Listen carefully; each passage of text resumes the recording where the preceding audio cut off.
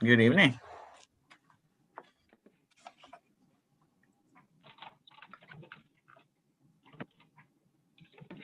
Can you hear me, Madam Chair? Yes, I can. Can you hear me? Yes. Sure. Good evening. Good evening, colleagues. How are we all? Good. Good, good.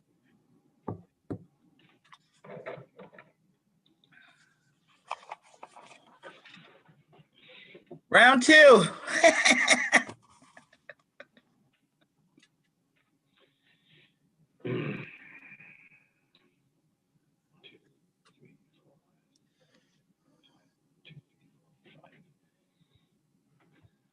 Madam Chair, I will note that even though we don't yet have a quorum, it is merely a workshop night. We're taking no action on anything. So I believe once the recording is paused, we may begin. Start.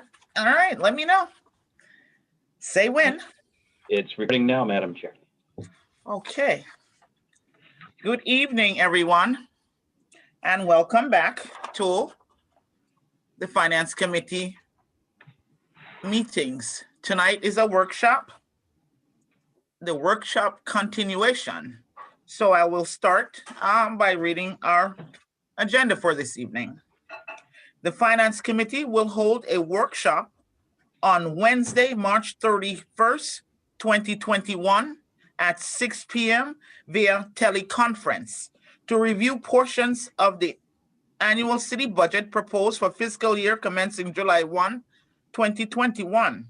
Meeting can be viewed at https://bit.ly/3LLGQCV or by phone at 301-715-8592 or at 312-626-6799.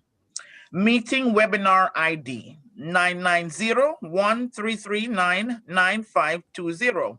Phone/voice password 484421-529. The following city departments will be heard. A. Community Service Administration. B. Department of Public Health. C. Department of Elderly Services. D. Department of Youth and Recreation. E. Economic Development Administration. Development Operating Subsidies. Tweed New Haven Airport, Canal Dock Boathouse. F. City Plan. G. Commission on Equal Opportunities. H. Building Inspection and Enforcement. I. Livable Cities Initiative. And J. Department of Transportation, Traffic, and Parking. These items are filed with the city clerk and may be inspected at room 202, 200 Orange Street, New Haven. Per order, Honorable Yvette Hamilton, Chair. Attest Honorable Michael Smart, City Clerk. If you need a disability-related accommodation, please call 3 business days in advance, 203-946-8122 voice or 203-946-8582 TTY. Public may join the meeting and may submit a public comments to public testimony at newhavencity.gov. Meeting can be viewed via teleconference at https://bit.ly/3LLGQCV or by phone at 301-715-8592 or at 312-626-6799. Meeting webinar ID 990-1339-9520. Phone.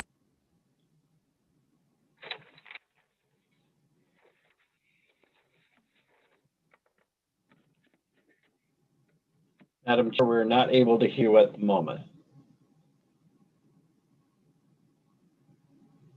Madam Chair, you're still not coming through.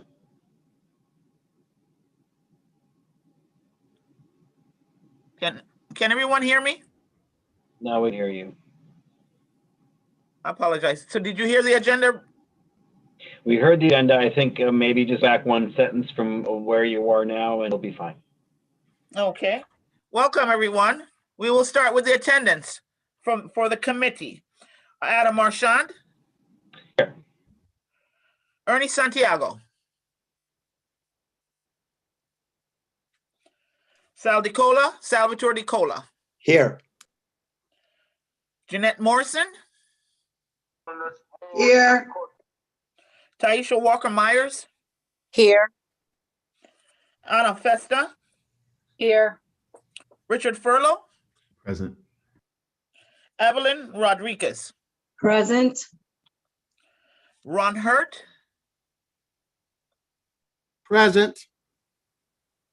And Charles Decker.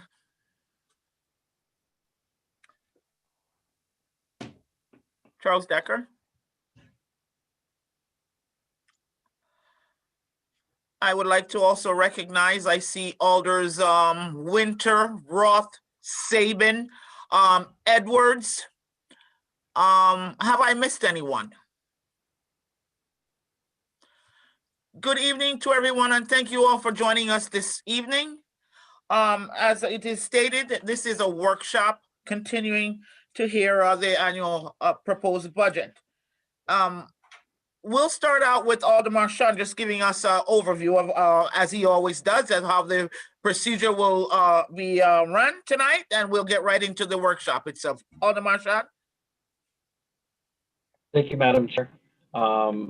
As our chair just stated, it is a workshop, no public testimony, although the public are welcome to watch and listen intently.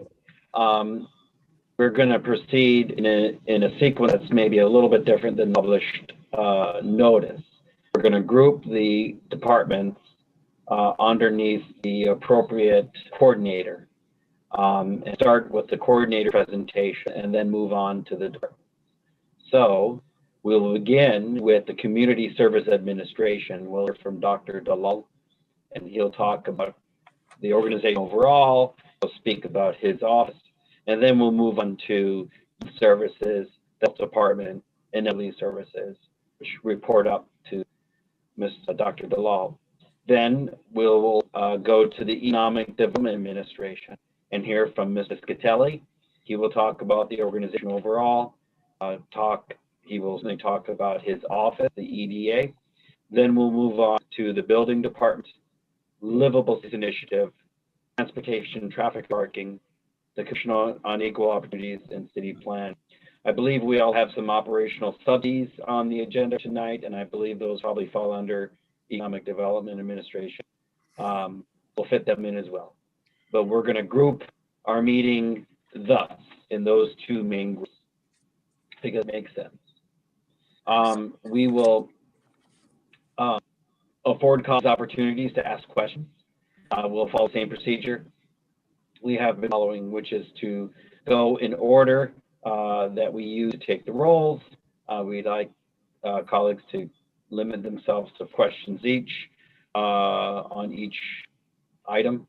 We have quite a few things to get through this evening, so we are going to also make sure that we stay germane to the topic, which is the proposed budget for this year.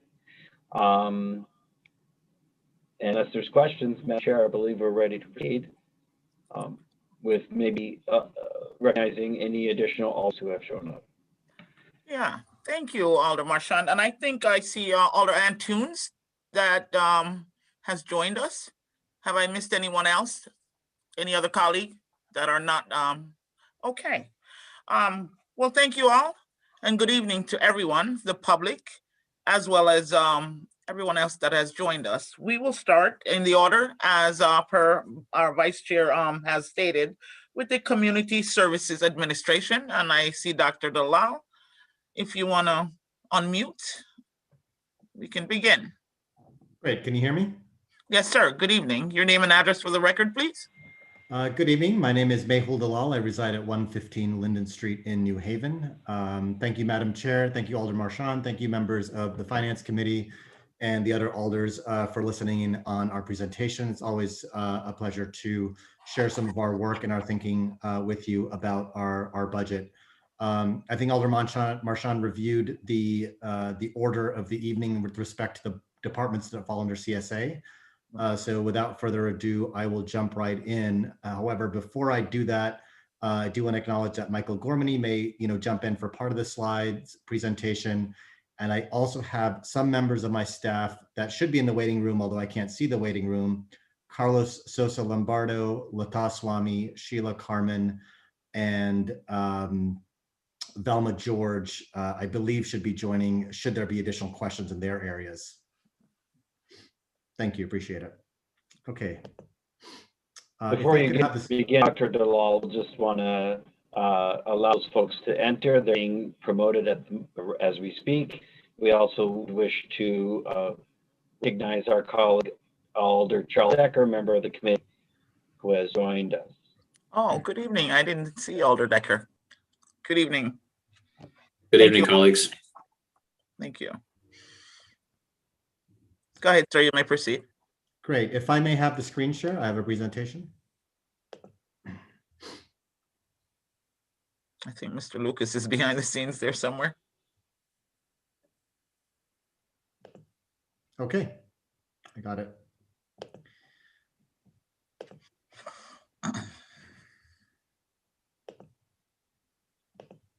Okay, if someone could acknowledge that they're seeing my presentation, that'd be great. Not yet. Okay. So again, it's my pleasure to present to you I'm sorry, just a point of information. I think Carlos Sosa Lombardo is also in the meeting and he's still an attendee. I just got a text from him. So if he could be let in, that'd be great. I'll be going over the Community Services Administration part of the budget in detail. The other departments will be presenting separately. So I'll be covering CSA administration, which includes special projects. And in this year's case, that includes our mobile crisis team project, reentry and faith outreach, the Food System Policy Division, and the Office of Housing and Homelessness Services. Presented separately will be health, elderly services, and youth and recreation. So I just want to take a moment to reflect on the year past. I think it's been obviously an extraordinary year, but I want to share with you some highlights of some of what the CSA administration has been doing with respect to COVID-19 pandemic response. As you know, we received from the federal government the CARES Act money, which was administered through HUD. We received a substantial amount of money from that. And our CSA administration department has played a large role in helping to administer those dollars. So we administered around $3 million to over 30 different community organizations to support a variety of activities, including emergency sheltering, rental assistance, housing, basic needs, and COVID-related supplies and infrastructure. And those dollars and resources are in the field now and will continue to be used over the course of the next several months, up to a couple of years that we have to spend those dollars. We've also been very proactive around coordinating with faith leaders in outreach and engagement and providing COVID technical support, which relates not just to how they would administer to their congregation in the setting of COVID, but also recognizing that they play a substantial opinion leadership role among the communities they serve. So we've had multiple engagements through email, one-on-one conversations, listservs, several webinars, and we've reached over 200 faith leaders through those efforts. We've also have a continuing operations of our Financial Empowerment Center. We've provided one-on-one financial counseling and navigation services through this Financial Empowerment Center based at the New Haven Opportunity Center at Dixwell.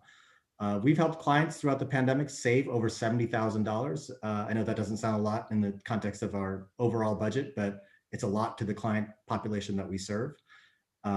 We've worked to improve credit scores, reduce debt, and access to other public support programs through navigation services offered at the Financial Empowerment Center. Our Food Systems Policy Division has done a lot of work, but I'll highlight the Square Meals program, which to date has provided over 53,000 meals to first responders, frontline staff, and individuals experiencing homelessness.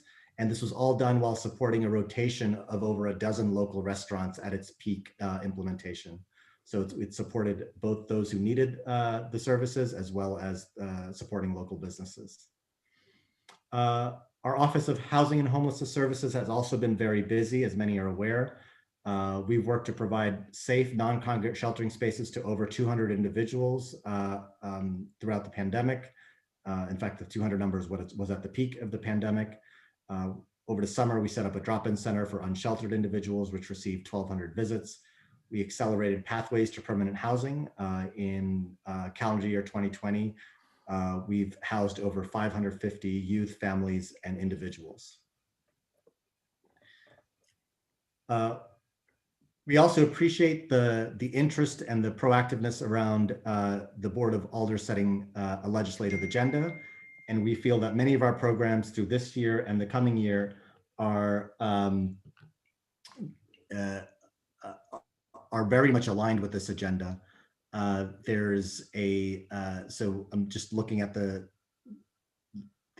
overall categories of jobs, housing, health equity, / vibrant communities, and a safe city for all.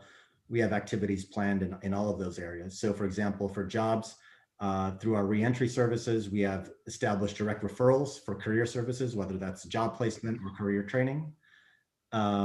We have ways to assist residents, kind of establishing their documentation and access to technology for those to apply for jobs through our Financial Empowerment Center.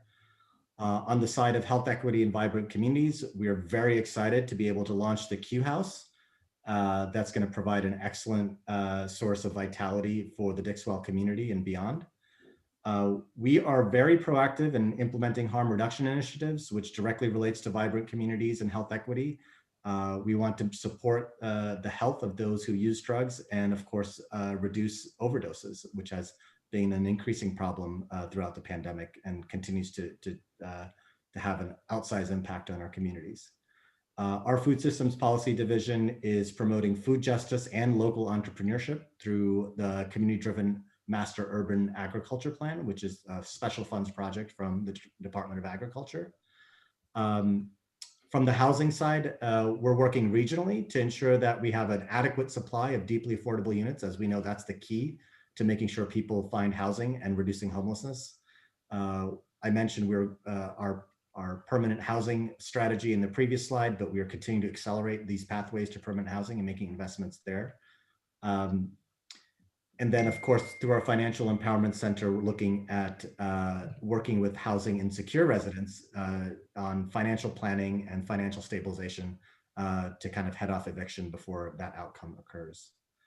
We're also working on providing a safe city for all, right? So we have our reentry center designed to provide comprehensive reentry services, which we know from various studies that this reduces recidivism and the risk of reoffending.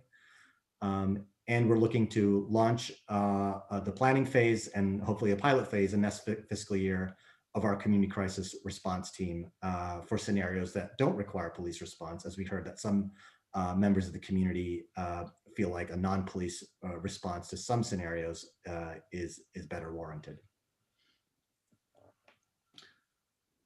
Going on to the budget piece, Mike Gorman, if you want to step in here, please let me know.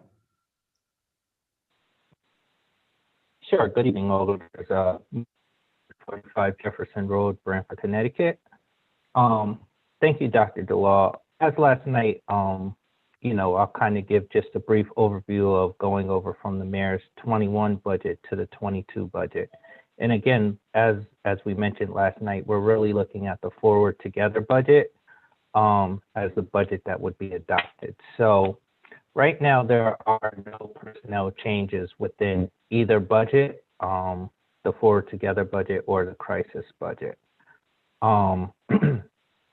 The only difference between the two is really a reduction in other contractual services and crisis response funding between the crisis and the Forward Together budget. Again, we're focusing on the Forward Together budget, which fully funds the crisis response budget for fiscal year 22. It implements a lot of what the Special Projects Director and working with Dr. DeLaw needs to get the program up and going. CSA does not have any capital projects going into fiscal year 22 for 2 years, so that is non-existent in their budget. And they really do not have any license permits or fees, so that is not nothing for CSA is changing in that aspect. Can you go to the next slide, Don? So, and as I mentioned, which Dr. DeLaw and his team will talk a little bit more about, we have $625,000 in for the crisis response, reentry, and special projects. Again, this committee approved a transfer earlier in the year of $100,000 to begin that pilot program for crisis response. So with the mayor's 22 budget and looking at the legislative agenda and his vision into the 22 budget, funds that at $625,000. The other major item in the CSA budget is the Dixwell Q House. So again, this has been a project that I look forward to. I've been working with Alder Morrison and the Q House board diligently on this project, but this has come in for a while. So this is a city-owned facility and program, which means that the city has to fund it. So what you'll see in the budget, in the mayor's 22 budget, in actually 2 areas. For the Q House, we have utilities, which is $155,000, and that's actually budgeted in central services, which is in the finance portion of the budget. So myself and Giovanni Zinn, while this building is not up and running, myself and Giovanni Zinn, the city engineer, looked at comparable facilities that the city owns, comparable usage, and we tried to come up with a utility budget. Again, it's not going to be perfect because it will be the first year that the Q House is operating, but Giovanni and I looked at that. The same thing with building operations, which would include security, custodial services. While it's a brand new building, we know things can sometimes go wrong, but repairs and maintenance if needed, and contingency on building operations. And then $250,000 is really the programmatic aspect, which includes the management fee. We did an RFP for a management company, which ended up being LEAP. And so there's a small fee in there of about $100,000 in that RFP based on their submission. And that is included in the CSA budget as well, along with some other youth and Q House programming. So I think this is a very exciting project coming on board for the Q House.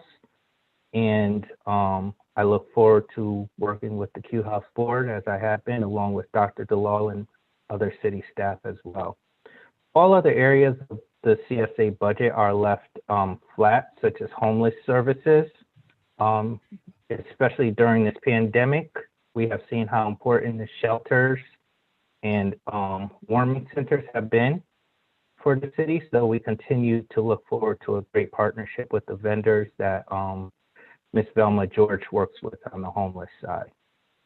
So Dr. DeLaw, I don't know if you want to expand on anything else, but that's what I have in regards to the CSA budget portion for 21 going into 22. No, I don't have anything to add. I'm not sure if it happened yet, but I wanted to note that Velma George is also waiting to be upgraded, but it may have already happened. So just want to note for Mr. Lucas if she needs to be upgraded. I really don't have, I'm trying to advance the slides, but I do believe this is my last one. So that concludes my part of the presentation. Madam Chair, I'll turn it back to you. Thank you. If we can unshare the screen. Thank you all. Dr. DeLaw, thank you very much. Now, what exactly is the process? Alder Marchand, are we going to hear, take questions from Dr. DeLaw now, which I just lost my video. or are we going to move on to the other persons in the group? Madam Chair, we're going to proceed as we have years past, which is to ask questions at each opportunity.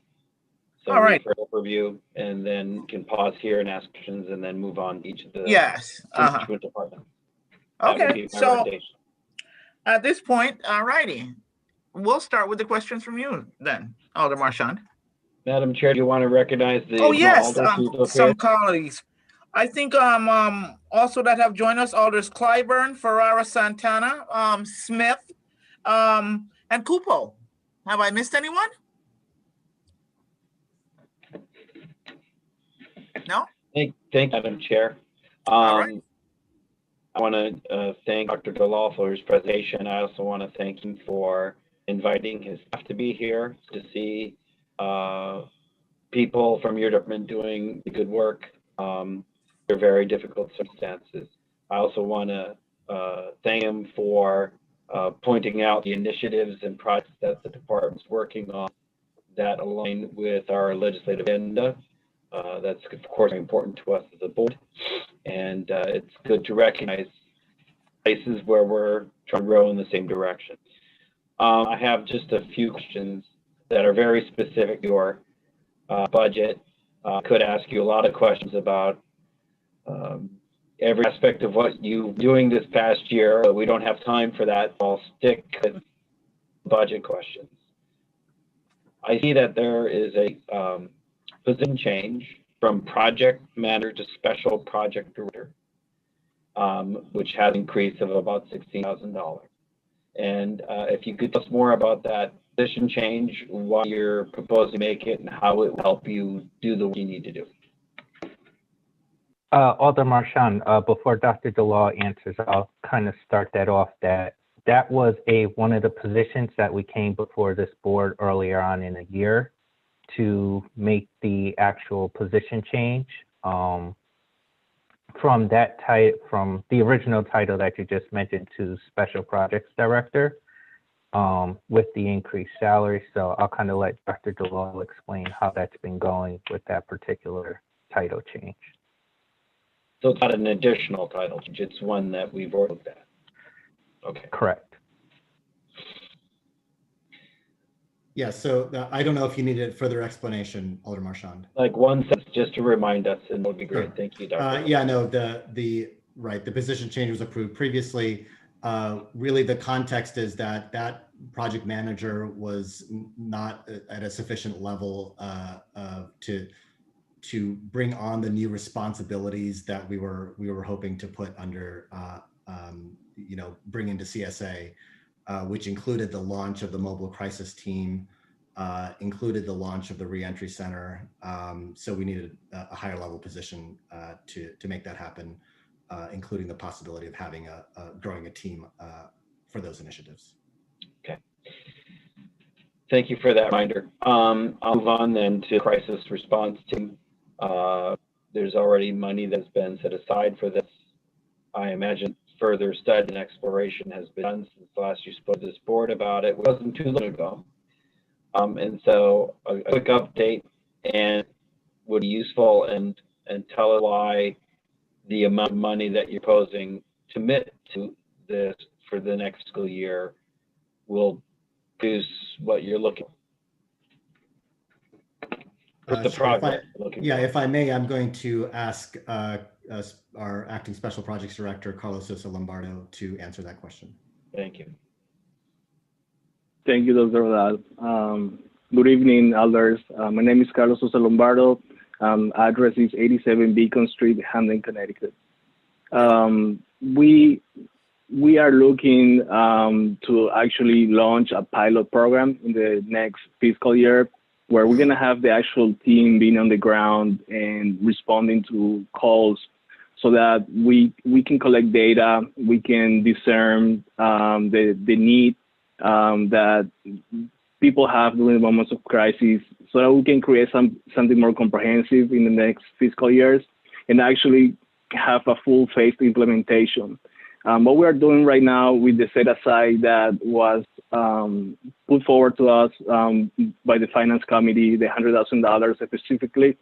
We did a request for a proposal, which was closed last December, and the proposals are still under review. We are hoping that the review panel will come to a decision on to whether to award a planning contract to a service provider by the end of the month. So from that, we're gonna move on to the next phase, which is to start the planning phase. It's gonna align with probably the end of the fiscal year, beginning of the next fiscal year. And from there, we're gonna have a 6-month planning phase, which is gonna encompass a community input process, where we want to make sure that the voices of the community at large, including the voices of those who have lived experiences and their families, are part of the design process, and that we can build the infrastructure that we need for the actual pilot. Our plan is to have the pilot, the first boots on the ground, January 2022, if everything goes well. And the money that we're requesting right now will be used for that pilot, for a very comprehensive pilot that will run 7 days a week, up to 8 hours a day.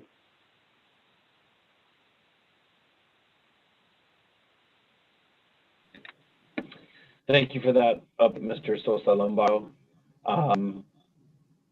Thank you, everybody, for your hard work. I understand the increased expense related to the 12th house. I don't have any questions about that. Thank you, Madam. All right, moving along. I see I'm on mute. Sorry about that. Is Alder Ernie Santiago? Not yet, Madam Chair. He should be. All right, moving on to Alder DeCola. Do you have questions, sir? Not at this time, thank you. All righty. Alder Morrison? Thank you, Madam Chair. I don't have a question. I just want to make a statement. As we all know, in regards to the Dixwell Q House and the added monies that has been placed on the budget, this is something that we've been all talking about for the last 10 years. And the one thing that I want to point out is how I really believe the partnership that we have both through government and private, with having the city portion with the health center, and then having a management company come in and really come together and ensure that the services of all people are met. I think this is just a wonderful, wonderful model for all of the country to follow. And so I just wanted to point that out.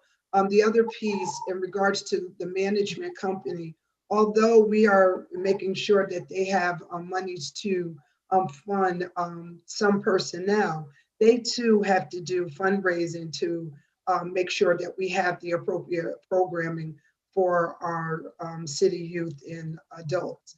So I just wanted to point that out, that this model program that we are about to come upon come this summer is a special opportunity.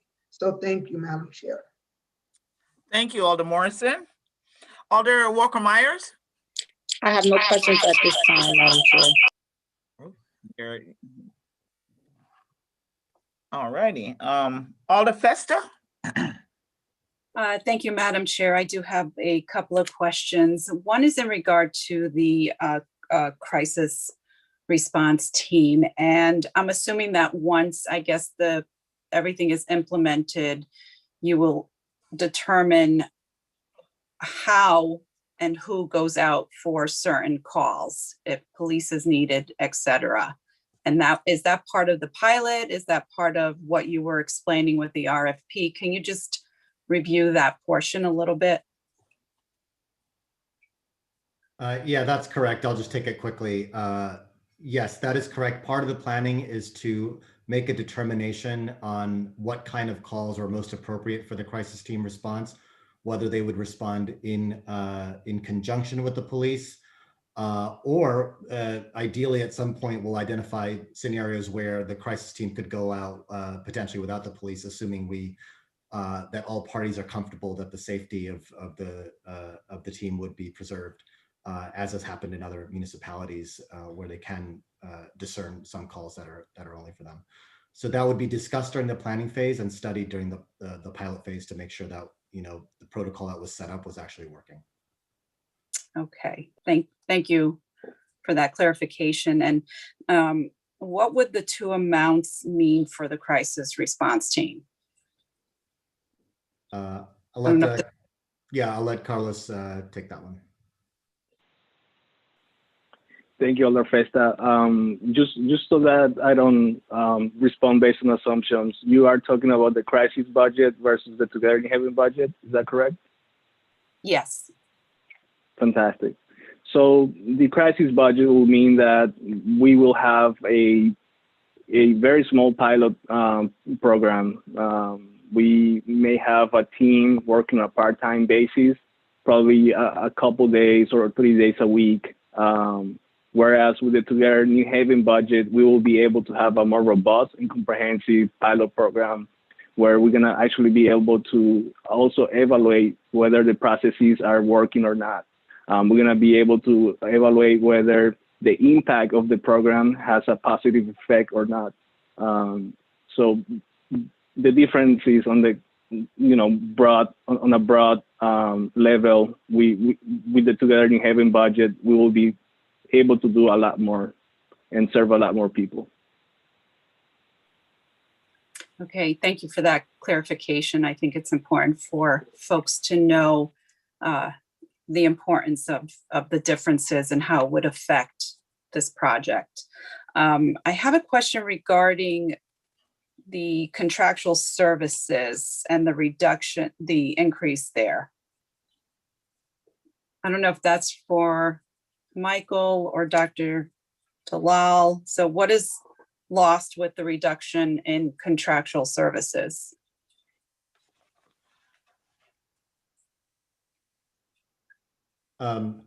Mike, I believe, Mr. Gormany, I believe she's referring to the slide on the budget where there are two different other contractual services. I think most of that comes from the crisis budget being reduced, but you can correct me there. Correct. No, so Alder Festa, that's a great question. I think one of the things that that community services does with other contractual services is they work a lot with certain nonprofits such as food banks, community soup kitchens, or certain contributions. Excuse me, I'm sorry. We do certain prison reentry work. We contract out certain prison reentry work because Mr. Sosa Lombardo is a one-man department there with some interns. So there is some work that we do contract out. So I think what would happen is a lot of those community services that we do provide and some of the contributions in the work that community services does with those nonprofit agencies would honestly just be reduced or eliminated altogether. Again, when we talk about cutting other contractual services and other things, those are the types of services that we would be cutting for an agency such as community services.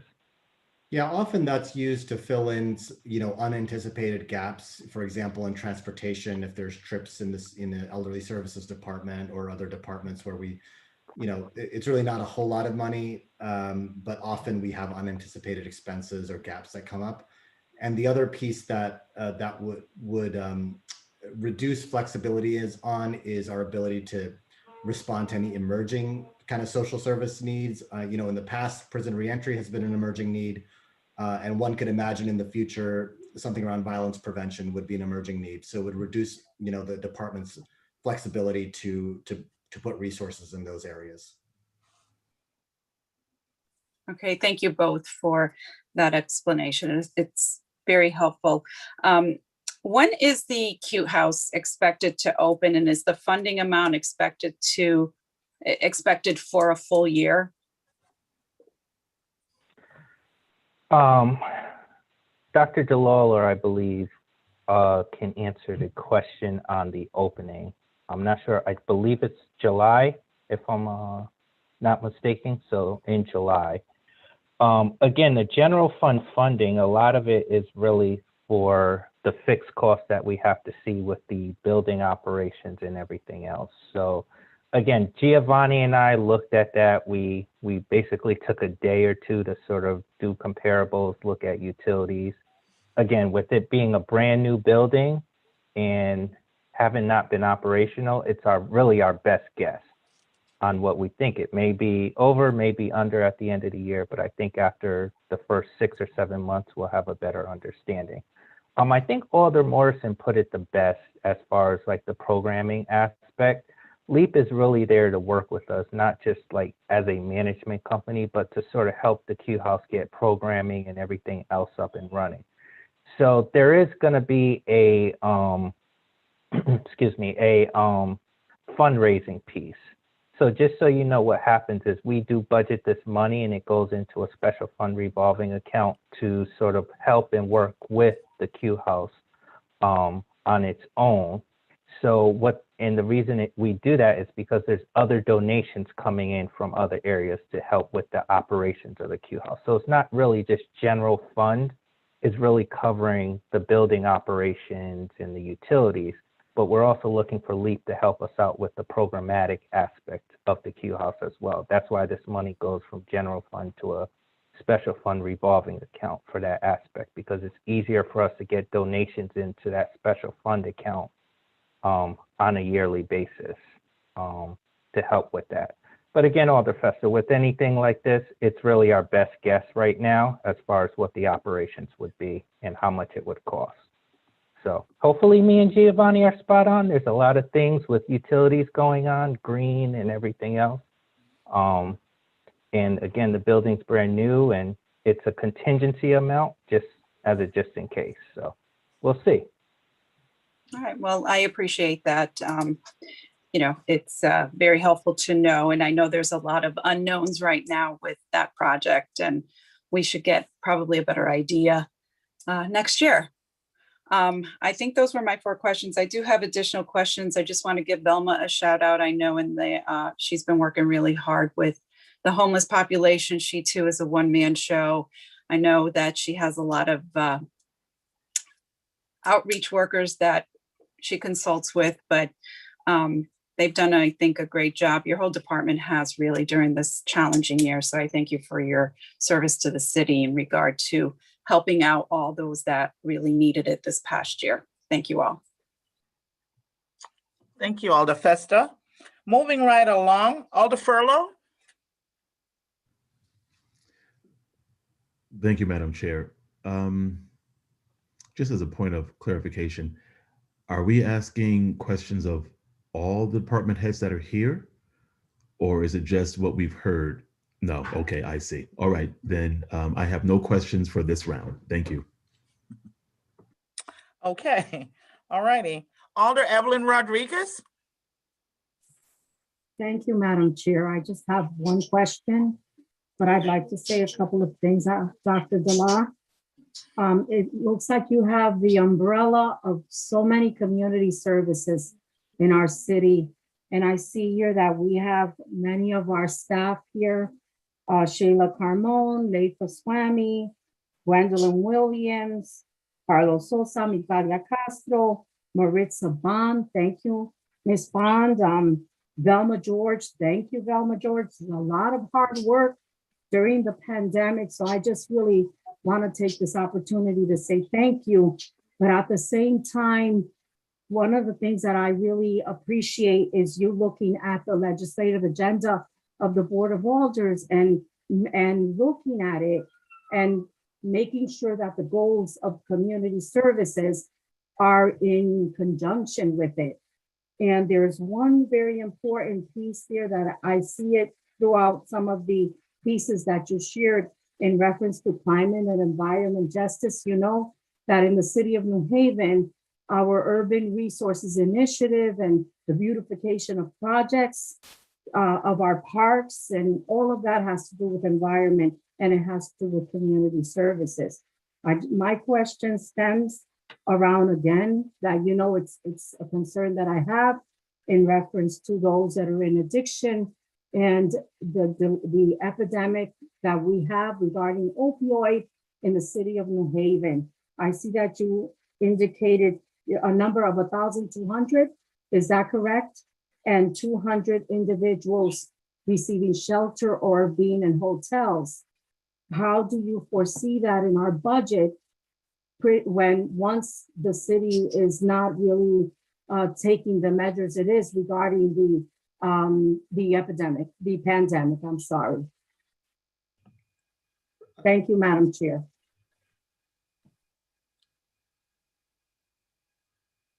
Can't hear you. I can't hear you. Yeah, I didn't know if you were waiting to say something, so I'll go right ahead, sir. Thank you. Thank you, Alder Rodriguez. That's a really great question, and we've been thinking about it a lot with respect to the hoteling of the homeless has been federally subsidized. And the information we have now indicates that federal subsidy will not be available to us past September.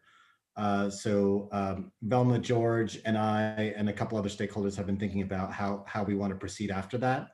I would say on a global level, we are very thankful for the passage of the American Rescue Plan, which promises to bring forth resources that will help us bridge, and plan in a more, kind of intensive way with the availability of resources. Unfortunately, we don't know what the outlines of those resources are yet. I mean, we know we're getting municipal aid. We know that there's separate funds for homelessness and housing and vouchers. So we'll be taking a close look at those resources as it becomes clear what they are and when they'll be available. And I'll ask Velma George to jump in if she has anything else to say. Thank you. Good evening, Alders. Appreciate your time.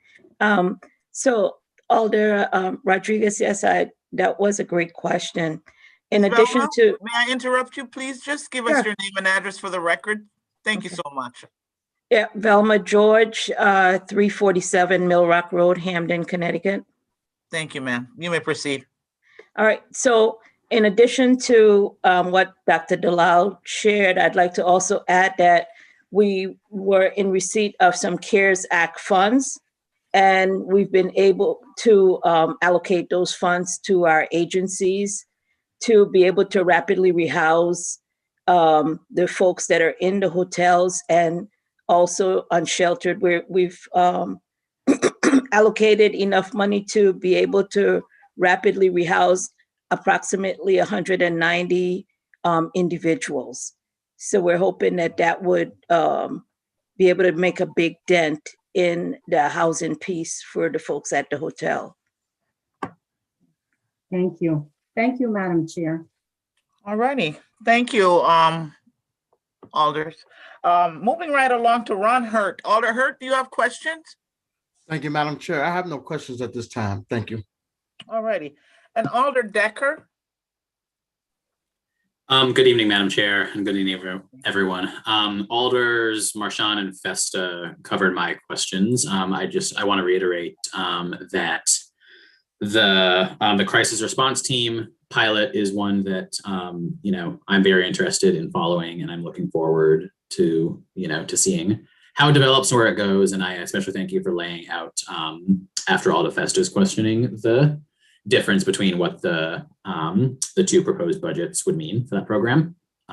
So that was all very clear, and I thank you. Thank you, Madam Chair. All righty. Thank you, colleagues. Dr. Dalal and your department, thank you for your hard work in this COVID with the crisis and the response, especially to the homeless population. It makes a big difference, We're grateful for the hard work from everyone, and just keep up the good work. I'm also interested in hearing how we proceed with this crisis response team, and actually seeing what they will be doing, you know what I mean? Because it will make a difference on the streets for people, especially, people with mental challenges. Thank you all. Thank you, Madam Chair, for those kind words. And I do want to give another note of appreciation to the team that's here and has been working really hard. Yes, indeed. And if I may, before we move on to the next department, those folks who are part of CSA admin, they don't need to stay on as attendees. They're welcome to continue to watch if they'd like.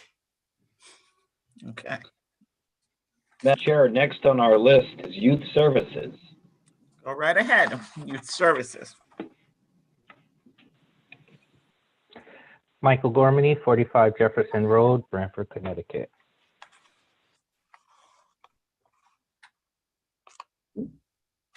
Okay, good evening to everyone. Gwendolyn B. Williams, 5 Christian Circle, West Haven, Connecticut, 06516. Am I to share my screen, Michael, Dr. Delisle, for my presentation? I have it. Okay, thank you. Sure.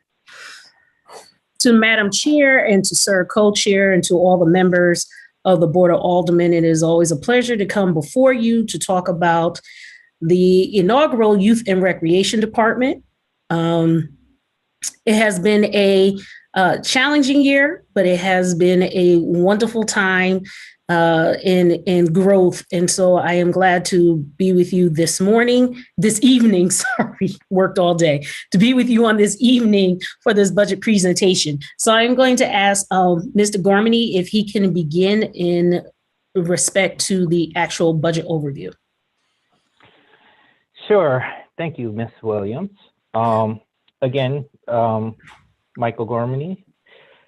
So this is a budget overview for the Youth and Recreation Department, excuse me, going from fiscal year 21 to 22. So what you see before you is basically an overview of the department itself from a funding standpoint. The department is really made up of general fund programming, which includes some matching dollars for special fund grants that they get, and then special funds. So a lot of the programs that Ms. Williams does, such as, excuse me, Youth at Work, New Haven Leaders, the Mayor's Youth Initiative, and a lot of youth programs are actually funded through the grant portion of her budget. Again, the general fund is used as a matching piece, and some programmatic aspects as well. So we do give out some grants and donation to smaller youth programmings out of the general fund. From a personnel standpoint in the general fund, there are no changes. As you know, the general fund personnel budget did grow last year when we merged over the recreation portion of Parks and Recreations with Youth Services. But there is no personnel changes between the crisis and the Forward Together budget for Youth and Recreation. There will be a change on our technical amendment related to one of the special fund positions, even though it's grant funded through matching dollars with general fund and other grants that they get. There will be a correction just so it's noted in the Board of Alders approved budget. From the general fund non-personnel side, there in 56694 in the Forward Together budget, there are no changes to her overall other contractual services budget. It's $1.150 million for that particular budget.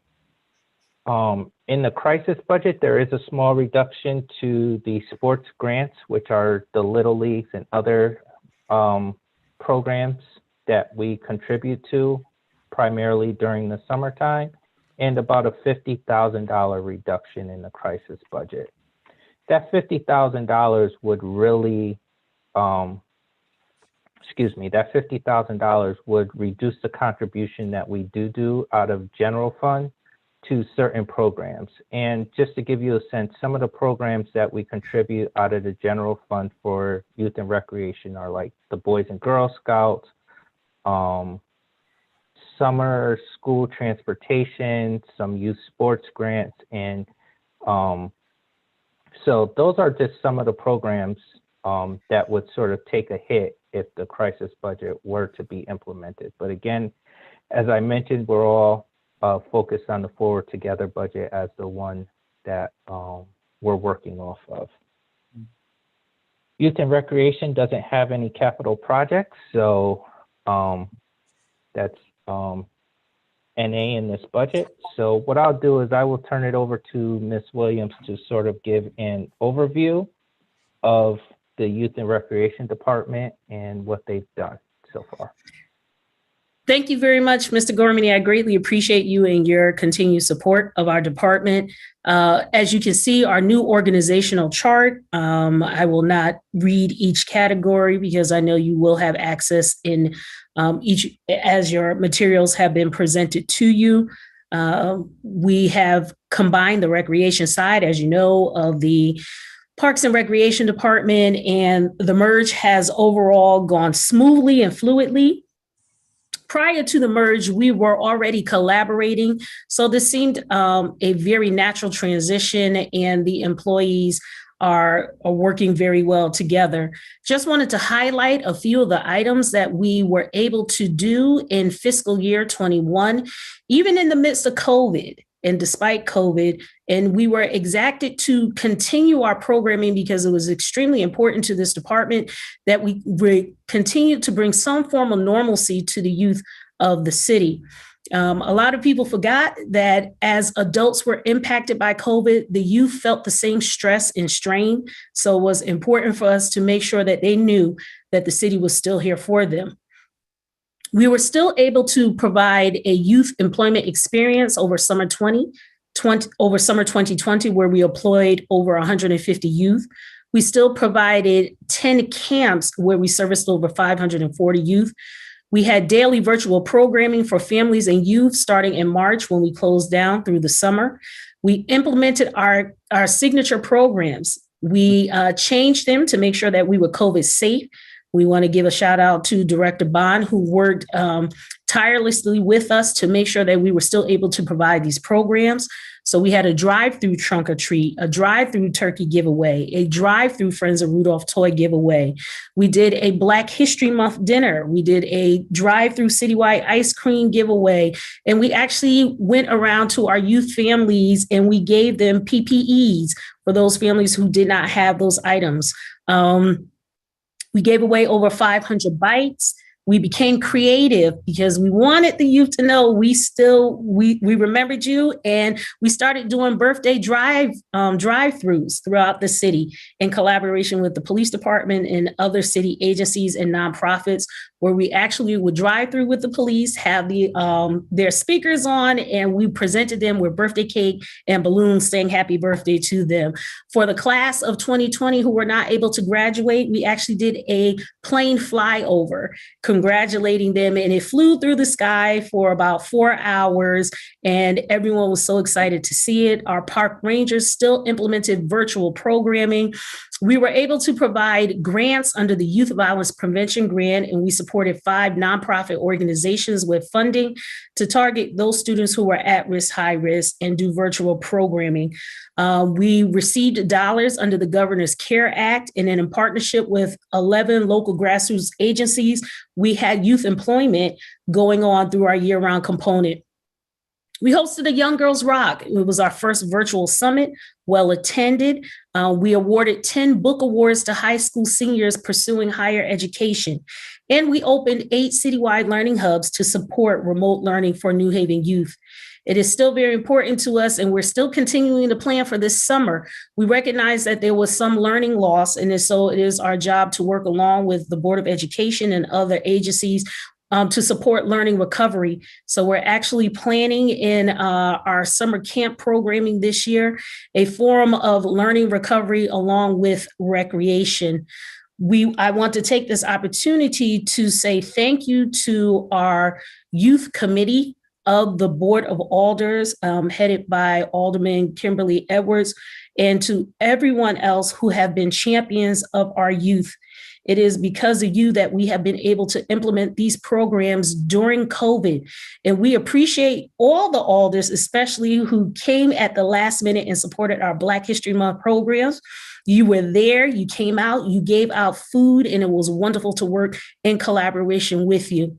Our motto is, it still takes a village to raise a child. And so it is very important that we continue this collaborations, not just with our city departments and our alders, but with everyone in the community so that we can impact our young people. I am open to any questions at this time. If there is anything that you need clarification on, or if I did not mention and you have a burning desire to know. All righty. Before we start with questions, I want to double back to Alder Furlow.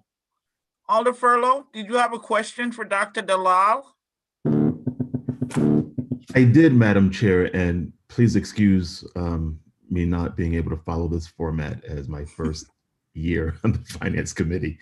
It's okay. But my question to Dr. Dalal was, I would like to know how many departments you have that are off-premise, meaning outside of Orange Street and Church Street, and have you considered the cost of having those departments off-premise and what it would take to bring them back on-premise? Those are my three questions. Yeah, so there are 3 main locations, like not counting field staff and kind of various outposts in that rec staff would be in and out of.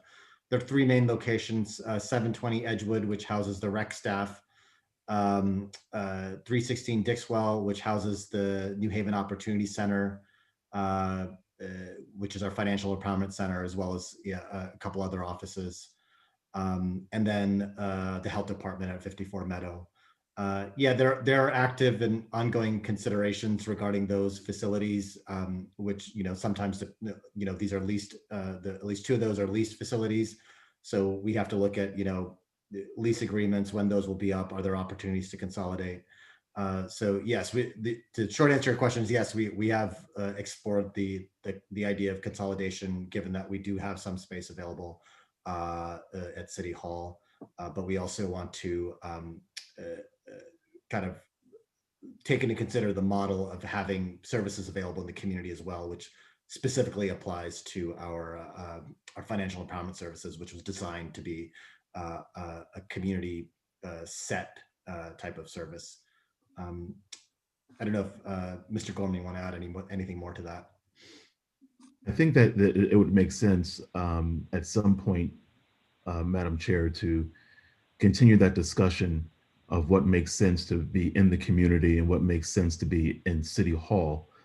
I know a lot of, well, maybe not a lot, but some people have come to City Hall looking for homeless services and then have to take a bus to get to where that office is.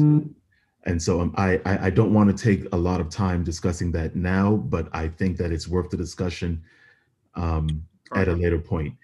And thank you, Madam Chair, for indulging me in my ignorance in this process. No problem. Thank you very much.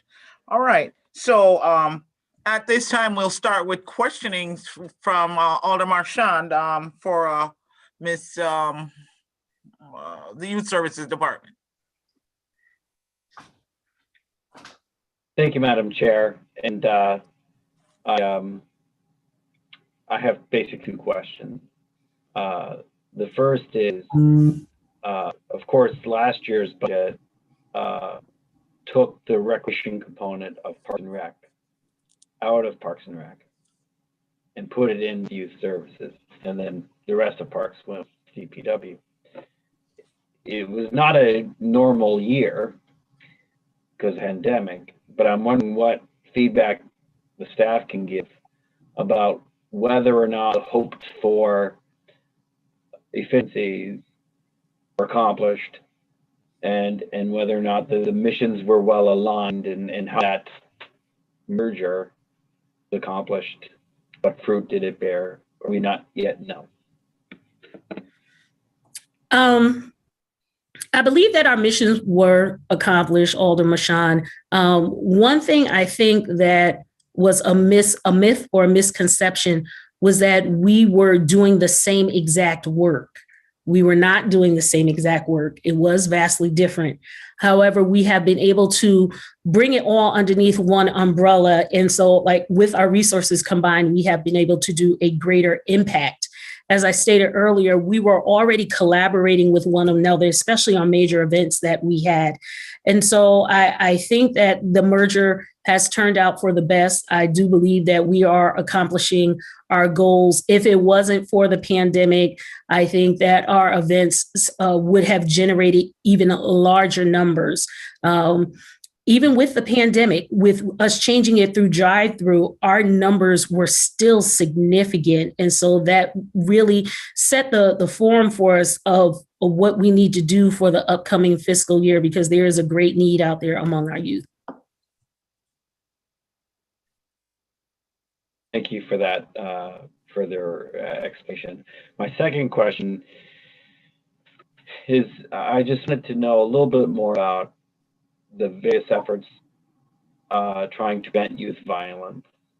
As Dr. Dalal noted in his presentation earlier tonight, safe community for all is an important part of our legislative agenda, and a component of that is diversion and other engagement programs that are intended to help people towards constructive paths and away from violence. And so I saw your description in the presentation. I'm wondering what your assessment is of your department's efforts this past year in that area of work. Yes. So we have continued with it was formerly known as USTAT. We went back, retooled it, and it is now referred to as Youth Connect, because our goal and mission is to connect with the youth, to provide them with services and support, to help them make better decisions, and to become fruitful adults in our community, giving back to our community. So this program has rolled out. We work in collaboration with many state and federal and local agencies, such as our New Haven Police Department, youth parole and probation. We have a reentry component. We are working with the Board of Education. And so we meet on a weekly basis in regards to especially some of the riskier behaviors that have become, have increased, especially during this COVID pandemic. It has been a difficult charge. I cannot say that everything is wonderful, but we are doing our best to address the influencers of our young people who are kind of swaying them to make these decisions. We know that there is an increase in youth negative behavior, and we are addressing it at this time. And so we it is going to take the continued support of the alders with our dollars going. And a lot of the core issues that we are finding, Alder Mashad, is that basic needs aren't being met. And so the young people feel that they have to go out to do whatever they need to do in order to support their household. And so when we walk into a household, because we go door to door, we have made trips where we knock on the doors, especially for those young people who were not connecting and signing on to school. We went to their doors. When they say they didn't have computers, we assisted with the Board of Education in getting computers to them. When they say they couldn't connect to the internet, went back and gave them Khajiits to get connected to the internet. And then they said, well, hey, I don't have any food. I'm behind in my rent. I don't have a bed to sleep on. I need glasses. We have been able to address all those needs. If we were not able to take care of it ourselves, we were able to connect them with services in order to meet their basic needs. We're finding when the basic needs are met, the behaviors are able to be changed because there is a level of security, and now they can focus on school and focus on looking on for a job. So we are definitely addressing that issue, sir. Thank you for that further elaboration, and thank you for your work. Thank you, Madam Chair. All righty. Thank you, Alder Marchand. Alder DeCola. I don't have any questions on this time. I just want to say thank you for what you do for the children of New Haven. Thank you, sir. Moving right along, Alder Morrison. You, Madam Chair. Just a statement. When yeoman's job constantly. You've been at this fight for a very long time on behalf of our youth. And I thank you so much, especially during this pandemic.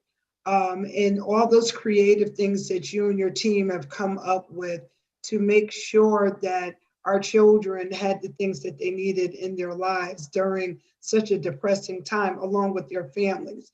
Because one of the things that I noticed that you didn't have there is just the other day, it seemed like you guys were giving all this food away all over town, thousands and thousands of, pieces of chicken and vegetables and things of that sort. Basic things that bring joy, not just to children, but to families. So we as a board, we're here for you, because if we don't make sure that our children are well, then our community won't be well. And I thank you for taking on this role to ensure that our children are well. So thank you. Thank you. Thank you, Madam Chair.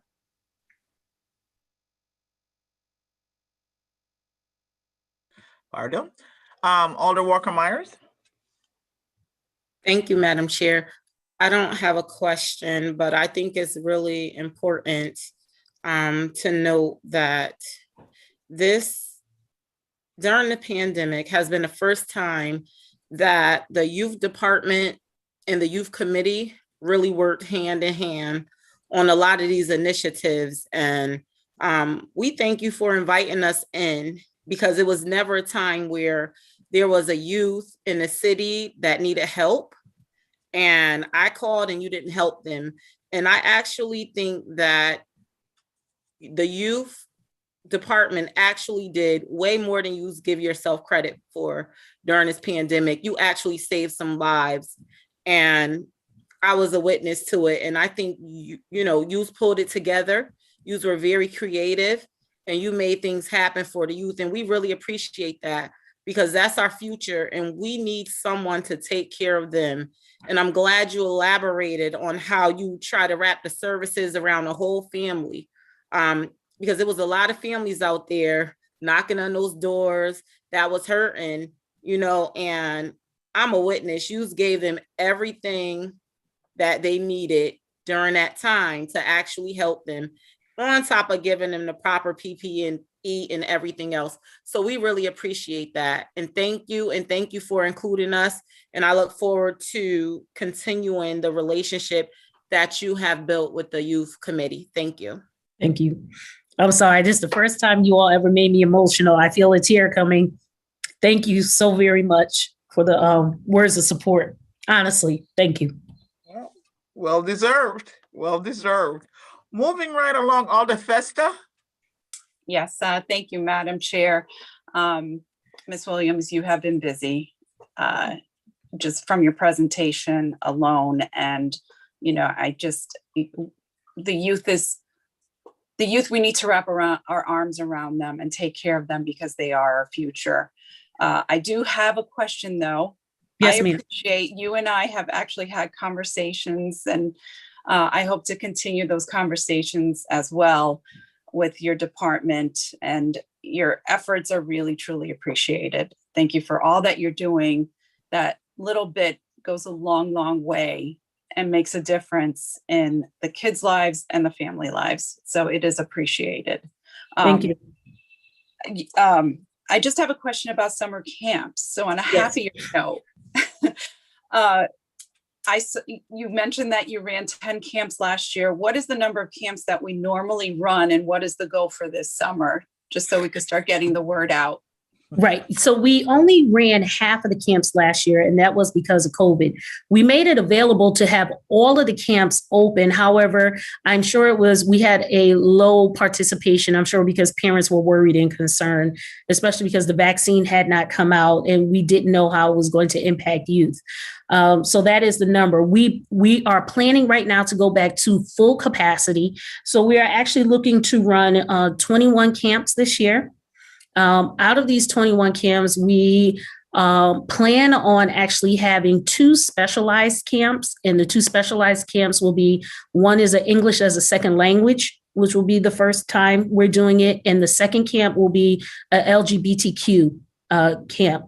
And that is, we just felt that is one of our missions, to address the needs of students who might fall under the radar.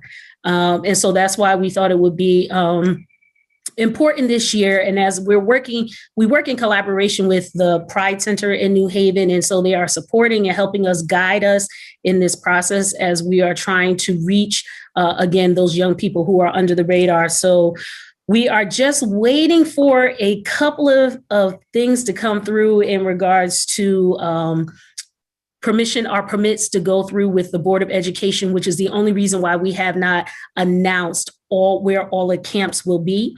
But we plan on doing the 21 camps this year. And we're actually looking and targeting to hire approximately 300 youth in meaningful employment for 4 weeks in the summer. We are going to be running from July 6th to July 31st. They will be able to work up to 30 hours a week, and they will be paid minimum wage, which is $12. And we will continue with our programming with our park rangers. So they will also be doing virtual programming and working some of our specialized camps, such as our eco camps. The eco camps can do water rafting, swimming, climbing, hiking. Those are some of our specialized camps that we have as well. So it is our intent to be at full capacity. Again, thank you to Director Bond, who has been working diligently with us to make sure that we have all plans in place, and we are following the New Haven guidelines, CDC guidelines, state guidelines. And so I can almost repeat everything blindfolded in my sleep. We are reading this so much. And of course, with the support of Dr. Delisle, because he keeps me in line. If I'm moving somewhere outside the realm of the guidelines, he pulls me right back in. And so I want to actually thank him for being so supportive of me in this role in our department. He has really been a great influence on what we're doing. So thank you, Dr. Delisle. Thank you, Ms. Williams. Again, appreciate a job incredibly well done. Thank you for taking care of our younger generation. Appreciate it. And thank you for supporting us, Alder Fester. Thank you for coming. I'm here for you. Thank you. Alrighty. Moving right along. Alder Furlow, do you have any questions for Ms. Williams? No questions, Madam Chair, but I do want to thank Ms. Williams for all of her work. You are beyond doubt a perfect fit for this job, for this office, for what you're doing here. I've spent 20 years of my life doing youth camps and youth programs with the denomination that I was with previously. And so I know what it takes. I've worked with inner city kids, and I know what that takes, and the patience and the love. And so thank you for working with this emerging generation of future leaders. They're soon going to be sitting, well, hope not too soon, because I plan to run again. But they're going to be sitting where we're sitting at one day. And thank you for helping prepare them for life. And for thank you, sir. Be successful in life. Thank you, Ms. Williams, and thank you, Madam Chair. Okay, thank you. Moving right along, Alder Evelyn Rodriguez. Thank you, Madam Chair. I'd just like to say again, Ms. Williams, thank you very much for all the good work. We have thousands of children in New Haven and thousands of youth. And so as you think about and you work with each child, you're also working with a family. And if you're seeing that a child is hungry or that doesn't have sufficient foods in the home, and you're addressing that need, that says you're doing a lot with a little. And I just want to say thank you for that. Keep doing the work that you're doing and getting everyone involved that you can to help. Thank you. Thank you, ma'am. All righty. Thank you, Alder Evelyn. Alder Hurd. Thank you, Madam Chair. I want to echo everything that my colleagues have said. It's no need to repeat everything. Ms. Williams, you've done such a phenomenal job with the youth department, and I look forward to seeing what more you have in store and what more you have planned. But Madam Chair, I don't want to be out of order. Is it possible I can ask questions to other department heads while they're on, or we're just dealing with the youth department, youth and recreation? You have a question for Dr. Dalal, you can ask him a question. Thank you, Madam Chair. The question I have is, what are we doing surrounding the homeless in our city? How many beds are available, but also how are we monitoring whether or not they're getting vaccinated? Thank you, Alder Hurt. Yeah, that's a great question. We have a good handle on the number of beds available because primarily we've been operating on the hotel-based beds model. So that's being subsidized by the federal government through the state. I think I mentioned that previously. So we typically offer seasonal shelter as well. That's also been absorbed by the hotels, although that does typically wind down in the spring. But even with that being the case, we'll have hoteling available, anticipate having hoteling available through September based on what the federal government said that they would be willing to pay for. With respect to your question on vaccinations, yes, there's a very proactive effort to get unsheltered individuals or those who are in the hotels vaccinated. Cornell Scott Hill Health Center has taken the lead in providing vaccinations for that population. They've done pop-up sites at the hotels directly, so the clients can get vaccinated very conveniently on site. In fact, a group has already received their first and second shot for those in the hotels. They've also done mobile vaccinations for those who are unsheltered, including going into the field as well as working at various food distribution sites to provide vaccinations. And my understanding is they have the Johnson & Johnson vaccination, which is only a one-shot vaccination now, which makes it really, really convenient in terms of vaccinating that population, because then there isn't a need for follow-up for a second shot. Yep.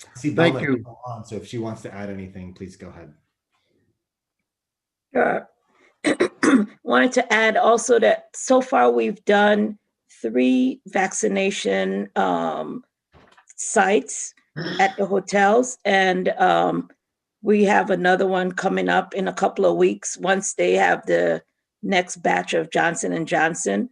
And also we've been doing the shots at the soup kitchens for those that are unsheltered that's not in the hotel. We're able to connect with them at the soup kitchens. And we also continue to do regular COVID testing with the folks that are at the hotel, just to make sure that people are staying safe. Thank you. I would like to also add that as far as that's for the adults, but I'm glad that Gwendolyn Williams is on. How are we doing with the youth, the homeless youth, and getting them vaccinated since everything's been open to all residents in our state? We're actually working in collaboration with the Department of Health now to start messaging to address our young people. We do not have the full plan coming out, as we know that it will kick off tomorrow, as a matter of fact, but we are working feverishly to make sure we get messaging out to the young people. And at this point, I am open for any creative suggestions in order to address that homeless population. Alder Hurt, I have to be transparent and say I don't have a plan at this moment, but now that you put it on my plate, I will have something very soon. I'll have something very soon. It's not like you don't have enough on your plate, but it's just one because we do have that population is very important to us. Yes, sir. We see a lot of it in our city. I know I do see it in my ward when I'm walking around in the evenings, and I notice a lot going on in my ward. But I really want to commend the community services for the job that they're doing, and thank you, Ms. Williams, for what you're doing. Thank you, sir. So Alder Hart, I just wanted to address the piece on the homeless youth. So what our plan is to also fold them into, now that they're going to be eligible starting this week, what we'll be doing is folding them into our regular schedule of the homeless, that serving the homeless like we do the adults. We'll be doing specialized vaccinations. But as Gwen mentioned, the messaging is the piece that we've been working on throughout, because they're still pretty suspect of the vaccine. And so right now, like the homeless, the youth homeless providers, they've been working with the youth to educate them on the significance of the shot and the benefits. And so that's a process that we're continuing as we go forward. But they will be folded into our regular vaccination schedule with Cornell Scott. Great. Thank you. Thank you, Madam Chair. Okay, thank you, Alder Hurt, folks. And last but not least, Alder Decker. Alder Decker?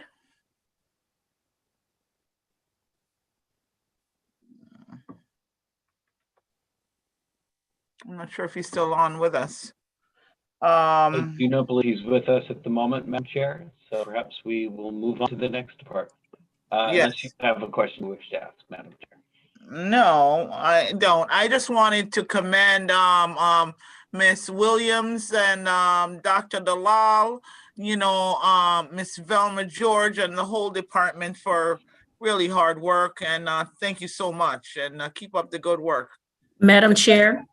Yes, Madam, this is Gwen Williams. The Youth and Recreation Department is actually physically in the building, and we're in there every day. We extend an open invitation to any member of the Board of Alders. If you wish to come down to see us, to see me, to talk, ask questions, pick up applications, we are available to you. Again, we know it takes a team. We thank you for your continued support of this department. And I do hope that you stop by, and we will continue to make sure that you know all the events that we're doing. My mind is working right now, and I'm probably going to hit up my youth committee about making sure we address the homeless. So be on the lookout for an event coming up real soon. Very well. Thank you so much for the hard work. We are grateful. Alder Marchand, where do we go next? The Health Department, Madam Chair. All righty. Good evening, Bond. Name and address record. Good evening, Marixa Bond, Director of Health for the City of New Haven, 784 Quinnipiac Avenue. Good evening, Madam Chair, Finance Committee members, as well as other alders that have joined this evening. I am going to present some slides, and so I just want to transition to that. I want to also say thank you, Gwen, for the shout out. I appreciate all of the collaboration with other interdepartments. It's really been a great year and journey with all of you. So I really, what I aim to achieve this evening is to talk, discuss and illustrate our COVID-19 response efforts. As you know, I transitioned to this role a little bit over a year ago and had to respond to the pandemic immediately. So I'll talk a little bit about what our team has achieved. I will discuss and describe and discuss the fiscal year 2021 accomplishments, as well as talk about our general funding and special funding sources, and talk a little bit about our proposed budget and also some ways that we have aligned our efforts with your legislative priorities. And so with that, I'm going to turn it over to Michael Gormany to just talk a little bit about the general fund overview. Thank you, Director Bond. Michael Gormley, 45 Jefferson Road, Brantford, Connecticut. So Director Bond's budget for fiscal year 21-22 has one major change in the general fund section. And again, we were before this very committee talking about this subject a few months ago related to nurses and schooling and other areas. So what the mayor's 22 budget takes into account is adding 3 more nursing positions to the 41 that we already have budgeted. Now, yes, we did talk earlier about the actual number was around 50 nurses that we needed, but as everyone knows, the Board of Ed also looked at closing 2 schools as well. So I think Director Bond and her team are also going to look at what those nurses did at those schools and possibly looking at how that can sort of fill in some of the gaps. What we'll also be doing during fiscal year 22 is looking at other funding to sort of make up that gap. We did an RFP for temporary nursing staffing for fiscal year 21. We actually have to do another RFP to go into fiscal year 22 as well. So that was really Director Bond's only change in the general fund, was adding 3 additional nursing positions. Now, one of the things I will say that Director Bond's department has been great at now and in the past is also receiving special fund grants. So as you know, we do have some major grants within the health department that Director Bond will go a little bit more into, but Ryan White, Children and Family, and LEAD is a huge grant for the cities. So what we're going to do as far as those nursing positions are look at how we can utilize grants to cover some of those possibly, and look at other funding sources within the city budget as needed as well, if we need to make up that gap besides adding the 3 additional nurses. So I'll turn it back over to Director Bond to talk about some of her new and existing special funds that she has in her department. So thank you so much, Michael. So as noted, we had some existing funding. However, we were able to obtain COVID-19 response funding to be able to respond to the pandemic, as well as substance abuse disorder to address that. And so our total revenue for grants coming in, which is our special funding, is $13,276,000. And so we're very fortunate to be able to actively seek outside funding sources to be able to meet our deliverables and carry out the mission and emerging issues within the department. Some of our efforts around COVID-19 has been a multitude of things. Immediately upon having an increased number of cases coming in addition, initially there was a lot of presumptive cases, and we had no infrastructure in responding to this pandemic, so we had to create an infrastructure. We established a hotline where we were able to assist in responding to COVID-19 questions, as well as assisting in partnership with the CSA division to making sure that basic needs were being met. And so our hotline was being supported by public health nurses because they were not actively in the school systems at that time. We also made sure that we were conveners within the community to ensure that access to testing was made readily available. We also partnered with a private and public partnership to provide walk-up testing sites. We were one of the first cities in the state to do so, because we knew where the hotspots were in our city and wanted to make sure that we conducted that. I want to thank all the alders for all of your support around promoting the testing sites and ensuring that you visited some of these testing sites alongside our staff members. We also established a comprehensive contact tracing effort to ensure that we were isolating and quarantining individuals. That contact tracing effort consisted of everything from city employees to public safety first responders, to Board of Ed, and also contact tracing with the public, general population. So our contact tracing consisted of developing protocols and procedures to ensure that we were adhering to all of the CDC guidelines. We also had to establish, as you know, the governor had implemented a series of COVID compliance sector rules that consisted of us having to ramp up our regulatory requirements. And so we, through our COVID compliance efforts, work closely with the Economic Development Department to ensure that we were doing a combination of education and then also complaint follow-up to ensure that we were doing a combination of the two. So as sector rules changed, we did education and webinars with a number of different sectors to ensure that businesses were being supported, but also ensuring that they had regulatory compliance. And that was a really push and pull and trying to keep a good balance between those two components. As you know, we are now in the midst of mass vaccination.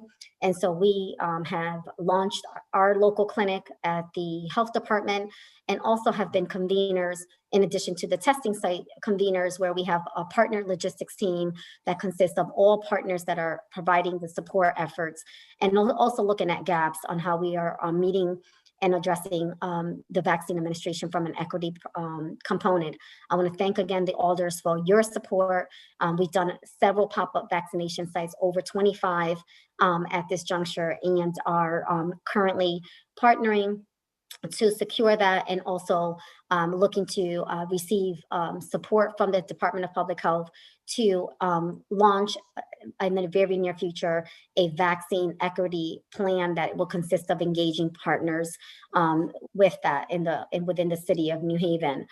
We also established a risk communications plan that consists of local partners, community influencers, to be able to help us with messaging. We wanted to make sure that our messaging had a literacy component and also linguistic appropriateness, as our city is very diverse. So making sure that our materials were made available in multiple languages.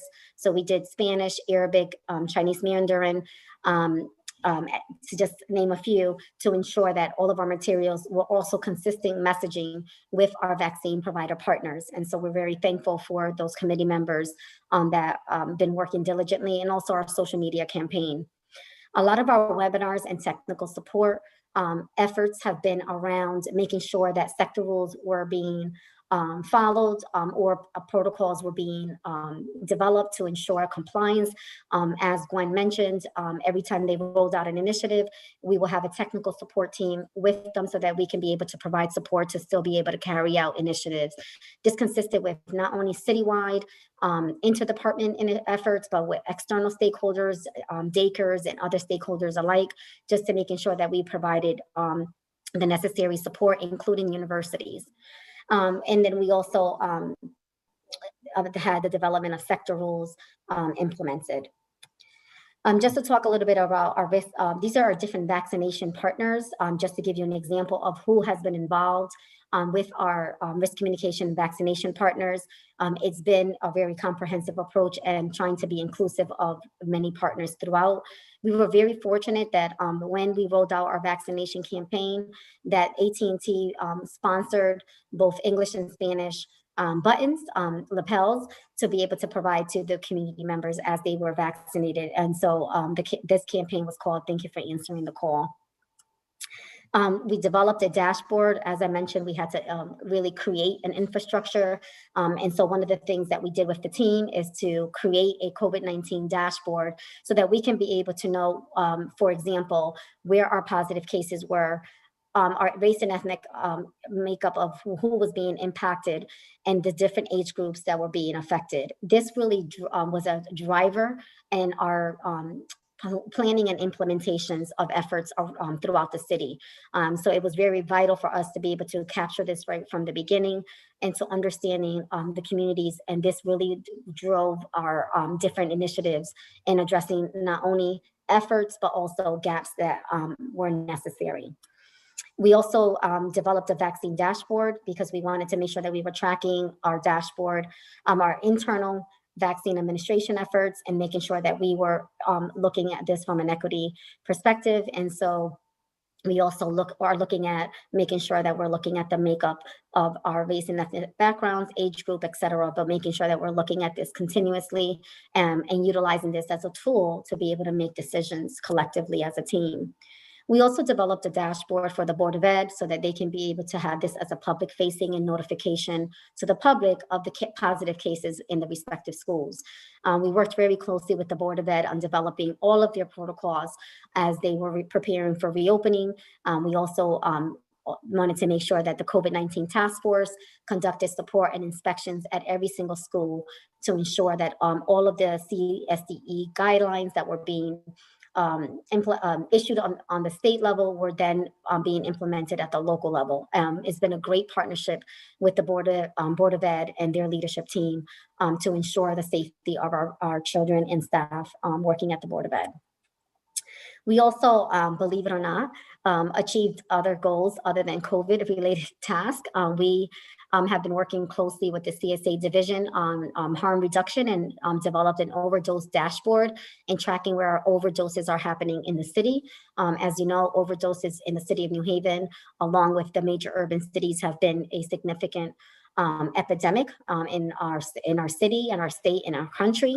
It continues to be an issue, as we had a recent occurrence at a local restaurant. And so we're working closely with our team in collaboration with CSA to ensure that we streamline our efforts and resources with external partners and tracking the positive cases. And so this is part of our effort in knowing where they're happening, where are the hotspots, similar to what we've been doing with our COVID-19 task force, so that we can be able to be very specific and targeted on where we need to be focusing our outreach efforts.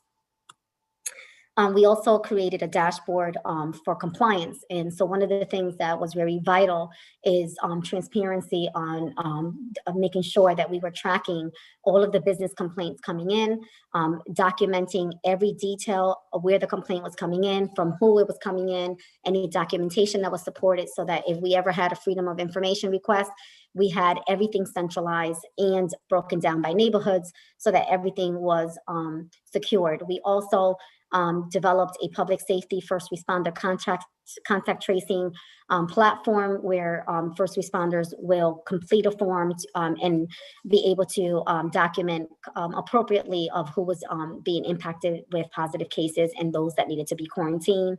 And so this is just an example of some of the things that we scaled up. One of the other initiatives that we worked very closely this year is really ensuring that we worked on our lead program. And so we wanted to make sure that we improve the uniformity and efficiency of the different processes. We developed standard operating procedures that were very concrete so that all of the staff were following the same exact inspection process and documentation process, and also ensuring that they were going to be conducting themselves through utilizing technology so that they can be able to expedite some of their internal documentation. We also worked very diligently in securing vacant positions. We currently have 6 lead inspectors out doing inspections throughout the community. Through the pandemic, there were different times where we had to pull the staff for safety reasons, and still make sure that we were engaging our families for compliance and also for education and safety, and doing virtual inspections to ensure that we were still meeting the needs and deliverables within this division. We, as you know, secured $5.6 million from the HUD grant, where we are now working very closely on supporting lead abatement efforts. And we also streamlined that and are prioritizing those families that are affected by lead poisoning, and those landlords are prioritized for receiving lead abatement funds. We also have been actively supporting the Lead Advisory Committee so that we can ensure that we are sharing and being open and transparent about our efforts throughout the city. One of the things that we're aiming to achieve for this upcoming fiscal year is really to start looking at the health department as a whole, and really looking at public health accreditation as an avenue to ensure that all of our divisions are following proper standards and measures that are in alignment with the public health mission. And so we are working on a strategic plan. I want to thank our Madam President, who is going to be one of the individuals getting interviewed. Many stakeholders will be interviewed, and we want to make sure that the state strategic plan, 5-year plan, is very inclusive and is in alignment with the federal, state, and local priorities, so that we can be able to launch a really focused plan that's going to hold us not only accountable, but really give us a vehicle of meeting specific issues within the community. That are not duplicative, but complementary of what's happening in the community. We're also looking at, we are in the process of developing a branding plan, just making sure that the health department is very visible in the community. and also consistently branded. And as well, a workforce development. We, for this particular fiscal year, we conducted a survey that consisted of different tiers. And we looked at making sure that we understand our employees' needs. We have over 114 employees, and we wanted to make sure that we are going to be providing some workforce development in the upcoming fiscal year to provide support for the team. One of the things that we are aiming to do and is in alignment with the legislative priorities of the alders is we ensure that there was a nurse assigned to every school to ensure that we are doing that. So we're working diligently in filling vacancies, as well as ensuring that temp nurses are in place so that we can be able to provide support in meeting the new demands that these the schools have in compliance with COVID sector rules. We also are aiming to reopen our clinic services for non-COVID related health events. For example, we are in the process of reopening our sexual health clinic, our pediatric clinics for physicals and immunizations, as well as our travel clinic. And so we're really looking forward to starting to trend towards reopening our health department services. Another legislative priority is really looking at health equity and job creation. And so we wanted to ensure that we be able to create positions when we apply for funding opportunities so that we can be able to support our current public health priorities as well as future emerging issues that we are facing. And so with that, I am concluding my presentation and can open it up for, I will yield the floor and give it back to our Madam Chair. Okay, thank you, Director Bond. And with that, we'll start questioning from Alder Marchand.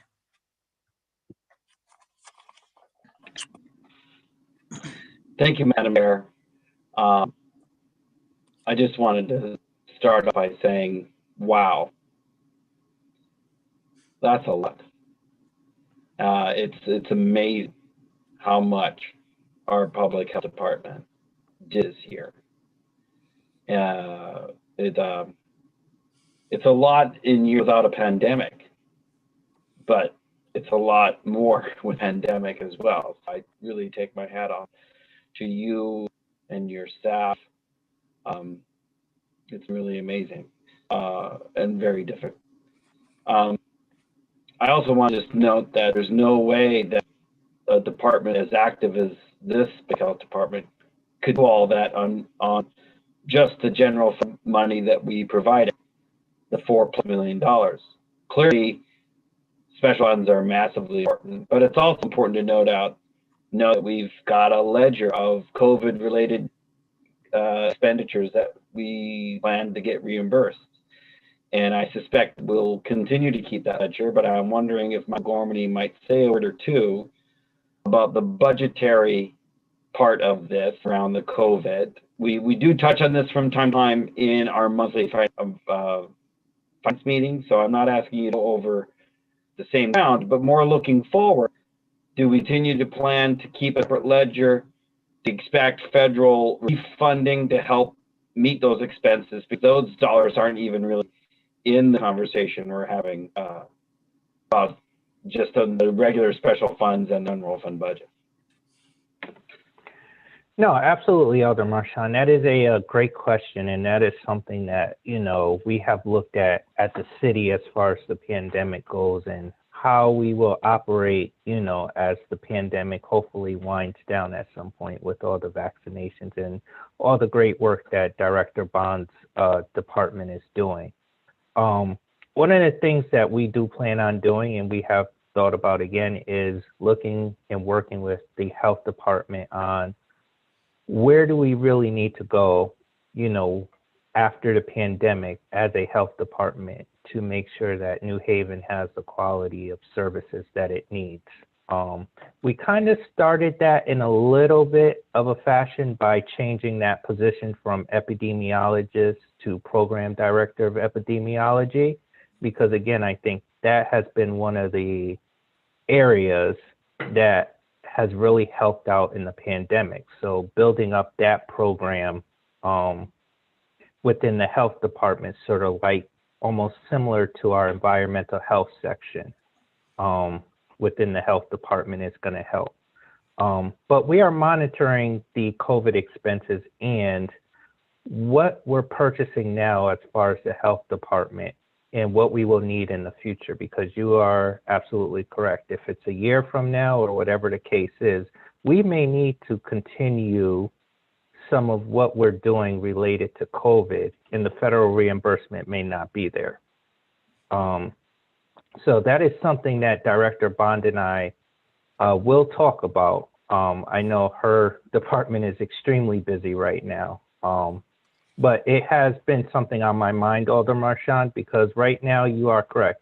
We're getting FEMA reimbursements related to COVID expenditures. We actually will do a separate submission for vaccine expenditures. We're getting federal money that can be used towards COVID. But again, like you said, that money may not be available in 2 or 3 years. So I think it's important during this pandemic, and I know Director Bond has been doing a great job of keeping track of some of that stuff, Alder Marchand, on after the grants are done, what will we need to bring on? Because, you know, I hate to say it, it's most likely going to be a general fund expense going forward, right? Because we'll need to continue some of those services.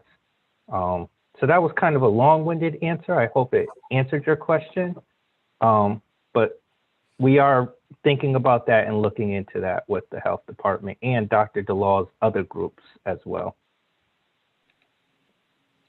Thank you, Mr. Gormany. Clearly, we'll keep abreast of these developments in our monthly meetings over this year and a half or more. My next question is in regards to my perception that there's a significant amount of wear and tear on your staff, because we've seen a lot of people leave. And so I'm not asking about confidential personnel matters. People have reasons to leave, that's their business. But are you concerned about recruitment and retention of staff, given the immense amount of stress and strain your staff have dealt with during time? You know, responding to this pandemic for all public health across the country, I mean, there's tons of articles of of burnout, both at the healthcare sector and at the health department level. You know, I can tell you that we worked 7 days a week for almost 60 days consecutively when we first got hit with this pandemic. So when you talk about staff burnout, I am not going to deny that. It is a heavy lift when we have a responsibility of protecting the health of our residents. Yes, we have had significant staff burnout. I've also had a lot of challenges with competing with so many different sectors that are paying significantly higher than I can afford to pay individuals. So when people make a decision to leave us or not apply, I am dealt with that challenge. I also was dealt with a challenge of a number of individuals choosing to retire, and people have the right to do that. And I also had the opportunity to see relatively quickly, when you're dealing with a pandemic, some of the historical personnel issues that I had to address and still working on. We are definitely aiming to operate in excellence. As public servants, we owe it to the public. And so we are working very hard. One of the things that, and Brooke Logan is on this call, and I just want to commend her and thank her for really stepping up as a leader in my department and supporting my leadership and the vision for the department on how we need to operate in excellence and hold each other accountable. However, we also recognize that we do not want to lose staff if it's not related to pay. So I did issue a memo to the staff encouraging them to flex their time, to take personal vacation, and to know when to pause. And to show that example, I went on vacation. And I went on vacation because I wanted to set an example that it's okay to take a day off, and that and the operations will continue, and Brooke held things down so that I can take a reprieve and be able to sort of rejuvenate and be able to come back into this battle. Thank you for that. And I'll ask 2 more questions. I'll ask them at the same time so that I can then cede my place in line. But the 2 questions are these. 1, do the additional school positions realize the goal of a nurse in each school? And by that I mean a nurse in each school. Will it be the case that a school will have a nurse but might share nurses? So I kind of want to hear more about exactly what that means and how close we are to the goal that we've heard stated in the past about that. And then the second question is, on the lead inspection regime, have we onboarded all inspectors that we're budgeted to have? Are they in the field doing their work, and do we anticipate needing more at some point? Yep. Thank you, Madam Chair. So the first question is, there is a nurse appointed to every school. They're not sharing schools. That is a combination of staff and temp agency nurses to ensure that we're meeting the needs. This second component, and we're actively interviewing and seeking to hire. We just recently partnered with the school-based health centers to support school nursing. So that partnership is now underway.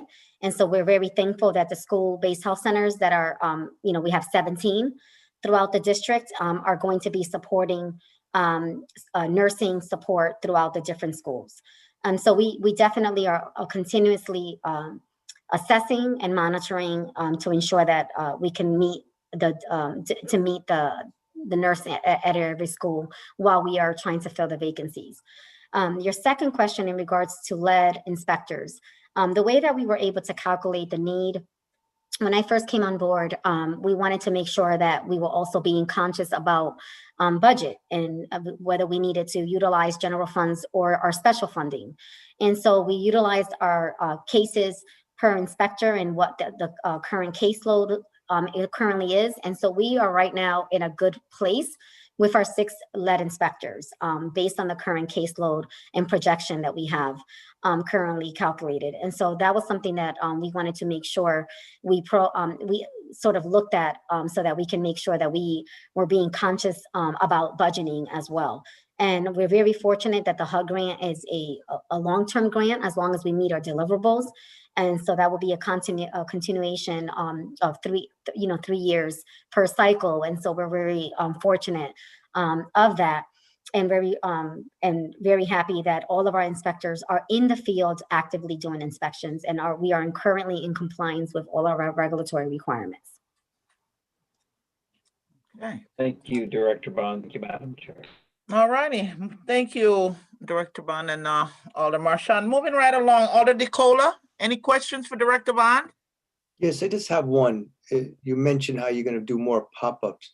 Seeing that we have the 4th wave coming in and now it's hitting our youth more, how are we planning to address that issue right now and going forward? Please don't mention the 4th wave, the 4th surge. Yeah, so we're dreading the 4th surge. We are definitely actively looking at, so one of the things that Brooke and I looked at is where have we been across the city? And we mapped out all of our pop-up vaccination sites. And now we are going to be actively working, actually we are going to be working with Alder Honda Smith to do one in her ward, and are partnering with others. We actually need to reach out to you, Alder DeCola, because we actually need to go out to your district. So there's a couple of you that we're going to be reaching out to, making sure that we increase pop-up vaccination sites, as well as doing a youth vaccination campaign. So in partnership with the Board of Ed, we're going to be launching a vaccination youth effort for our younger people, especially that the high school students are starting April 5th. The week that they're on vacation, the week of April 12th, we're going to literally have a mass vaccination site right at Career High School, Monday through Friday. And so we literally just finalized those logistics yesterday, and are working with our youth services division to work on messaging so that we can make sure that we are modifying our language to be able to be understood by the younger population. And you are correct. Right now we have about 130 or so hospitalizations in the city of New Haven through the Yale New Haven system. And 40% of our cases, 41%, are 35 to 44-year-olds. Consistently throughout the pandemic, most of our positive cases have been 25 to 49-year-olds among communities of color in particular, and only 20% have been over 65.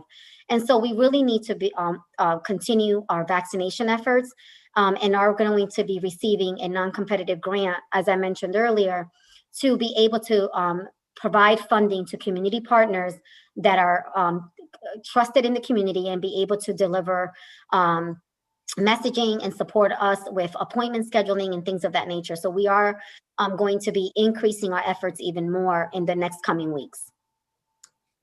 Thank you. I'm available 24/7 for whatever you need to do out here on the East Shore. All right. Thank you, Alder DeCola. Moving right along to Alder Morrison. Yes, thank you, Madam Chair. I just wanted to say to Director Bond, thank you so much for all that you've done for our city through these times that none of us have ever seen. And you have really, with your guidance and the guidance of your team, have really kept us off the map. And I truly, truly appreciate that. And I also appreciate the other supports outside of all the other things that you've done. You even helped us recently, the Black and Hispanic Caucus, with our vaccination panel discussion, and helping me to organize that and get the questions and really help us as a community of color, not to be scared of the vaccination. So I wanted to thank you for that. And just let you know that, as a board, as myself, we're here for you, because it's all about safety. And yeah, and the last thing I did want to say is I know that there has been discussion. I saw on one of your slides, you talked about the different partnerships.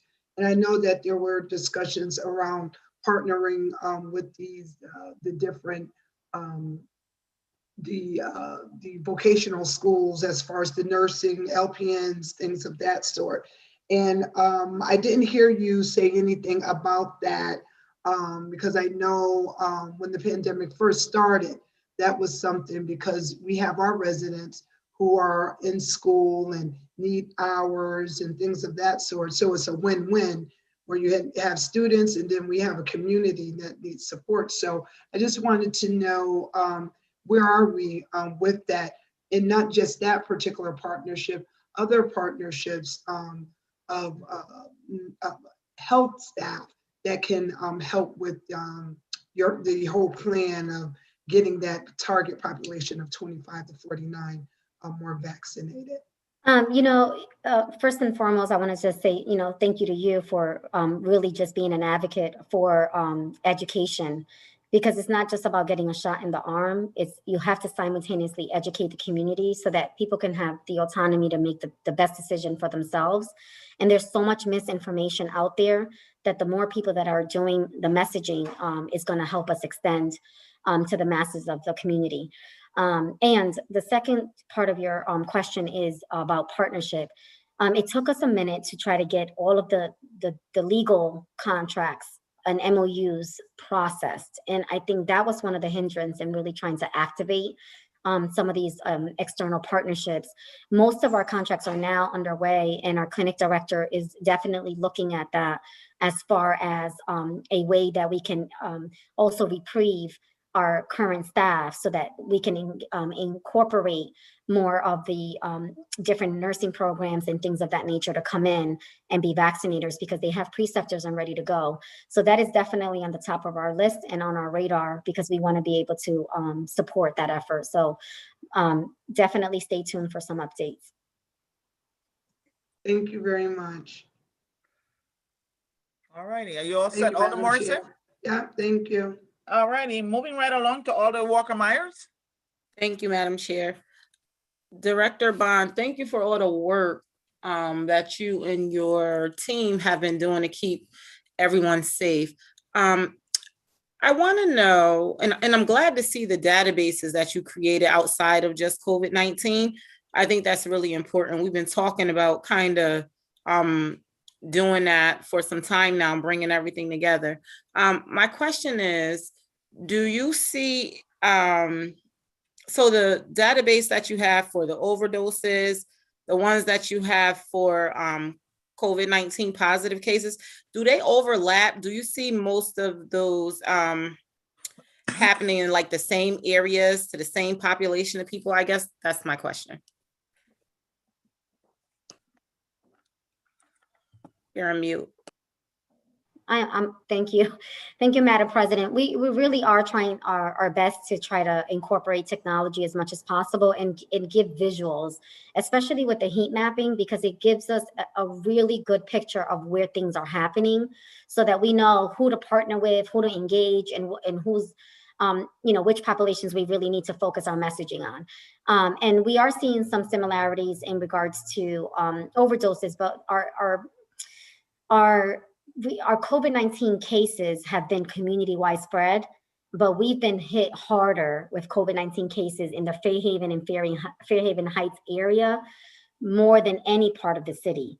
Whereas opioid overdoses have been a little bit centralized, sort of downtown and outside of downtown area. So there are some differences, but definitely some commonalities around communities. Thank you. Thank you, Madam Chair. All righty. Thank you, Alder. Moving along to Alder Festa. You're next, ma'am. Thank you, Madam Chair, and thank you, Director Bond. Your department is to be commended. We were the leaders, I believe, when the pandemic first happened, and that is something I think everyone should be proud of. I think we were in New Haven ahead of the game. With that being said, I have concerns regarding the school nurses. You mentioned that we use a temporary agency. How many positions do we need to fill currently? So we have a number of positions of individuals retiring. So I believe we have between a combination of 12 to 15 vacancies. And so we have been working with more than one temp agency. So I do have to make a disclaimer. It hasn't been just one temp agency. We had, and I think Michael Warmany can also add, but we vetted out and did multiple RFPs so that we can make sure that we can not only meet the needs for schools, but also meet the needs in regards to our mass vaccination efforts. And so it's been a combination of the both to secure that. But it's been challenging. As I mentioned, yeah, I am concerned. I can't compete with the market rate right now. Hospitals are, other healthcare sector, the private sector is paying significantly more. And so, one of the things that we will look at as far as in the future is really where are we with market rates with positions. I think that is going to be critical and vital for the infrastructure of public health. Thanks for that. That is concerning because we finally approved having nurses in every school and then we can't fill the positions. And there's, I guess, the pros and cons. Unfortunately, we live in a city that is 60% tax exempt. So our salaries are, and you're not the only department that's suffering from this. I think it's across the board, as we will probably learn with other departments as well, that our salary ranges are just not as competitive as other towns and as well as private sector, as you mentioned. Do we have a goal in place on how we are going to be proactive in trying to fill these spaces outside of obviously being limited with increasing the salaries, but do we have a goal set in place to try and encourage people to apply? There are pros to being a school nurse. Yeah, there are. So except the school nurses, didn't want to, they weren't prepared to have to now respond to COVID-19. There's so many new sector rules that school nurses have to comply with. So it definitely has shifted and changed in regards to the delivery of services. And that's going to be sort of long-term until we can eradicate this disease. Yes, we are working very closely with the HR division on making sure that, and the clinic director on filling these vacancies. So we're definitely have a plan underway and trying to work and engaging a multiple way of approaching different ways of promoting the positions. So definitely being as proactive as we can. Thank you. I'm going to move on to youth vaccinations. You mentioned that the week that the youth are on the schools are closed, there will be a mass vaccination. Are we encouraging the youth to wait for that week, or if slots open up? Because as of tomorrow, they qualify for vaccines.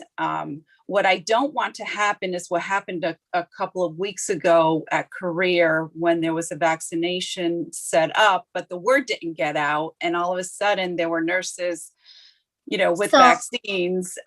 So, what happened there and how can we avoid it for our youth? So let me clarify the miscommunication about what happened at Career. That was dedicated for Board of Ed staff and support staff.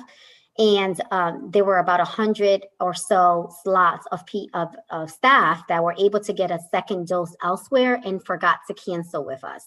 So we technically had a full scheduled clinic and had no available slots. And then we found out too late in the evening when we saw a pattern as we were trying to confirm appointments. And trust me, when the word got out, we were able to achieve 343 vaccines. I mean, Gwendolyn and her team and all of you alders were sending out messaging and putting it on social media. I mean, before you knew it, we were able to meet our goal. But that was sort of a trend that's happening across Connecticut, where people sort of make an appointment and then they find something earlier somewhere else and are not canceling. And so we're being challenged with that because it's because of the system set up. Your second question in regards to scheduling youth, we're going to immediately start taking appointments. And so we're scaling up our call center and partnering with an external partner to be able to meet the demands of calls and immediately start scheduling appointments so that we can fill up those slots.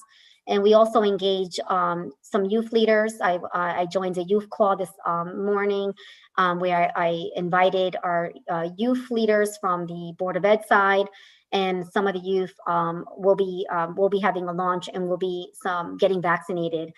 So we'll be having, stay tuned for an announcement around that, where we'll be doing an official press conference and making sure individuals know how to register and also have some youth influencers get vaccinated. So I'm looking forward to that partnership with Youth Services and also the Board of Ed. Okay, so just for clarification, the week that you are open at Career for the students, they still need to make an appointment. They can't just show up. Yes, we're encouraging appointment, but we are going to have a time frame for walk-ups in case we will not turn anyone away. We are doing New Haven residents only, so we are being very particular about our messaging and verifying the city before committing to an appointment. And then we will be doing general population. So it's going to be targeting youth, but also accepting general population. Okay, and the youth will need to have some form of ID. What will they need? We have media on, and we could start getting the message out so people can get prepared. So we will be making that announcement, but we definitely need consent from parent consent. So we'll be following some of the similar regulatory requirements as we have to do with any when you're engaging 16 and over, youth. So we'll be working through that logistics and making the formal announcement relatively soon. And the portal will be available as of tomorrow. Yes. Okay. Thank you. Thank you, Madam Chair. All righty. Oh, you know what? I had one more in regard to lead. Lead was, I'm sorry, Madam Chair. Lead was actually extremely important on our agenda as a board to, make sure we had the right number of inspectors, et cetera. With COVID, you mentioned that they were doing virtual inspections. How successful were they, and were we able to accomplish something considering COVID challenges? So when we hit the first surge, everybody was closed, literally, including pediatrician offices. So we were not even getting lead reports because no one was getting lead tested.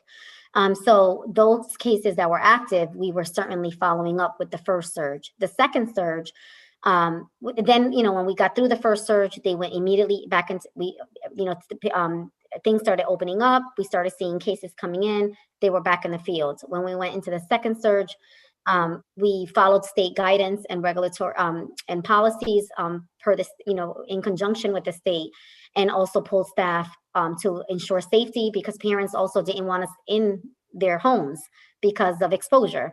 So what we did is transition to doing all of the screenings and questionnaires, because it's an extensive epidemiological interview. It's like, and so we were able to successfully be able to achieve what we could do without having to actually test the different components in the property.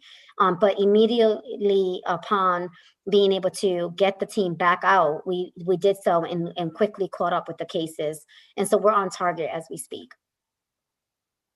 Okay, that's good news. Thank you. And thank you to your department as well for facing some really challenging times. Thank you. Thank you, Madam Chair. No further questions. Thank you, Alder Festa. Alder Furlow, you're next. Thank you, Madam Chair. I think everything has been covered. Thank you, Director Bond, for all that you're doing. And what a presentation. Wow, you are extremely busy. And thank you for everything. I'm looking forward to seeing how the plans for branding unfold and everything else that you have going on in your department. All I can say is, holy cow, what a lot of work. I'm tired just listening to it. I was like, oh my goodness, can't imagine actually implementing it. So thank you again for all that you're doing. I appreciate that. Thank you, Alder Furlow. Alder Evelyn, you're next, ma'am. Thank you, Madam Chair. There is so much that the department is doing. It's just such a rich environment in the many things that your department is doing, and taking on the opioid and the COVID pandemic, the opioid epidemic, lead, asthma. I just wanted to ask you, and I'm afraid to do so because you're doing so much work. I know that you were very helpful in reference to the communications at the grassroots level with the clergy ministerial body of the city, our faith-based initiatives, and also at the grassroots initiatives that people wanted to take on. You went into our neighborhoods to help us with that, making it a lot better all around for us to do the work together regarding the COVID. Now, in reference to, there are many other conditions that affect our communities, like the chronic conditions, heart disease, diabetes, and kidney, and so many other.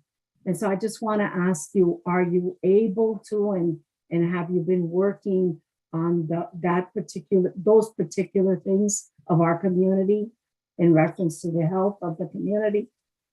So one of the things, so I presented what we've accomplished, but one of the things that I can say that is for us very critical and vital is, where do we go as a health department moving forward, and what our health priorities are going to be within our funding, current funding status. And so, we do have representation from the alders. Our Madam President will be interviewed, so you can certainly share with Madam President, because it's going to be vital that we do align legislative priorities together, and also are realistic about what we can achieve, and determine what external partners we might need to engage, because it doesn't necessarily mean that we have to address every health issue in the city.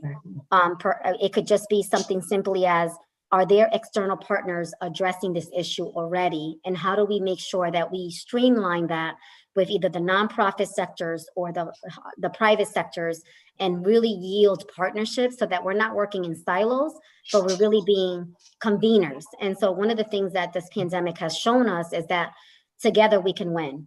And when we bring all these different partners together, we can then share resources, streamline it, and or make referrals out, so that we may not necessarily lead it, but we can be the conveners as the health official for the city.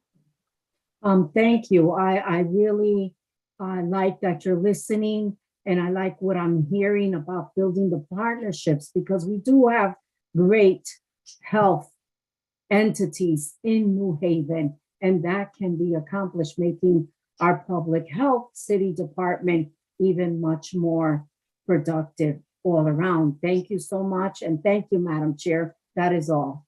You're most welcome. Alder Rodriguez, Madam Chair, if I may add to that response. Go ahead, sir. Alder Rodriguez, you referred specifically to some chronic conditions, diabetes, heart disease, chronic kidney disease. We have some work going on at CSA that is not within the health department that directly addresses some of those. As you know, all the conditions you mentioned have a direct relationship to living an active lifestyle and healthy eating. Our Food Systems and Policy Division is working on a master urban agriculture plan, and embedded within that plan is making sure that individuals in the community have access to healthy food. So there are, so we will be implementing that over the next few months. And as the health department undergoes a strategic plan, we'll be looking for tie-ins with the collaborations between food systems and the health department. Thank you, Director DeLa, and thank you, Madam Chair. All righty, thank you, Ms. Evelyn. Moving right along to Alder Hurt. Do you have questions for the health department? Thank you, Madam Chair. I just want to compliment and commend Director Bond for the jobs well done, and the work that you're doing, you and your department. It's been a phenomenal job ever since the beginning of the pandemic of March of last year. The whole administration came into a era of uncertainty, and just to see what you have done and making sure that our neighborhoods of needs, our neighborhoods of color have been taken care of, it means a lot. And as I represent one of the neighborhoods of needs, thank you so very much for continue your effort to make sure that we're taken care of. Thank you. All righty. Most welcome. All righty. Alder Decker, do you have questions? Is Alder Decker with us still? All righty. Maybe not. Okay, at this time, next on the group is the Elderly Services Department. Am I correct? Yeah? Thank you so much.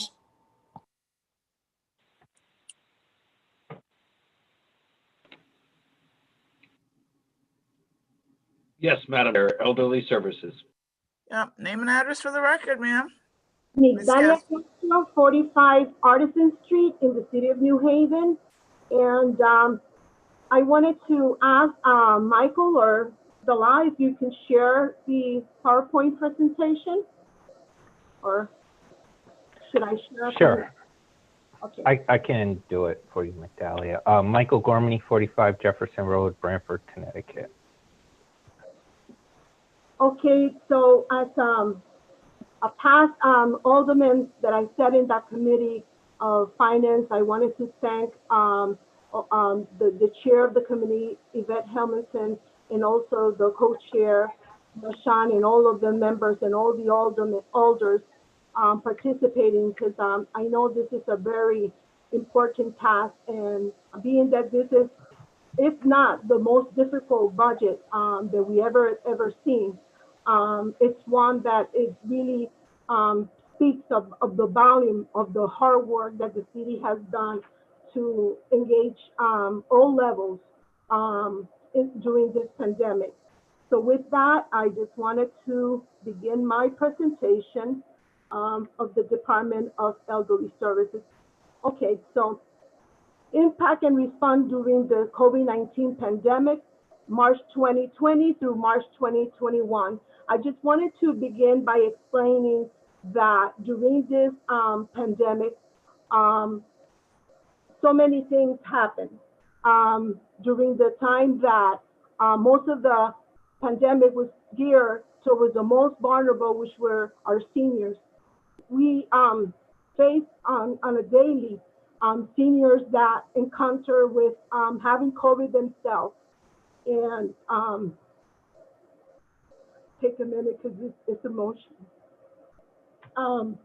Our team, elderly services, worked very hard to meeting the needs and created programs around a crisis that it was affecting them directly. And so I just wanted to share, if you can go to the next page. Okay, so I wanted to say that during this year budget overview that we have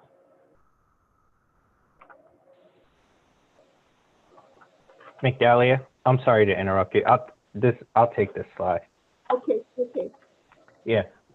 Good evening, everyone. So again, this is the budget overview from fiscal year 21 to fiscal year 22 for the Department of Elderly Services. There were a few things on the non-personnel side in the Forward Together budget that were implemented. One of the items was a reduction in transportation, and the secondary item, the reduction in transportation of about $20,000, which was a carryover from the cut that was implemented in this current fiscal year 2021. The secondary item, which you've seen moved over to the Q House, was the lease that we were paying in elderly services for one of the senior centers. Again, that funding really just moved from elderly services to CSA under the Q House budget.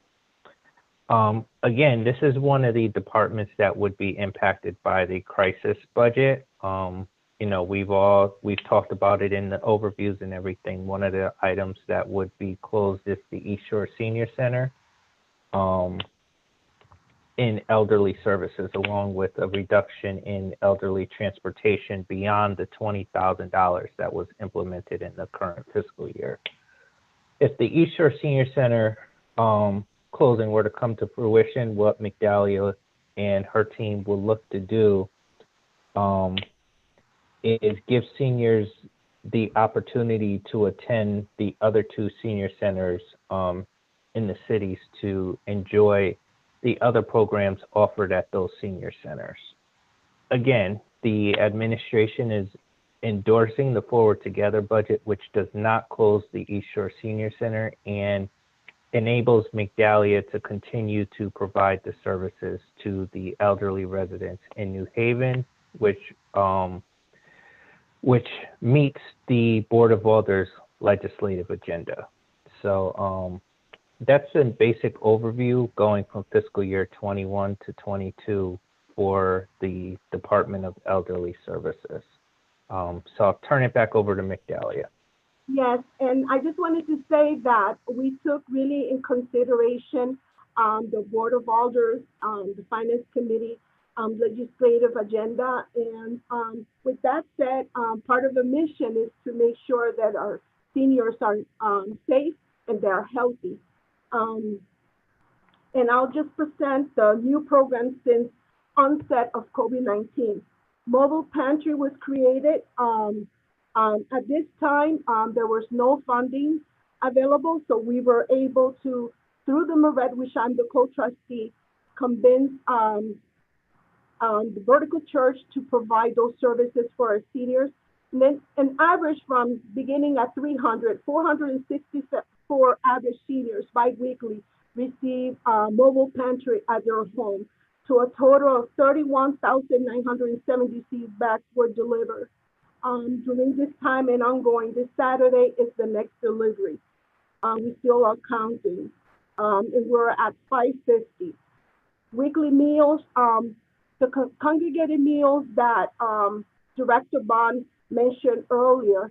So for our seniors, it's 3 senior centers, and plus Bella Vista and Casa Otoñal. So during that time, we provided 150 average meals a week, and which is a total of 38,818 meals from beginning of March to present time, not including today. The numbers continue to add, and we're at this point at 165 a week. Thanksgiving for All, we made sure in collaboration and partnership with Interfaith Volunteers Caregivers, we provided, even though there was the most difficult circumstances, 450 meals delivered. Thanksgiving meal basket, which was also a combination if you didn't get a meal delivery on that day. And this is your most vulnerable seniors, the ones that are homebound, that they can come out. And so those meals were targeted to the homebound. Thanksgiving meals was provided 550 baskets delivered on Thanksgiving Day. We also supported the diaper bank, providing them a grant. And if you knew that most of the list of the items that seniors needed, basically with COVID or a risk of getting COVID, those items included from sanitizer to diapers to toilet paper. We went in and in buildings that we couldn't even have access to. We team up with all the site coordinators to making sure that the seniors got what they needed at this time. Personal items were all included, 1,900 items delivered to 293 seniors. We also helped with the vaccine clinic at our senior centers. We included also transportation, which wasn't something that it was planned in the budget. And just to say, because of not using the money for transportation, there's a savings to the budget because the centers were closed, but including transportation. So just wanted to put a note, when COVID-19 vaccine became available, the Department of Elderly Services partnered with and did outreach using all seniors' contact lists, meal lists, mobile pantry lists, by providing New Haven Health Department our seniors' contact list and contact information of our 48 partners. So they were ready, able to go running to get them vaccinated, getting the information. Through our efforts, thousands of seniors in the city of New Haven have been vaccinated. Currently, we are strategizing with the health department to implement vaccination plans for those seniors that are homebound, and details are forthcoming. We're at this conjunction working on that. Continuation of existing programs, the renters rebate during the pandemic, and although that we started not in the regular schedule, which is May 16th to all the way to December, we started pretty much in the beginning of the fall. We did accomplish 4,519 applications were processed in this city. Of course, we created a brand new way of dealing with the renters rebate instead of the libraries, and we collaborated with all our partners. We trained our partners to help us, and also we did it through buying of new mailboxes to the senior centers, to the 3 senior centers, and then by them dropping off and also mailing information to the seniors that we had created the roster, and then by calling and email, and also creating 2 special editions of newsletters. The beginning, what to do, and the second, getting your vaccine. Farmers market vouchers were also distributed. We didn't do as quiet as we wanted to do because of the time from when you receive it to the time that it has to be sent mailed out and in the protocol, but we were able to bring in all our partners in, and 2,313 were distributed and received. Thanksgiving for All from the year before, we were able to do that. And under all this work that we've done with the seniors, case management and referrals, housing, adult protective services, courting, Medicaid, Medicare savings, Medicaid, SNAP benefits, seniors tax credits, and energy assistance, we were able to serve 3,103 seniors during March to now. And then we were able to provide Philip Moret Fund because of the, restraint with budget and everything. We found a creative way to give money to organizations that can help us be able to do the programs that are very important to our seniors. And so we gave $10,000 to Vertical Church. We gave $2,000 to Interfaith Volunteers Caregiver, which they help us in one really big storm, providing transportation to seniors, to vaccination clinics, and also to help with the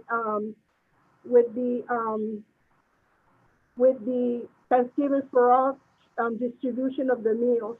We also provided $6,000 to the diaper bank. We provided also $6,000 to South Central Agency on Aging to provide gift certificate vouchers to seniors and purchase items for them to the homebound that are the most in need. Continue with the presentation. We canceled since the onset, and because that was one of the questions that it was given to us about the committee wanting to hear about what happened to some of the programs. Tashi, we had to cancel the onset of COVID-19. Tashi, yoga, sewing, ceramics, Zumba, swimming, knitting, crocheting, arts and crafts, nutritional cooking, hot meals, line dancing, bingo, karaoke, blood pressure screening, health and wellness classes. The volunteer luncheon that the Black and Hispanic Caucus help us every year in the Alderman, we had to cancel that. The summer celebration, which the seniors for the first time had. Holiday Hill, the Big E, Thanksgiving at Atwater, Westbrook Outlets, Movie Day, Sangers Outlet, Foxwood Casino, activities and lunch in the park, play day party, annual Christmas party, monthly birthday celebration, holidays at Anthony's Ocean View, senior clubs meeting, luncheon with Sage, theater outing, music outing. So one of the sad part was that we came across was not enough time to start the program that we wanted to do with one of the Alderwomen Festa that mentioned about doing a program interracial with the youth. Is that the seniors really need to learn how to use computers. They need to learn how to use cell phones and keep in tune, because we're working not only with the Q House committee, as I'm a member of the board, but also to use the same model so that we can have it across board and engage the youth and also engage other organizations to help us, because we are at 2021, but the majority of the seniors are still reading the print and are in need, of desperate need, so that to help with isolation. So the CDBG funding, because of the mentioned programs that we had to cancel, we didn't use the funding, and we still have time until June 31st to use them. And so we created, in conjunction with Mary Way Home, we've been working for a couple of months to get something in place to be able, in partnership with the Mary Way Home in New Haven, Elderly Services is proposing that CDBG funds normally used for Tashi, the senior volunteer luncheon, trips, Holiday Hill, apple picking, and others, that we can do the health basket drop-off, assemble 100 to 200 baskets with PPE, sanitation items, infection controls, and delivery to those seniors at most risk. And this is because thanks to the CARE Act and Dr. Dela and others, we were able to get $10,000. And so we have the money, and we have been doing all this work, all this delivery on volunteers, pretty much. And so, and so this is one point. The second point, one-stop health screening. The program offers stop health screening to the underserved elderly population. So in the citywide, we have the roster. There's a need. So this is the second point that we will address with using the news funds. Respite Drop-Off Center, provide a safe ADA compliant location for families to drop off of their loved ones for some much needed respite time with during COVID and the family members who are caregivers, they are feeling a lot of time has gone by and they can't get out and they need some help. And so this is one of the proposals, you know, that Mary Way said that it will be very helpful because they will get time to be pampered, okay? Medical and health curbside to door drop-off. This is a service that allows elderly community to go online and order will be picked up and delivered to their door. Items such as groceries, medical equipment, prescription, and well transportation to vaccine clinics. At one time, one of the alders said, work with Mary Way, do something together with them, provide transportation. So I'm hoping that this is something that we can get starting next week, do the RFA process and have a contract so we can begin those programs. In conclusion, in a year that can only be described as unmanageable, the New Haven Department of Elderly Services, like all departments, have to reimagine how we might continue to pursue our mission and carry on the business of serving the seniors population of New Haven. With COVID-19 literally shutting down the city, including the 3 senior centers, ESD could no longer engage the seniors in the matter which we'll all have become accustomed.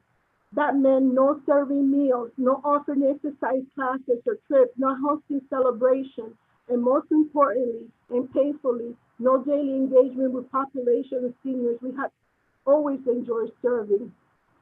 The new programs instituted to replace that we were canceled are the results of a lot of hard work, time and effort that involved elderly services staff. They were developed with all the New Haven seniors in mind, and in our mission to engage all the seniors in productive, positive, and healthy activities across all neighborhoods.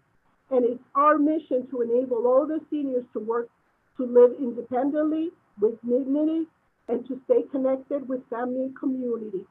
To maintain health and wellness, Elderly Services has been successful in meeting the goals in its vision and the mission. It is the sincere hope that potential funding sources from state, Yale University, and federal government would allow for continuation of the East Shore Senior Center to be open to serve the seniors of New Haven. We know there will come a time when normalcy returns. Until then, the Department of Elderly Services will continue to seek solutions as how we can continue to best serve the seniors in the city of New Haven. And thank you, and I'm open for any questions.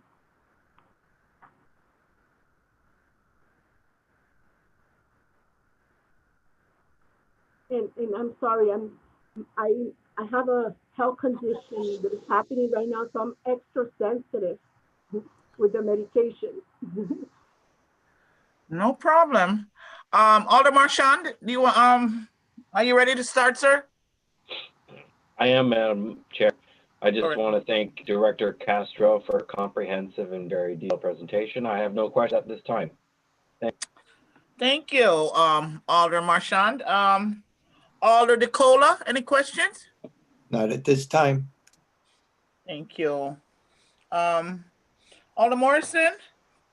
No questions, Madam. Just wanted to say that I am so thankful to McDalia and her leadership with the seniors, and that I can't wait for the partnership between the Q House and the Dixville New Hallville Senior Center. Finally, they'll get a home, and I look forward to all the different, oh, I'm sorry, I didn't even realize my camera wasn't on. They will find, our seniors will finally be able to get the programming, the intergenerational programming that we always talk about. And so this time you'll have your seniors and your youth and everyone in the same building. And the programming that we will see and that is expected to happen in that building will be programmed for all. So thank you, McDalia, for your leadership, I look forward to you guys being over here on Dixwell and just all the wonderful things that will be available for all seniors. Thank you. And just to keep in mind, being the co-trustee of the Phil and Moret Fund, I am in communications to providing the money to an organization, non-for-profit, that will prepare the program of interregional programming so that they can do it. If we cannot offer it because the city doesn't have the money, the Moret Fund can do it because it's a basic need. They need it to connect on the technology nowadays. They need to be able to learn how to do computers, like the youth, that they were able to get it, the seniors couldn't because they didn't know how. And so I'm committed to that and to helping engage our seniors in the level of this century. All righty. Thank you. Alder Morris, now you finished? Yeah, and thank you. And I just wanted to point out, just as Victoria talked about this fund, as our budget director went over the revolving account that the QL's building has, generally speaking, there's always going to be different funding sources coming in and out, which is going to be helpful for the greater good of everyone. And so it's just always so important for everyone to see how, with the Q House coming online, that this isn't just an added thing. This is just something to bring everyone together under one roof to make sure that programming, like I always say, happens for everyone from ages 5 to 105. So thank you. Thank you. Thank you. Thank you, Alder Morrison. Alder Walker Myers? I have no questions. I would just like to say thank you to Director Castro for the work she does with the seniors. Thank you, Madam Chair. All righty. Thank you, ma'am. Moving right along to Alder Festa. Yes, thank you, Madam Chair. I do have a question. I'm just wondering why the East Shore Senior Center was the chosen one. Is it due to low attendance, or why that senior center? Okay, the numbers that we provided to Dr. Dalla and the city, the mayor was looking for the numbers, was during the time that we closed the center. So we had Atwater at 6,025 attending. We had Dixwell at 5,193 attending, and we had the East Shore Senior Center at 3,006. So it was basically on the merits of the attendance during this time. Oh, and I just want to say, we promote the youth and say that we need to take care of them, but we need to take care of our elderly as well. They are just as vulnerable and important to us as our youth are. And I hope the senior center does not close, because regardless of attendance, it's still important to make sure we take care of that generation. And I hope to see future programming that involves the elderly and youth together, learning from each other. The youth can learn from the seniors on how, just by the stories, I'm sure that seniors are willing to and happily willing to share with the youth, and the youth can assist the seniors with the technology portion or whatever other needs they have. So I hope to see that type of programming in the future. And thank you for all that you do for our elderly. It is appreciated. Thank you, Madam Chair. All righty. Thank you, Alder Festa. Moving right along to Alder Furlow. Do you have any questions for the Elderly Services Department? Thank you, Madam Chair. I think it's good to note that the final determination of what closes or what stays open lies with this board. And so, but I did have a question. You had mentioned the CDBG, or rather Mary Wade, and the partnership with transportation with LD Services and that organization. I think they do get, is this going to be, is this in the budget? Have you put that in the budget? Because they do get CDBG money also. Yes, it's the CDBG unused from elderly services. So what we went over with Ron Gissy and Dr. Dalla is what can we do instead? because the centers were closed. And so it's a replacement of what the program that we usually do, which is the trips, the Tai Chi, and the fitness, to do it for this time. And then they can really, Ron said that he can extend it for a little longer so we can complete the program. I see. Okay. Thank you for that clarification. And thank you for what you're doing for the elderly.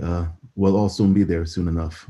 And then, we identify through our traveling to doing the meal distribution and pantry, seniors that really need those programs specifically.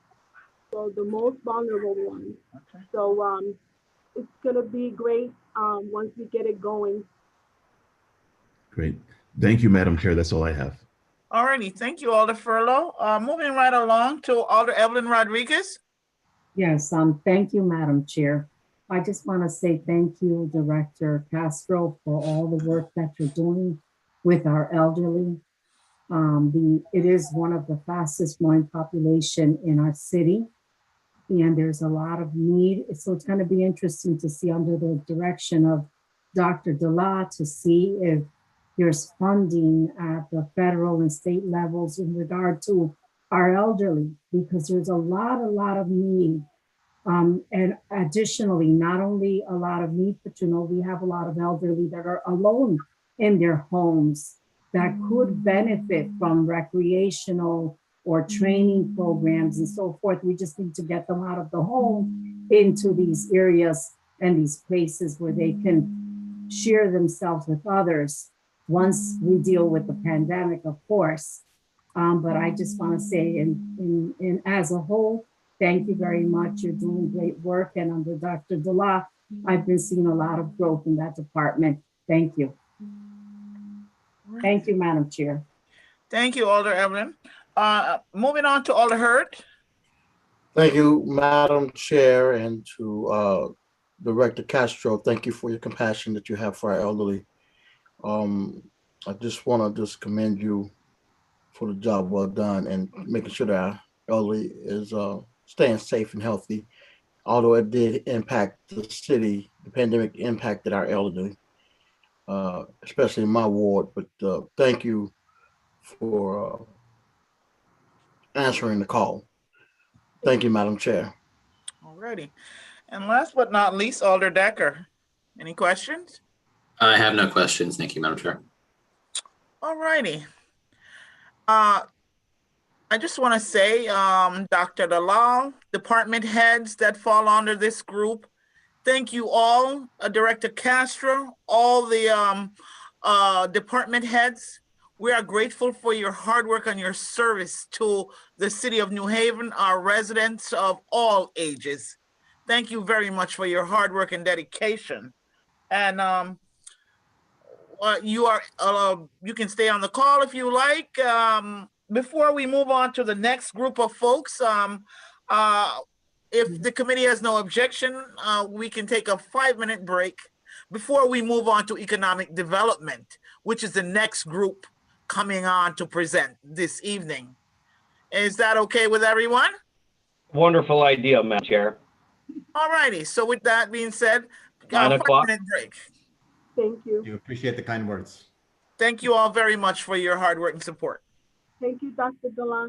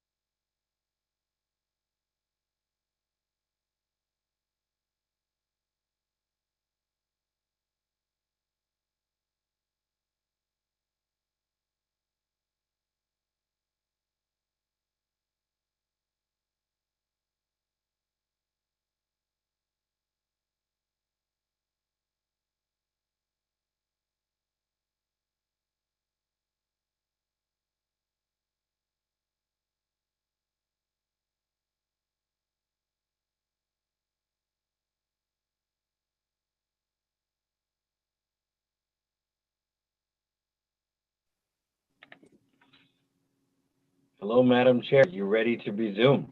Yes, I am. All righty. Are we recording? Yes, ma'am. All righty. Welcome back, everybody. We're back on the record. And we will start with the next group, which consists of the Economic Development Administration.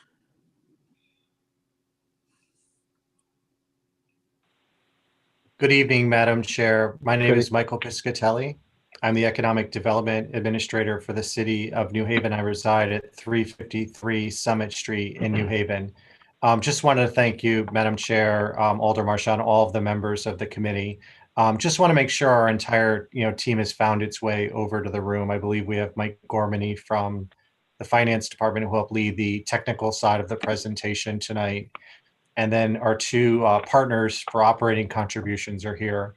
Melissa Mason from New Haven Works, Sean Scanlon from Tweed Airport.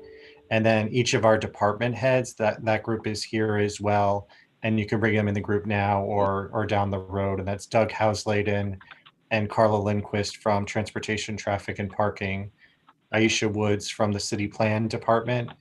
Adrian Jefferson, Steve Fontana, and Kathy Graves are here from 724 Economic Development.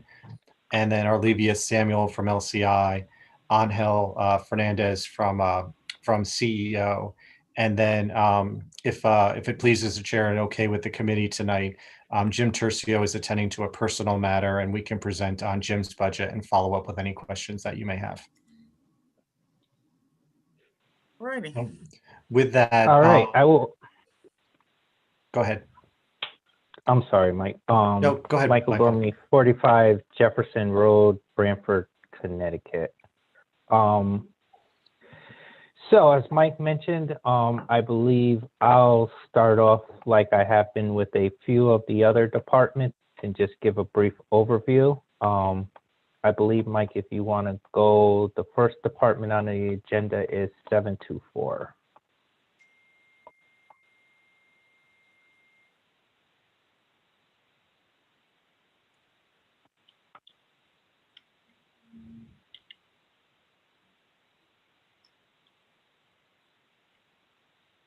Great. All right, so again, this is 724, which is the Economic Development Administration. And what you will see is the overview of the budget between fiscal year 21 and fiscal year 22. So on the personnel side, you will see between the mayor's crisis and the Forward Together budget, there's really no personnel changes. On the non-personnel side, in the crisis budget, there is a reduction in other contractual services by about $27,000 and a reduction in cultural affairs. The cultural affairs reduction will consist of not doing additional funding and programs that you'll hear a little bit about later on in the presentation from Mike. But those are really the two non-personnel cuts. Again, we're endorsing the Forward Together budget, which does not take into account those cuts within the budget for the Economic Development Administration. Also listed within Economic Development Administration are the subsidies, which are Tweed Airport, which is funded currently at $300,000 out of the general fund. There is a small cut in the crisis budget of about $25,000 for Tweed. But again, in the Forward Together budget, we fund it at the current level that we have it at in the current fiscal year. In fiscal year 21, we did begin a subsidy for the Canal Dock Boathouse, which is $50,000. That has been a project that Economic Development has taken on in the last year as far as working on the Canal Boathouse project. So the general fund did provide $50,000 as an operating subsidy for that program. And again, even though I mentioned it last night, New Haven Works does have a $150,000 contribution that is currently located in the finance department's various organizations. But that contribution, again, as I mentioned last night, remains steady at about $150,000. So those are the operating subsidies out of general fund with Mike Piscatelli's Economic Development Administration. You want to go to the next slide?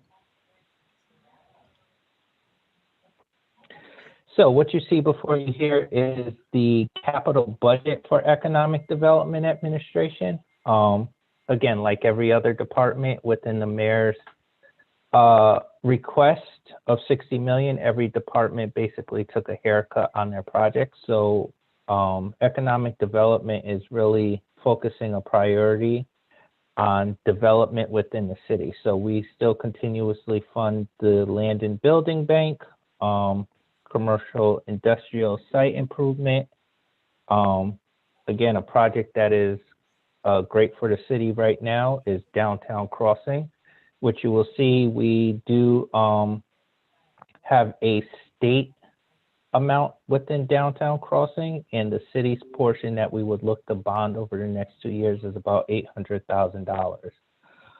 We have equipment monetization, which is new in the capital budget. So that's basically updating the EDA department and modernizing some of the tools that they use to for development within the city. And then the newest project is the HANH Westville Manor, which is a partnership with the Housing Authority New Haven. So that's the Westville Manor project. So that's really an overview of the Economic Development Administration's budget for fiscal year 22, along with the operating subsidies. Thanks, Michael, and thank you to the Board of Alders staff. I believe you've allowed both our deputies and LCI and our entire staff from Economic Development to join. And I hope Adrienne Jefferson found her way into the room as well, who, as Department Head for Cultural Affairs, will speak in this part of the presentation as well. Mike, she needs somebody to let her in, just to let you know. Great. If Don, you heard that and can help out, that would be great. And in the meantime, just, maybe just some opening remarks. I think, as Mike framed it out, 724 is both our responsibility is both the coordinating responsibilities for the division, as well as the department head and department responsibilities for economic development, and just generally the administrative backbone for the entire division, if you will. And it was an important point, I thought, just to make some reflection about the year we've gone through, as well as looking ahead, in light of a global pandemic, the economic downturn, which has affected so many of our residents and small businesses here in the city. But then recognize the moment, just kind of taking a look at the lens of where we are going forward. You hear a lot about bouncing back and what that resiliency looks like. And I think our entire team has been focused on not just bouncing back, but doing that through the lens of racial equity, access to wealth and opportunity for all of our residents, not least emotional well-being of the city, looking at the community that from the perspective of everyone having a good job, living in a vibrant neighborhood, having a sense of belonging. There's a real focus to our work to being much more holistic and wrap around in our neighborhood, such that there's a civic pride and a pride of place here in New Haven that will really lift us out of the pandemic the right way, not just go back to baseline, if you will. Just want to thank the board and particularly our CSA department that went before us. I mean, I think sometimes it's hard for us to wait until 9 o'clock at night. We are all inspired and we're honored to serve with the health department and CSA through 2020. And with the board's leadership, the guidance from the mayor and the administration, it was not a lost year. So we had 3 big operating principles for our division, if you will. The first was supporting public health and maintaining a safe community during the pandemic. The second was making sure we maintained a high continuity of government here in the city, function for our residents and for small businesses, and that had a lens toward resiliency and what that economic bounce back might look like. So we had people thinking, working toward what the rebound is. These images are just some examples. I'll bullet point them quick because it's late in the night. We maintained our land use commission schedule. Many thanks to Alder Marchand and the other alders who actually serve in dual roles on our land use commissions. We didn't miss a beat. We pivoted to online right away. That was very important in part because of the significance of construction activity in the city right now. Our building department did over 7,000 inspections last year, just to give you a sense for the volume of work. And then on the small business side, just pivoting online so that we maintained contact with emerging entrepreneurs. 56 went through the DNA of an entrepreneur program. 5 were inmates through the Department of Corrections in this novel first pilot program to set people up for success as they're being released from prison. Kathy Graves will talk a little bit about that later in the presentation. On the public health side, you saw our work in part on the reopen committees. So we pivoted staff to support, say, the reopening of summer youth programs and the summer camps, the daycares, when the health department needed to reach businesses on proper protocols and precautions. Our staff led many of those reopen webinars and reopen working groups.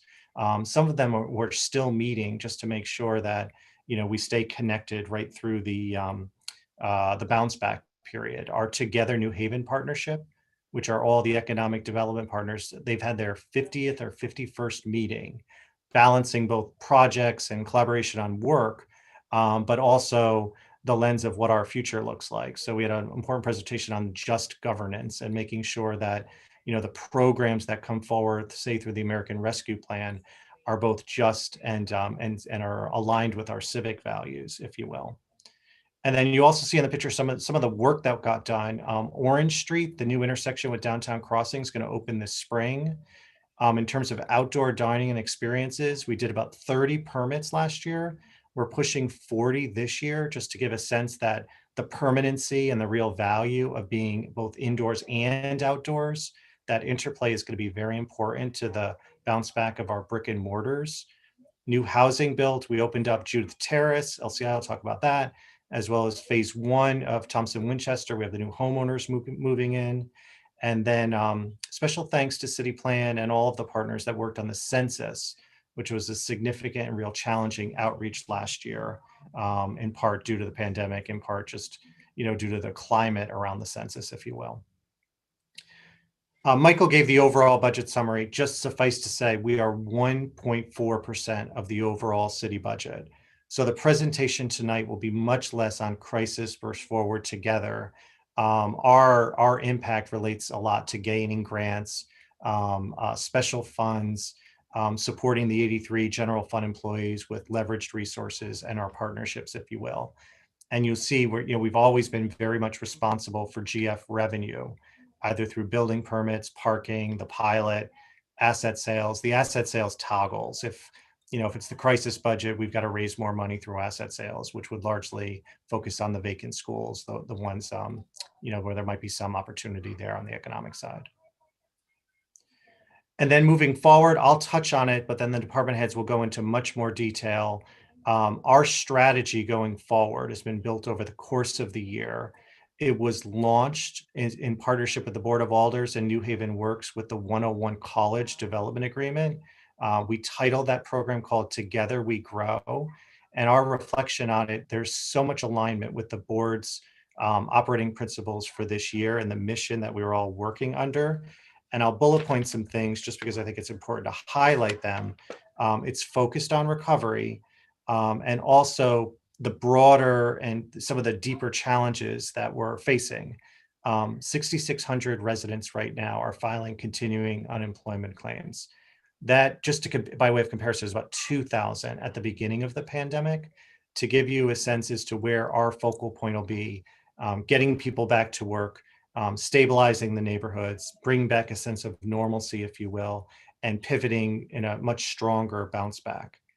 In terms of jobs for residents, in addition to 101 College Street, wanted to highlight a little bit that, the hotel pipeline, which Steve will talk about.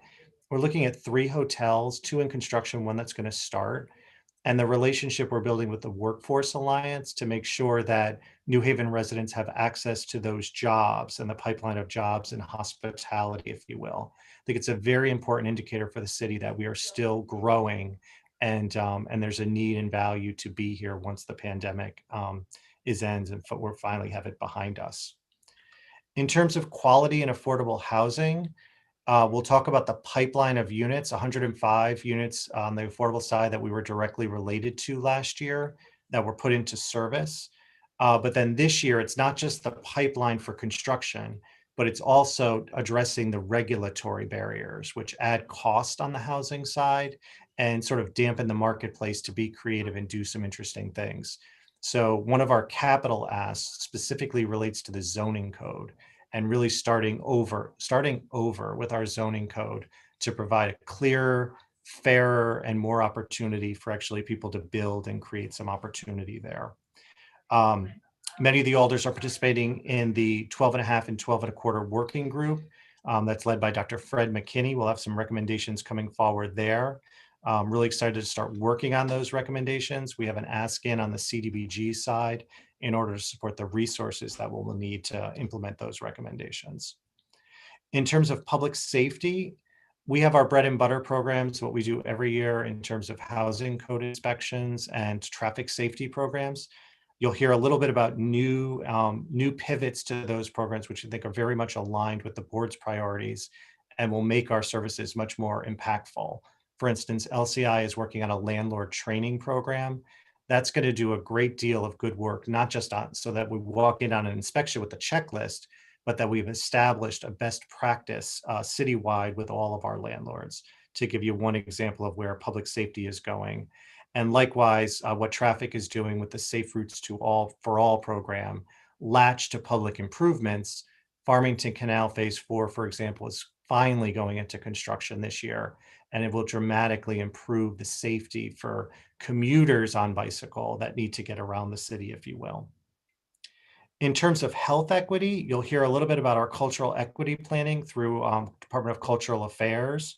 That'll be wrapped up as early as this summer. So we're right out the gate working on cultural equity. And as I mentioned, in terms of outdoor experiences, the public health will be outside in many respects. And having Orange Street closed again, College, really excited to work with Westville Center on their program along Central Avenue. We're supporting that both financially and technically, is another good example of where public health will be part of this indoor-outdoor experience. And then finally, I did want to touch on environmental justice, because I do think, and I was really pleased that the board had included this as a top line recommendation. That is the stewardship hallmark of our group. We take it very, very seriously. Really pleased that, just our entire team pulling together to address the 19 Wheeler Street situation. We had some other real success stories last year, largely cleaning up some legacy zoning issues and people on city property like Gibb Street, Pete Meadow, which was a big deal over in the annex. You saw the enforcement actions over on Russell Street. You'll see more of that this year, particularly with brownfields cleanup. Talk a little bit about River Street. And then in our budgeting, you'll see a new position in OBIE, which is for a zoning enforcement officer, a zoning officer position, which I think many alders have expressed frustration, and quite frankly, they're right when we're not out right away on zoning enforcement, and pivoting that position just so that we have someone getting up every day, looking at zoning and other land use related violations can be really, really important. So with that, I'm going to pause there. We'll all be on the line to answer questions when appropriate for the departments. And then I'll ask you, Madam Chair, we have 2 outside partners on the call, Sean Scanlon from Tweed and Melissa Mason from New Haven Works. They are not only partners, but they are they have young children. And if it pleases the chair, I'd love just give them a window to talk briefly about their programs, and then we can move to our departments. Okay, I'll give you that latitude, Mr. Piscatelli. Go right ahead. Thank you. I think Melissa's presentation is teed up. If Melissa, you could go introduce, and then I'll put your screen up.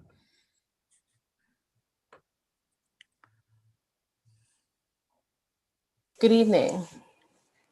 Good evening, Ms. Mason. Name and address for the record, please. Melissa Mason. And address is 165 Cohary Drive, New Haven, Connecticut. So once again, good evening, Madam Chairperson Hamilton and Vice Chair Marchand and the rest of the Finance Committee. And thank you for having me here once again at the Finance Committee to address and also your commitment to addressing our residents' most pressing concerns during, once again, another difficult budget process. So, as we know, and as we've heard in several public hearings, jobs have been a long-term priority for this board. And I'm glad to see that it continues to be a major priority for you all. And as you've heard from speakers last night and throughout the hearings, good job transforms a person's life. It provides their family with stability, and people go from working multiple jobs to being able to have stable careers that provide benefits and paid time off, and they're able to get into jobs that push them, and they're able to grow and utilize their skills in education. And so we are very happy at New Haven Works to have partners like the Board of Alders that help make this possible for so many families in New Haven. So, yeah, thank you. So, as you know, New Haven Works is a nonprofit organization that leverages public-private partnerships to ensure that regional employers have access to local talent pool and that qualified pre-screened city residents have access to good jobs. So I won't go much more into that slide. I think we're all familiar with that. And so once again, here are some of the services, the key kind of benchmark services that we provide at New Haven Works: career planning and coaching, background check services, resume writing or resume revisions, cover letters, application assistance, et cetera. All of these things which we've continued to do throughout the pandemic, and I can go into that a little bit more later. And so just a little bit of background. Since we've opened in 2013, we've referred around 400 members to 50 to 60 local employers each year, right? And have placed over 1,600 people into jobs with area employers. And 52% of the people that we've placed have come from low income neighborhoods. Oftentimes we refer to those as neighborhoods of need. And 79% of the people that we've placed have been Black or Latinx.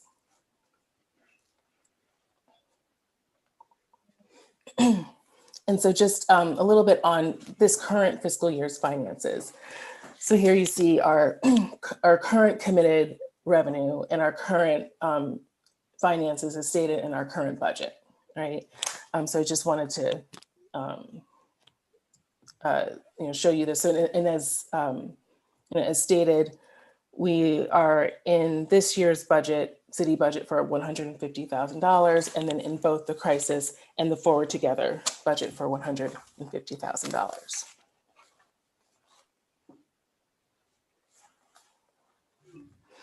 So just to say a little bit about the impact of COVID on the delivery of services. So during the pandemic, we have transformed our organization. We did transform to operate on a semi-remote basis, but we're still working extremely hard to place our members.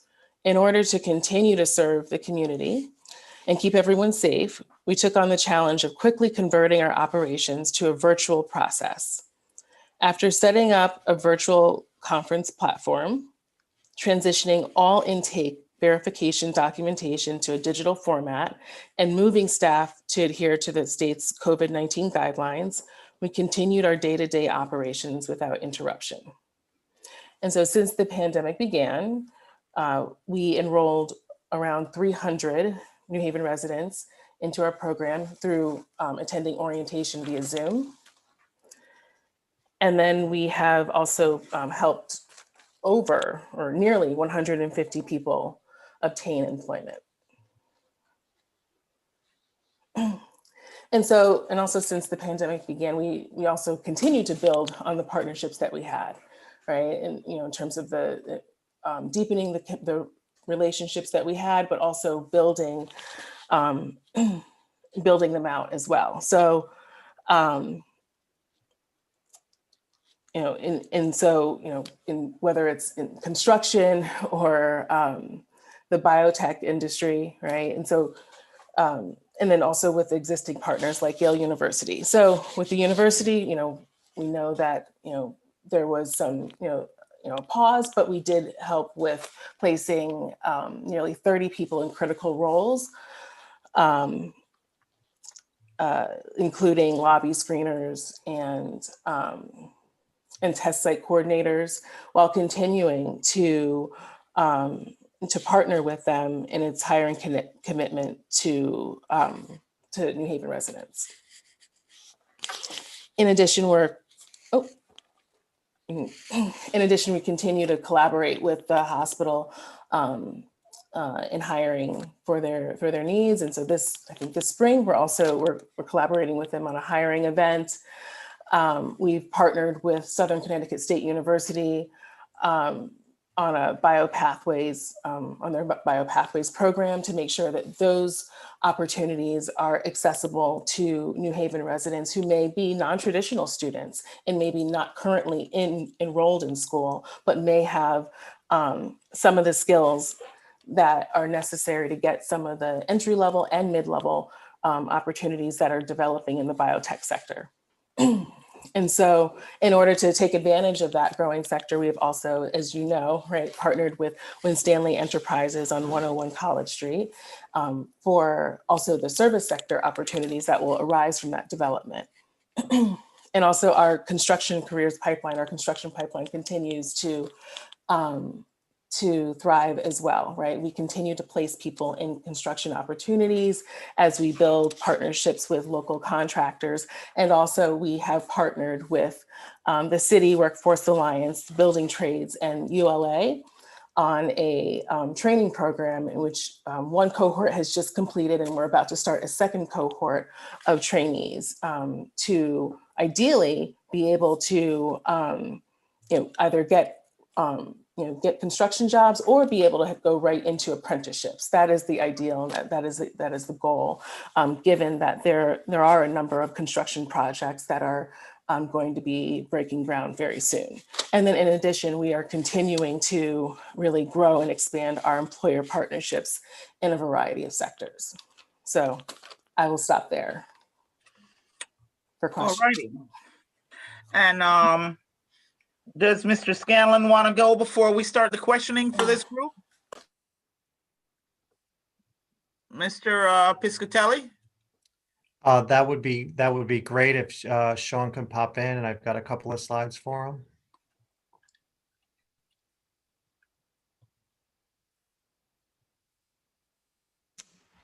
Well, good evening, Madam Chairwoman and all the members of the committee.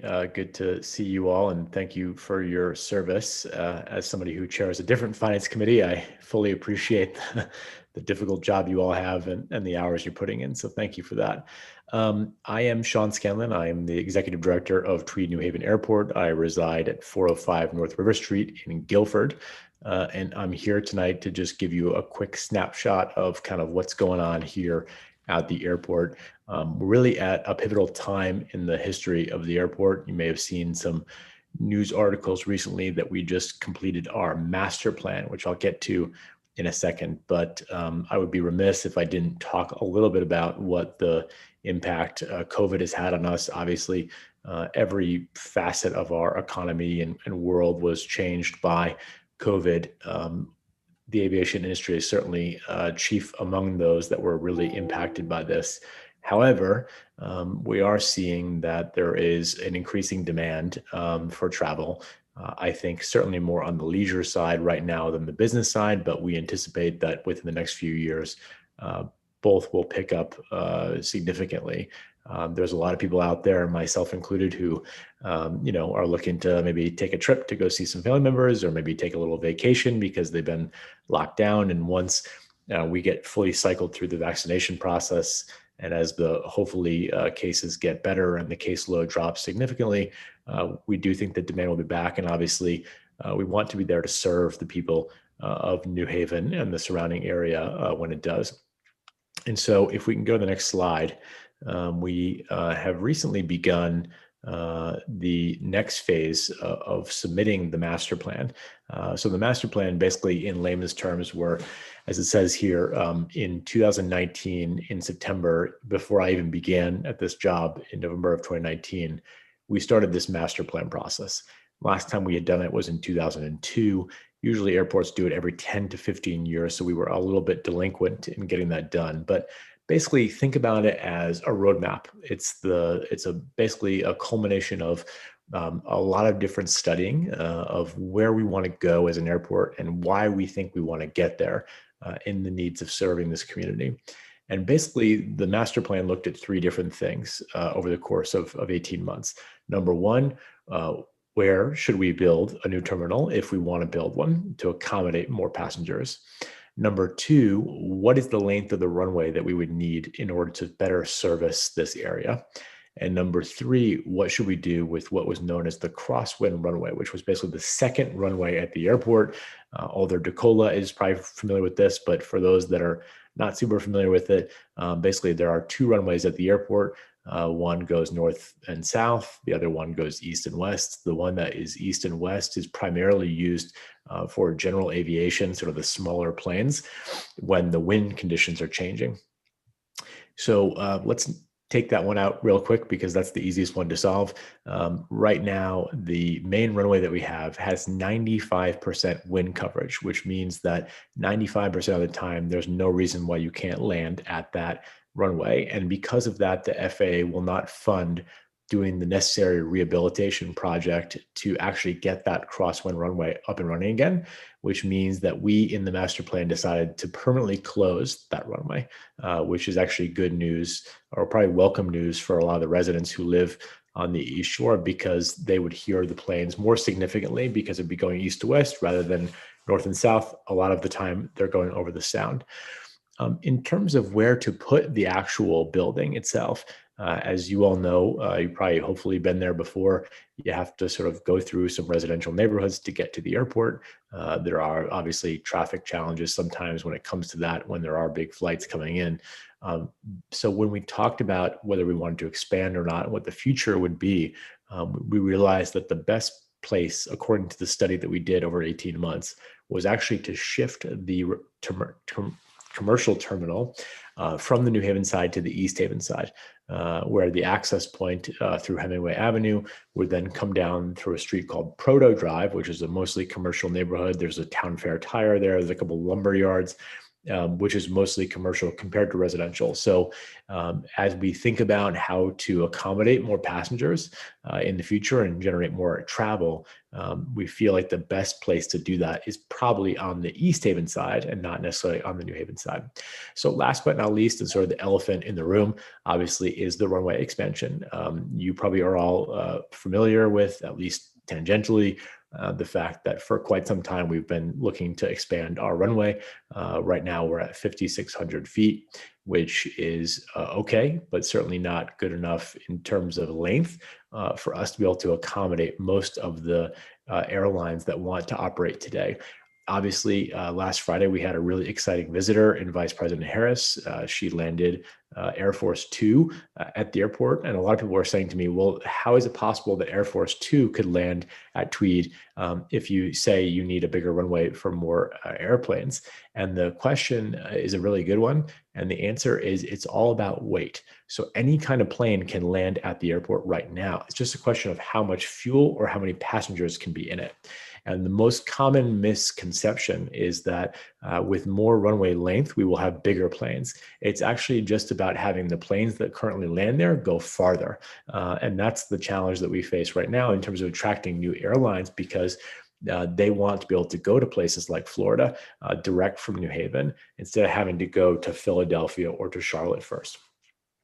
And so what we came up with after 18 months of studying was that if we are to expand the runway by 1,035 feet to a total of 6,635 feet, which is both completely in our right of way and not infringing on the wetlands, that we can get to those destinations with the similar kind of planes that we have right now without having to dramatically change both the nature of the airport itself, or certainly change the footprint that we have at the airport. And so with those three processes sort of wrapping up, we've done some public meetings. We just did 2 in the last 2 months. That process is over.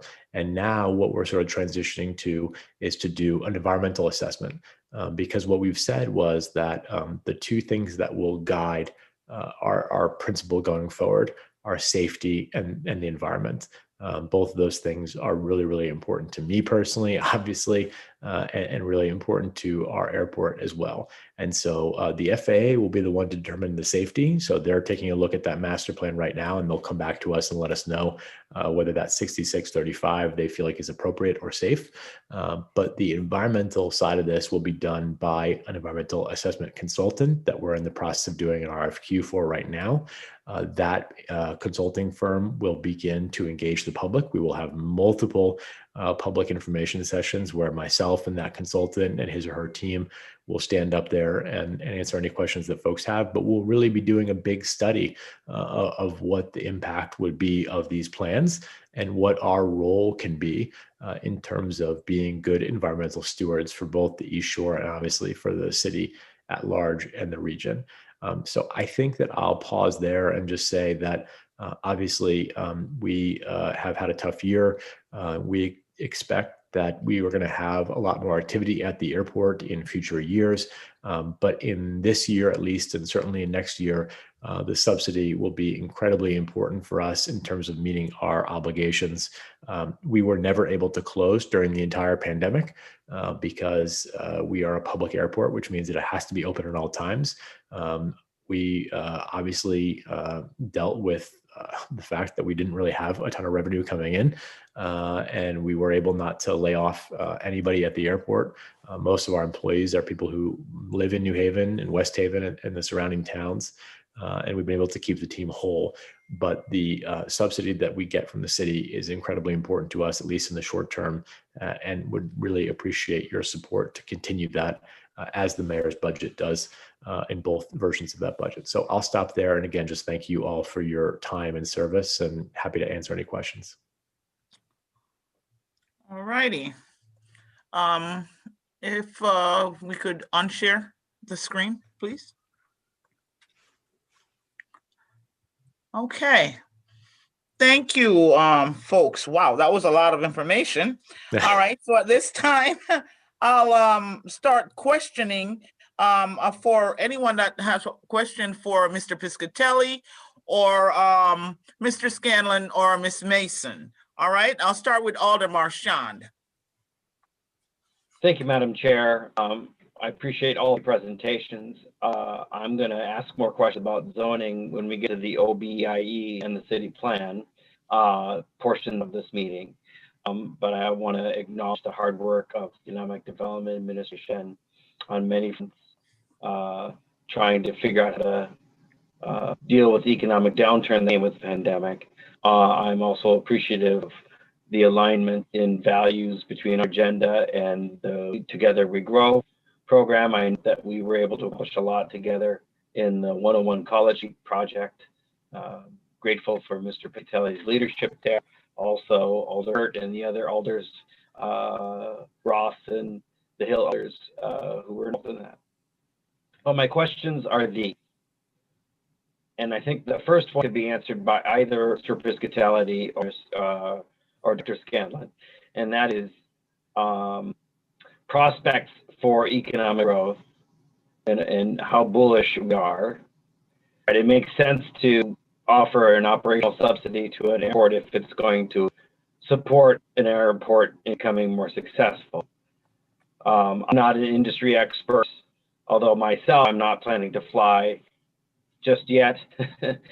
But, I'm wondering, is a good investment make that subsidy. I'm also, just kind of wondering what our economic development professionals think about how New Haven is poised to recover and bounce back. Well, there's a lot that we don't know, don't have a crystal ball, but I'm in particular thinking about the growth in the residential unit market here. We've been building a lot of units, and how many can we possibly build and fill up and get tax revenue for? So that's kind of a question about how we think we feel about the future, how bullish we be. My other question for Ms. Mason, which is, and then I'll stop, which is more about, I perceive that New Haven Works does amazing work under very difficult circumstances. And it seems to me that the biggest breakthrough would be more partnership agreements, hiring agreements with lawyers. So that was your last bullet in your presentation. And I'm wondering, do you share that view that is the more lawyers who are lining to hire our residents, the better off we're going to be? Thank you. Maybe I'll just, as a prefatory comment, and thank you to the board's leadership on things like 101, which get us out of the gate, both with resources and latching to some significant investments in town. When we get to the more complete presentation about economic development, small business, and cultural affairs, let's talk about what the forecasting looks like. There's an important story about our fundamentals, but there's also a very important story about how much work we have to do to take advantage of that opportunity. But in terms of the airport, I know Sean has done some forecasting, looking at smaller hub airports and how they're going to fit into the future, and maybe just talk a little bit about, where we see Tweed and what its economic position looks like. Yeah, thanks, Alder, and good to see you. I would say that I feel really good about the prospects of this. I mean, I took this job in November of 2019 because I really believe in New Haven, I believe in the region, and I really believe in this airport. And I think that for a long time, we have been held back by a number of different factors. One of the biggest ones was, of course, the limit statutorily on our runway. We won a case in the United States Supreme Court in March of 2020 that allows us to move forward with our plans. That doesn't mean that we're putting bulldozers in the ground and moving forward. It means we have to work collaboratively with the residents in the neighborhood to make sure we're doing that in accordance with, being good neighbors and good environmental stewards, as I said. But I think that since that court case went in our favor, the interest in the airport is sky high. And if we didn't have really crazy 2020 with the pandemic, I think you would have already seen new carriers coming into the market. Even though the runway is still smaller, they want to prime the pump a little bit in terms of being able to get first in as we grow. I think that you will see announcements pretty soon about at least one other additional carrier that will begin to start servicing New Haven. And I think that that will be an exciting news for the city, obviously. But I think in the short term, we'll still see, some lagging growth beyond where we want to be. But I do think that it is going to pick up, and certainly more than it has been in the last couple months.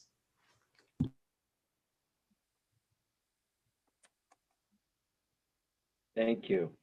Perhaps Ms. Nixon would say a word in response to my question about employers. Yeah, employers, right. So,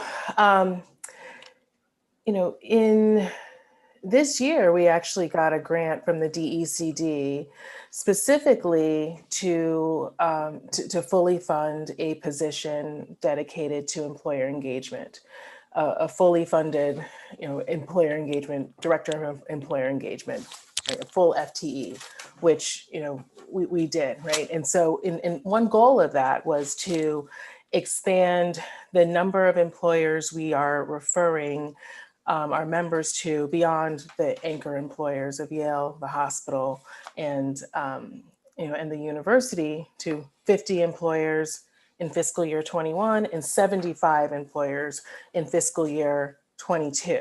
We are absolutely on track to do that, no question, right?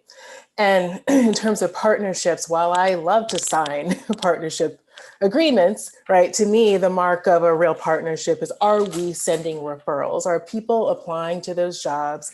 And are we sending referrals to employers? And then ideally, are the employers hiring the people after sending the referrals? To me, that's what a partnership means, right?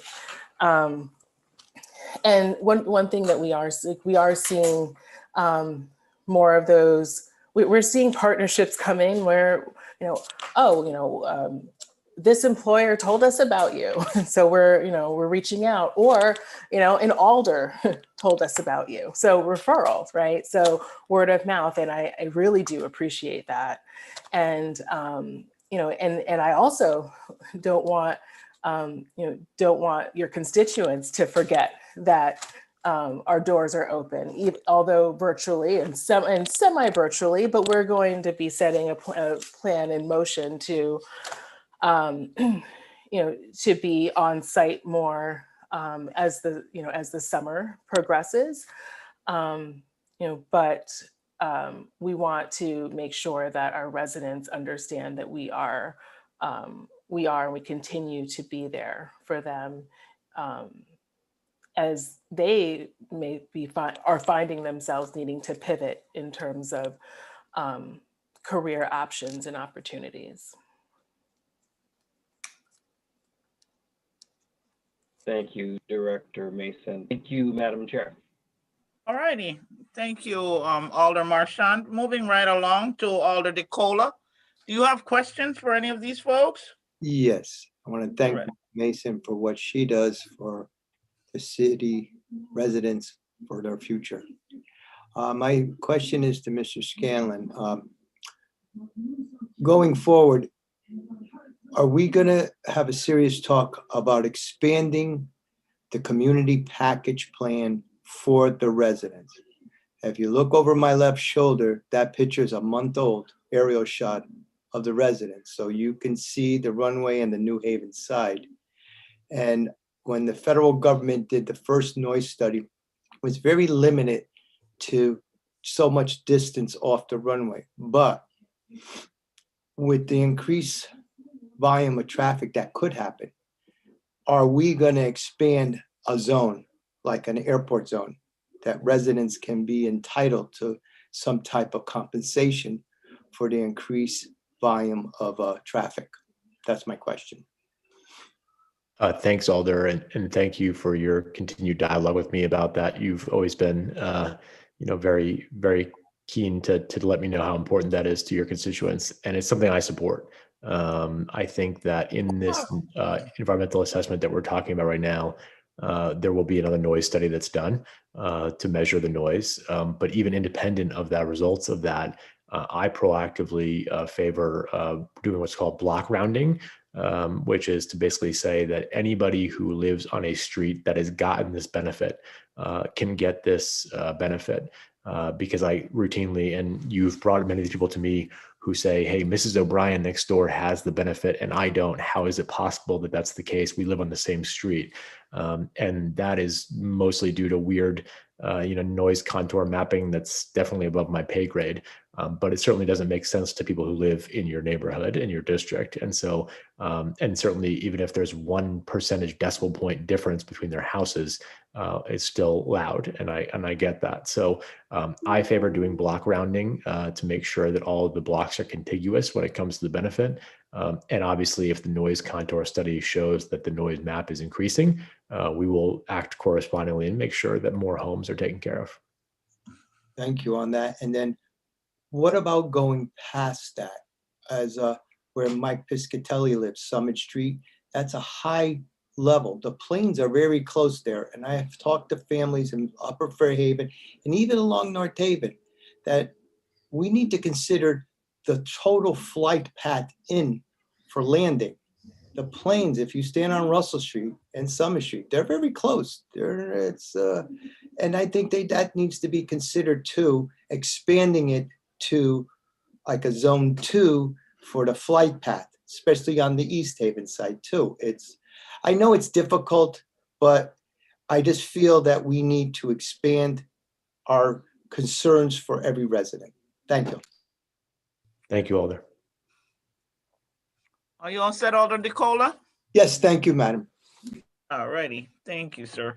Moving right along to Alder Morrison. Any questions for Ms. Mason, Mr. Piscatelli, or Mr. Scanlon? Yes, thank you, Madam Chair. I just wanted to, this is really in regards to Mr. Piscatelli and Ms. Mason. They have been working diligently and looking at the jobs, the whole workforce. And one of the things in working with Alder Decker through the task force process and consulting with Dr. Fred McKinney, one of the big recommendations has come up in looking at developing apprenticeships. And so in this whole pipeline of the minority contractors, having getting careers versus just a job. And so I just wanted to see if either Ms. Piscatelli or Ms. Mason can talk a little bit more about what you guys might be thinking about in regards to these apprenticeships and just increasing the pool of these staff people, because one of the things that we learned through the consultant work with Dr. McKinney was that we're always looking to not only increase our minority base of staff or people that work in this field, but also increase the number of residents from New Haven. And some of the statistics have shown we just don't have the people. We just don't have the personnel. And we have a lot of people that are about to retire out of this business. And so I just wanted them to talk a little bit about, some of the planning, and this probably more so goes to Mr. Piscatelli, some of the planning that we're looking at as a city and through partnerships, both with the unions and non-unions, to develop this pool of people, of resources, because the reality is more and more building is happening. And that's an industry where people really can have a great career. And we as legislators, as city people, have a responsibility of helping to position our people. And then to add to that, we do have this federal funds that are coming down due to the pandemic. And we know that it's time limited money, but I always feel very strongly, a lot of people have heard me say this, that if we invest that money into the people and give them tangible skills that are transferable, we have put good money into good stuff that will continue the dollar coming. But if we just continue to take monies and put them to fill that hole and that hole and that hole, we're not doing anything to make up for the next generation of staff that we need. So I know that was a lot. Mr. Piscatelli, we've had this conversation 1,000 times, so I'm pretty sure that you can pull out of it the main pieces that I think would be helpful for everyone to hear. So also look at the fact that, the reasoning why we spent the money to look at the statistics that really show us the lack in minority and women participating in this industry. So that was a lot. Break it up the way that you need to, but I think this is something that we definitely need to just hear a little bit about. Thank you. Well, maybe we start it now, hear a little bit more throughout the presentation tonight. We're really appreciative of the opportunity to work with Dr. McKinney. He brings such a career and knowledge base, and he's been able to translate that to what we do locally, which is very, very important. And then I don't want to jump ahead of the recommendations because they haven't issued yet. But I think one of our challenges is to make sure that we can operationalize them and put them into practice. One of the things that we started this year, which I think it's indicative of where we need to go, but it's not nearly far enough, was the pilot program with Melissa's team at New Haven Works and Bill Villano's team at the Workforce Alliance and our team led by Carlos Ezagare to identify a pool of New Haven residents that we could support through stipends and at the same time get them into a pre-apprenticeship program. So we had some success with that program. And then I think what the trades are bringing to the table is we can go a lot deeper and provide the career, more long-lasting benefits associated with a career-based job if we take a pool like that and build the funnel deeper. There's a long way to go in this effort. I think one thing Dr. McKinney opened our eyes to is we think in terms of 18.9 square miles. He ran the New England Business Council and understands that in order for us to be successful in construction, you have to think regionally, that there'll be years that we have a big surge of projects in the city. Not always, big high schools got built all over the suburbs, and we have to make sure our residents, have the transportation, the access that are, in a way that they can be mobile and be regional, be a regional workforce, if you will. I thought was a very important recommendation. And I will tell you, not one I thought we understood going into it. The only other thing I would touch on is I think the set aside programs that we do through the purchasing department may in and of themselves not be as impactful as we thought going into the program. Giving a 10, even a 2, 3, 4, 5% benefit on a bidding, bidding benefit, like, so say you get a set aside preference, may not be as impactful as putting more resources into the tools and training to be more competitive with bidding and the overall, providing the back office support.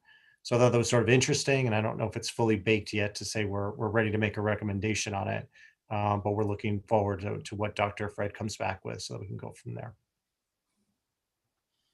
I know, Melissa, feel free to expand on that, but I think those are some of the trend lines in the working group. Yeah, and I think also,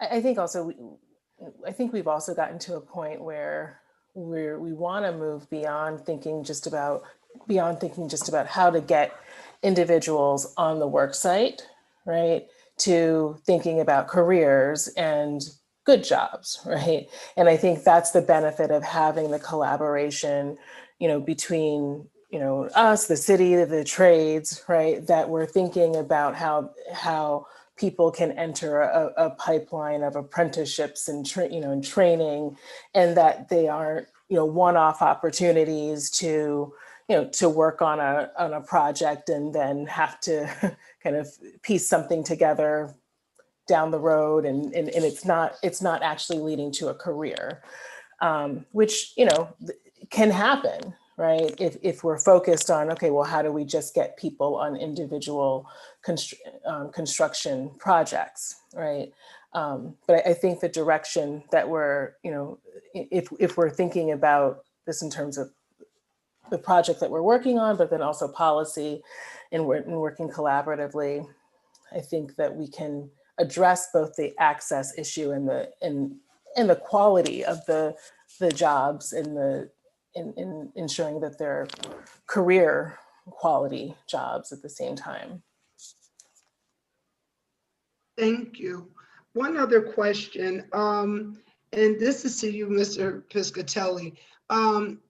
In looking at the constant building that we have, I noticed just in my little dabbling in that world, I noticed when we have developers who come to our community, it almost seems like when we're looking at building that it almost seems like we're trying to get the cheapest job, if that's the right word. And the reason why I say that is because when developers come into our community and we don't mandate that they have certain perimeters, certain standards as far as workforce, and making sure that people are paid in a way where they not only just get paid for the day, but they're paying for training and things of that sort. Are we looking to have a more robust contracting with these different developers that come to our community? Because to me, it's not just, people coming to our community and wanting to build. New Haven is it, right? People want to be where we are because we're 2.5 hours each way, New York or Boston. And so this is really a growing area.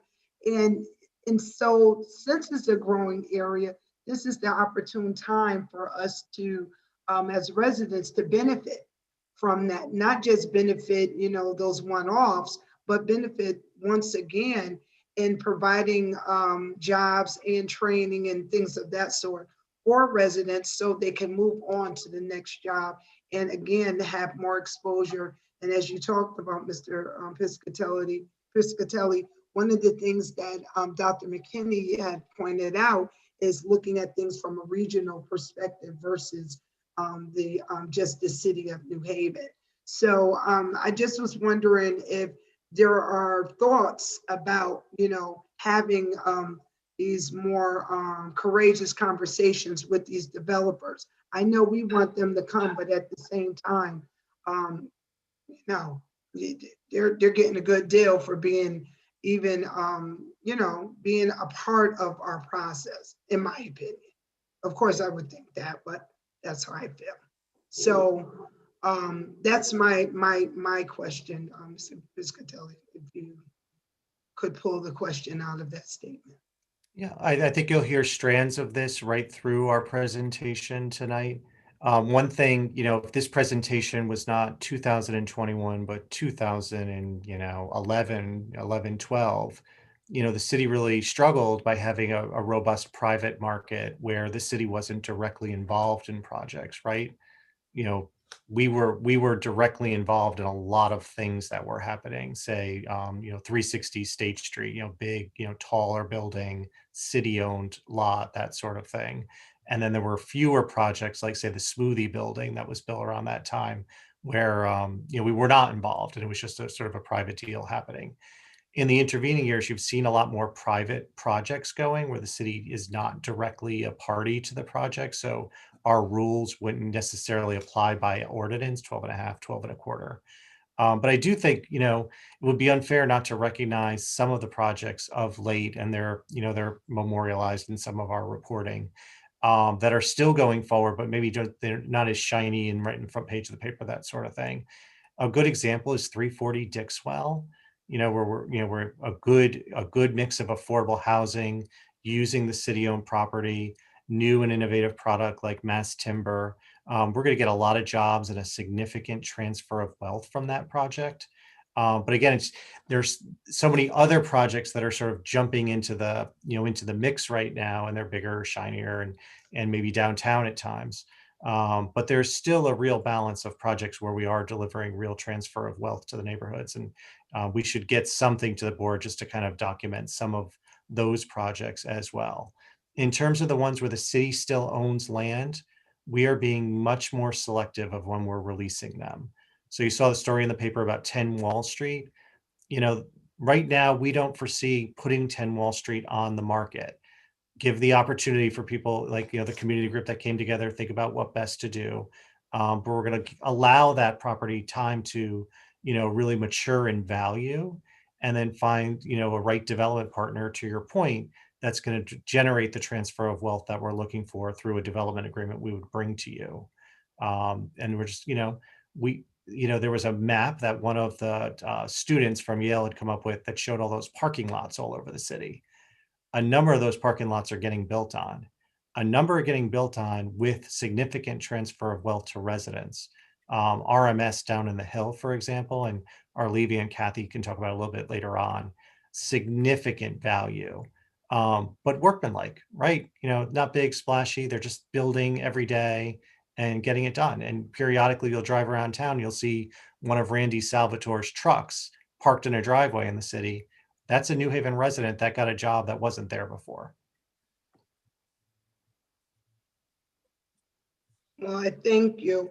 I think one of the things, Mr. Piscatelli, that you probably need to do is to ring your bell a little louder of the different things that you guys are doing. It's those big shiny projects are the ones that we see because we just is there, right?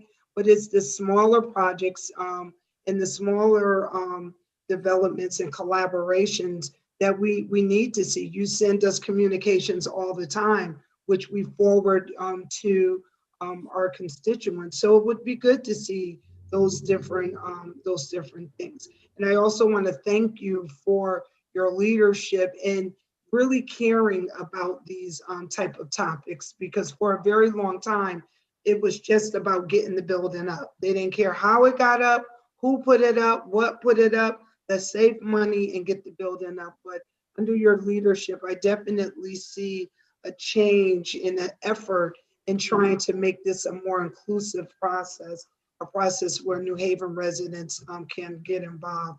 And I just hope to see more, and I hope to be involved in more things because we're always going to build in this community. And as long as there's building, there's money to be made, and there's residents that would love to make the money.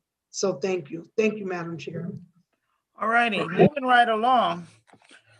All the Madam work Chair? of, yes, sir.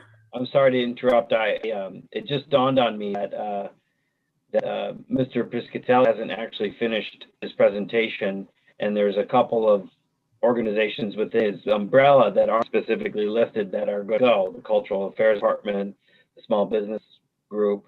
And so my recommendation, given the time, is that for the rest of this particular series of questions, we confine ourselves to questions that are for Mr. Scanlon or Ms. Mason, so that they can answer questions and go on with their evening. And then we can allow Mr. Piscatelli to finish his department. Because I think the issues that we've been talking productively with Mr. Piscatelli, he's going to talk about it, or his staff are going to talk about. So I made the mistake of going too broad, I think, in my questions. And I think in the interest of time and in deference to the later presentations, perhaps we should limit the next set of questions just Ms. Mason and Ms. Scanlon. All righty, so noted, because it is getting a little late. So who's next on our agenda? Alder Walker-Myers. I have no questions. Thank you, Madam Chair. All righty, Alder Festa. Yes, thank you, Madam Chair. I have a couple of questions for Ms. Mason in regard to New Haven Works, and what are some of the challenges that you actually face with New Haven Works? You're looking for partnerships, as you mentioned, and some of your clients might not have transportation or driver's license to get to a job. So my question, I guess, is two-part. What is the radius that you are looking at, and what are the challenges that you are facing?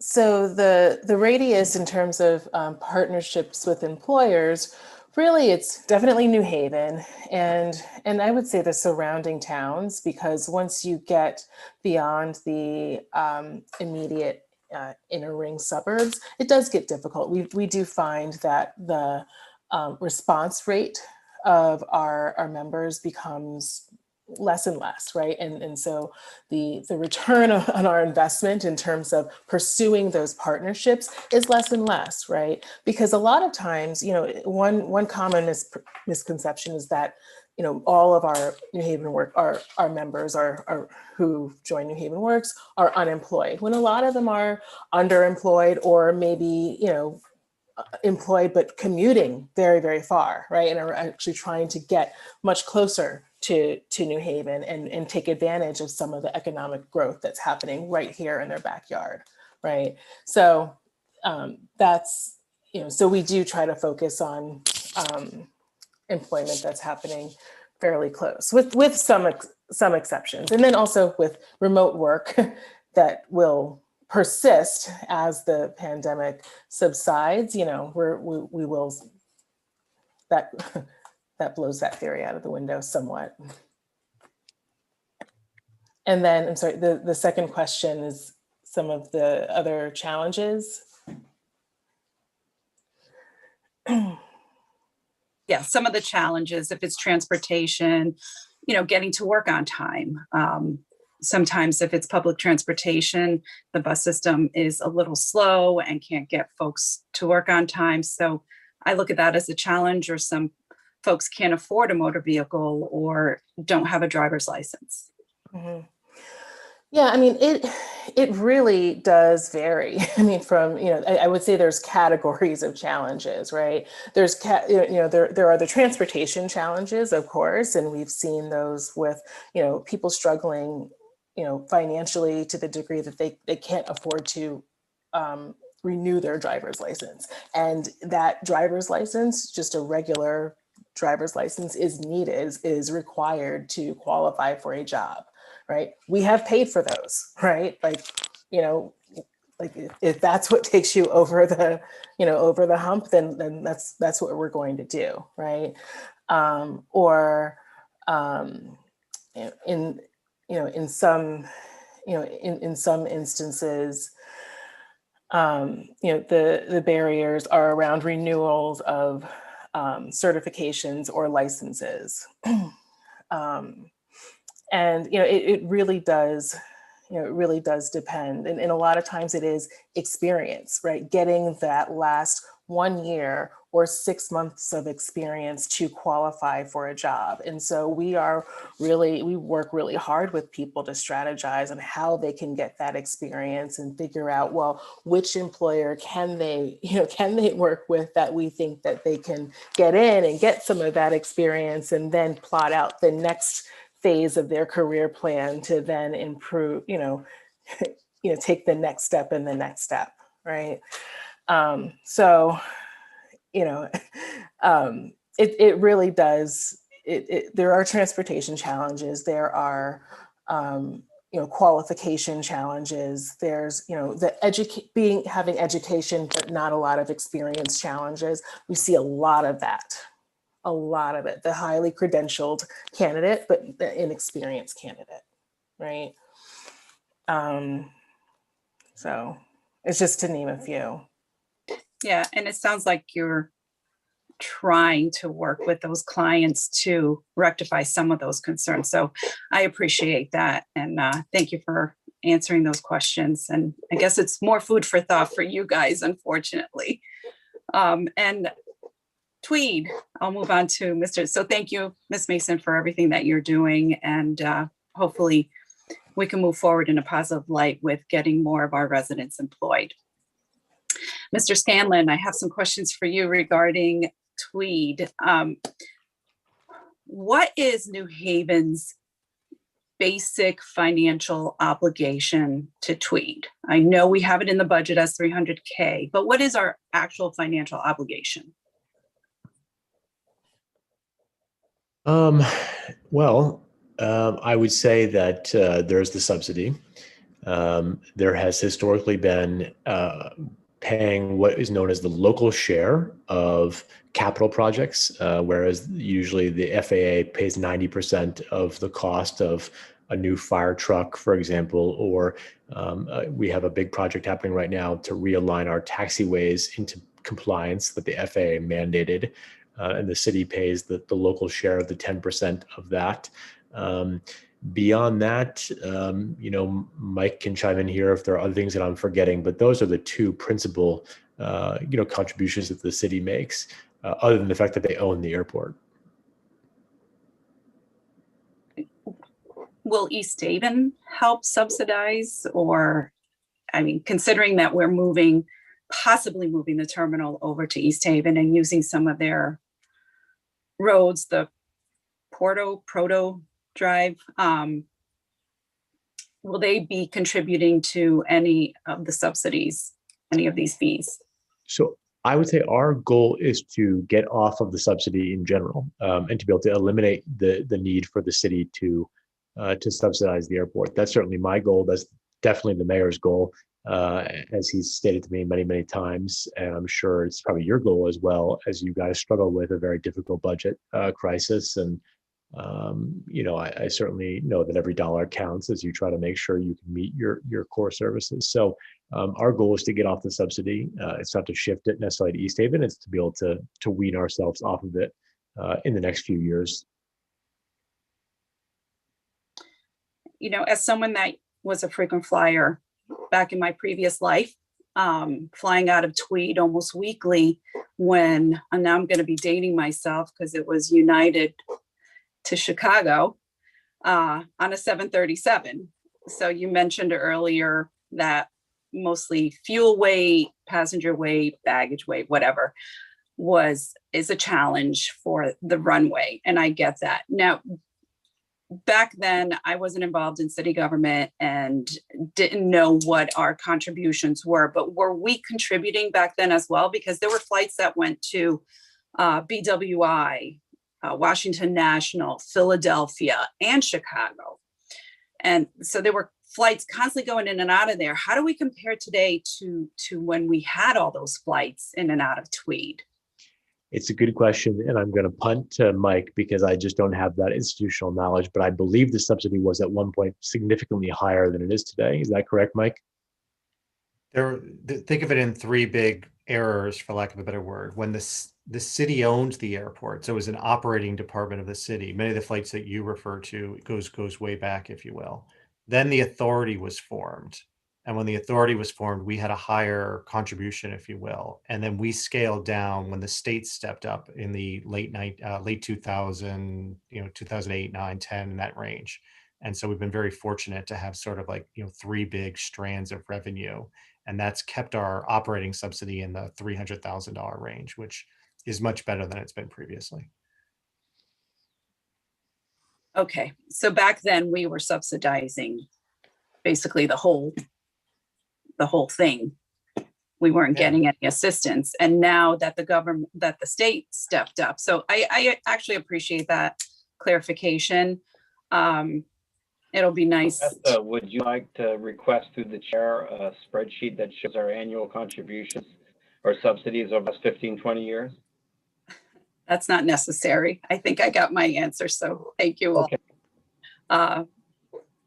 No, I just, I think it's important that we know that as a group as well, where the history came from. And we also have to remember that it's in the charter that New Haven have this regional airport. So Mr. Scanlon, I look forward to hearing the news as to who will be flying in and out of Tweed, and look forward to any developments that will help us subsidize our contribution to the airport, since we are in dire straits right now. So thank you. Thank you, Madam Chair. Righty, moving right along to Alder Furlow. Any questions from Ms. Mason or Mr. Scanlon? No questions, Madam Chair. Thank you. All right, thank you, sir. Ms. Evelyn Rodriguez.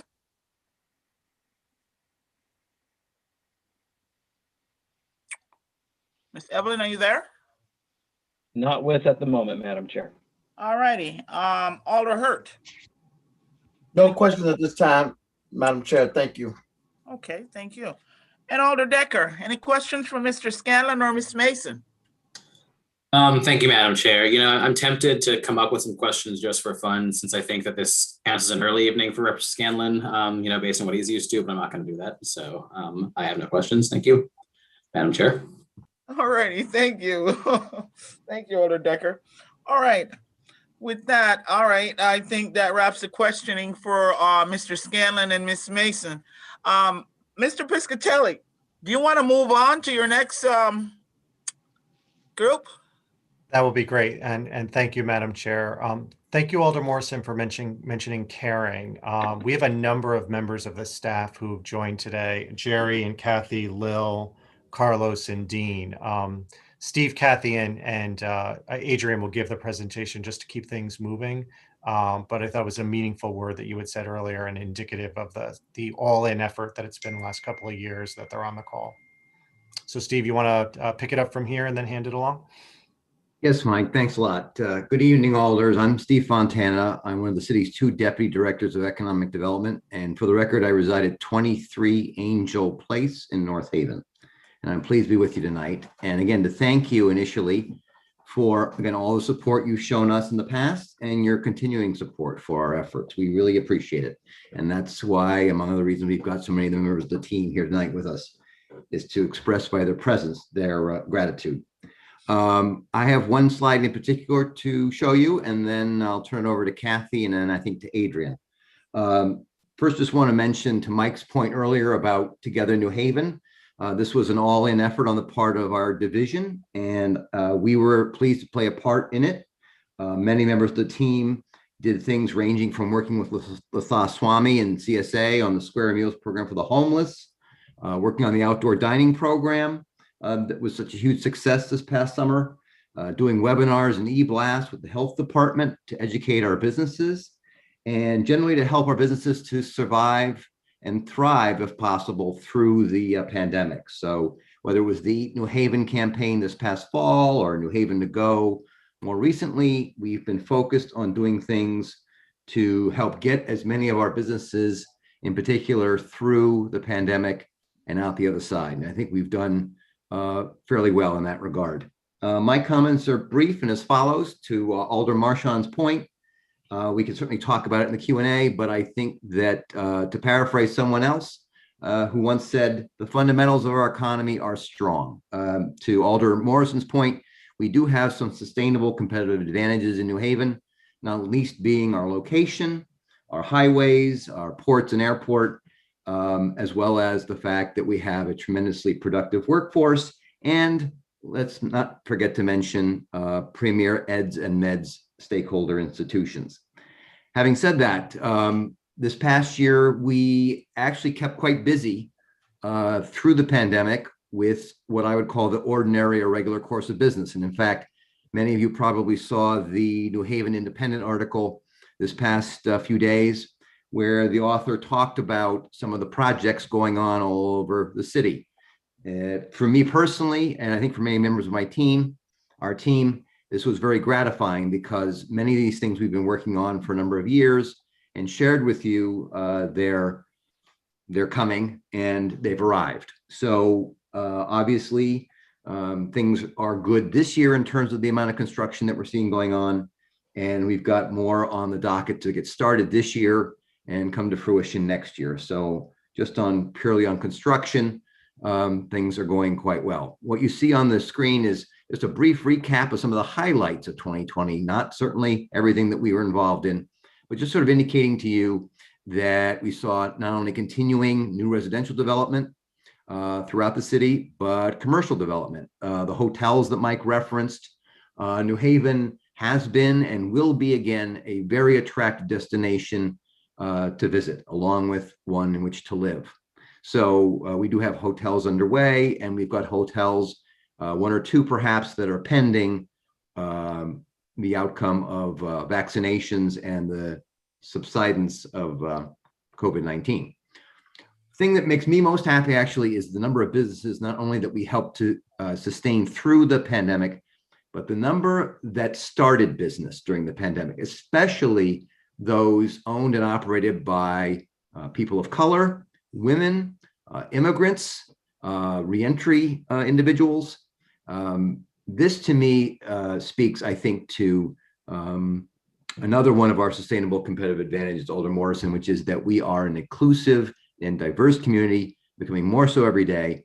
And our entrepreneurial community, which Kathy can speak to more broadly, is enthusiastic, energetic, ambitious, and eager to do business here, which I find very, very heartening. As for 2021, we do again have some new residential development underway.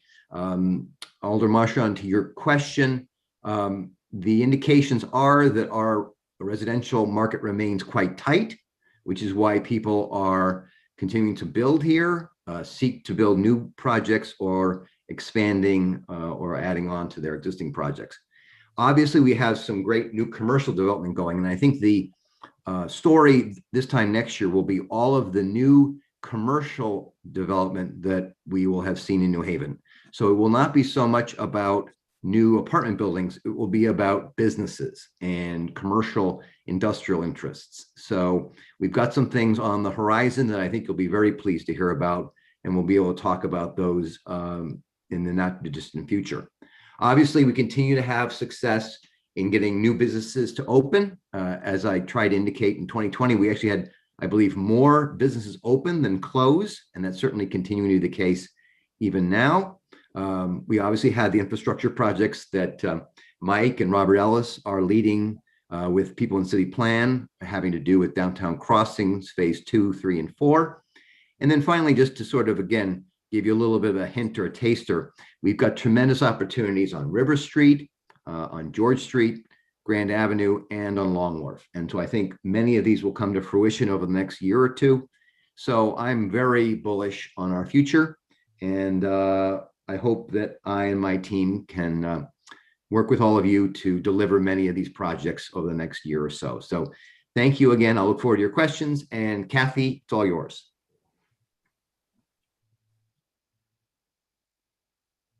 Thank you, Steve. Once again, I'm Kathy Graves, the other Deputy Director of Economic Development. I reside at 257 Stevenson Road, New Haven. Thank you this evening. And in the interest of time, I'm going to just mention some of the highlights. We still continue to maintain our mission, and that is the small businesses are the backbone of economic growth. And this past year has been a very challenging environment for small business. However, we have maintained everything that we've done, that we did in 2019. We also added a reentry program. This is the first time we have had participants from a prison participate in our entrepreneurial DNA of an entrepreneur. We graduated in the fall, 5 inmates. We had 3 participate this year. 1 has since been released, and we're waiting to make contact with him so we can continue to work with him. We've established virtual classroom this year. So everything that we've done has been done virtually, and we've had great participation. We've been able to establish a partnership loan in partnership with the Community Foundation, a loan of $1.5 million. About $658,000 of that loan pool has been reviewed. 27 loans have been out the door. It saved 119 jobs, and that's through February. The applications have been slow. People, as you know, are just, they're really concerned about taking on additional debt. But the good news is this pool will always be available to them. In the small business department, we have a CRM that we use to collect data electronically. The entire department will be using it as we move forward, hopefully sooner rather than later. However, we have utilized Viocci throughout the year, and it has been our friend. We've continued to host several webinars throughout the year for EIDL and PPP. And as you know, we've had to support quite a few businesses during that process. We still continue to support them. We have a partnership with SBA. We've always had one, but today we had a webinar on government contracting. As you know, we can't just work with small startup businesses. We have to continue to help grow the existing businesses. And there's a lot of money to be made in government contracting. And we're hoping that many of them will take advantage of the programming that will be available for them to learn how to bid on government contracts. We still maintain our relationship with Goldman Sachs Small Business Program. We had a workshop in the fall, and we're looking forward to another workshop next month. We've also, in answer to this pandemic, many of the smaller businesses were not able to take advantage of EIDL simply because they did not have their back office in order. We've retained a service where we are paying for the first 5 hours of back office support. In that way, they will not miss out on any other loan programs that come down the pike. So with that said, I've just highlighted a few things that we've done. We'll continue to work and move forward to be successful, to make startups successful and grow smaller businesses. Thank you. Okay. Hi, everyone. I'm Adrienne Jefferson, Director of Cultural Affairs for the City of New Haven. I live at 455 Townsend Avenue, New Haven. I'm really excited to talk to you about what we've done with the Department of Cultural Affairs. I think the last time that I presented, we were talking about rebranding this department and really establishing to our constituents, to the public, what the arts is for and what this department can do. So really, the mission of our department is to cultivate the landscape of our creative economy and support our arts and culture organizations, support our residents, and making sure that everyone has access to be able to participate in arts activities, in workforce in the arts, and in cultural equity, ensuring everyone has equitable access. And so the last time that I spoke to everyone, we were talking about developing a cultural equity plan and what cultural equity really means when we're talking about the city of New Haven. And that means we don't want to just see art downtown. We want to see art in every pocket and sector in New Haven and really disrupt where art shows up, how it shows up, and who it is for. So just a quick recap of some of the things we were able to accomplish in 2020. We began, like I said, to kind of rebrand this department and really work with the community, become a community-centered department that works with artists, that works directly with our residents and asks them what they would like to see, how they would like to interact with arts. And that leads us into our cultural equity plan. We said that we would do a cultural equity plan. We were in the beginning of that planning phase, and I'll talk a little bit more about where we are now within that work. We created a creative sector relief fund in response to COVID-19 in partnership with the Arts Council of Greater New Haven. We were able to raise $200,000 in private funding and grants through the state of Connecticut, Tremaine Foundation, just to name a few, and give out money, small relief grants to low-income artists and small arts organizations with the operating budget of $500,000 or less. We gave out 426 grants ranging from $500 to $1,000. We were able to, again, disrupt where art shows up. As we all know, we are in a time of change. We saw what happened with George Floyd, Breonna Taylor's of the world, all of the injustice happening. And so we really needed to address, and people and residents and all of us really probably on this Zoom wanting to address how we are showing up when it comes to amplifying change, amplifying the voices of our Black Indigenous people. And so how do we do that through art? A good example is through the Black Lives Matter murals that we did in partnership with Black Lives Matter New Haven and other community partners and partner with our community artists. So we did two murals, one mural that was a temporary mural on Bassett Street. We also did one that is currently right in front of City Hall. We launched the Mask Up campaign in partnership with economic development, with the health department, with the mayor's office to work with creatives and influencers that are from communities that may not often be in the limelight or get a chance to be highlighted, and let them use their voices to encourage people that are their peers, that are their community, to stay safe and mask up. We put them on billboards in the hot spots all throughout the city. We expanded our external and internal relationships, working not just with our community partnerships, but also thinking about how the work we're doing intersects with our internal departments. When we're talking about the arts, we're also talking about, health and transportation and mobility. We're talking about economic growth, developing wealth and generational wealth where there has not been that before. And the arts plays a central role in that, because the arts, a lot of times people don't understand, the arts actually is a major revenue generating engine that generates billions of dollars in revenue. The state of Connecticut itself is close to $1 billion in revenue for what it usually brings in for the arts in this economy. And so making sure that those who are usually marginalized are able to take part in that and be part of that fabric is very important. So that's some of the work we were able to also do. We launched the Arts for Anti-Racism Pledge, which is kind of goes along with this theme I'm talking about cultural equity. And we had a lot of solidarity statements that people were releasing, arts organizations, cultural organizations. And we wanted to make sure that there was action behind those words.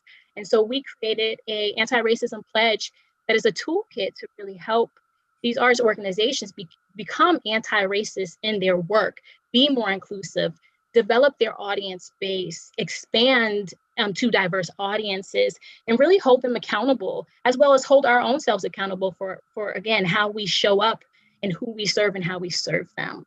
The pledge has become a national model. It has been featured in Americans for the Arts, the National Endowment for the Arts, and other cities and municipalities across the nation actually have used our model to start their own pledge and their own toolkit. I'm going to go to the next slide. So this is just where we are.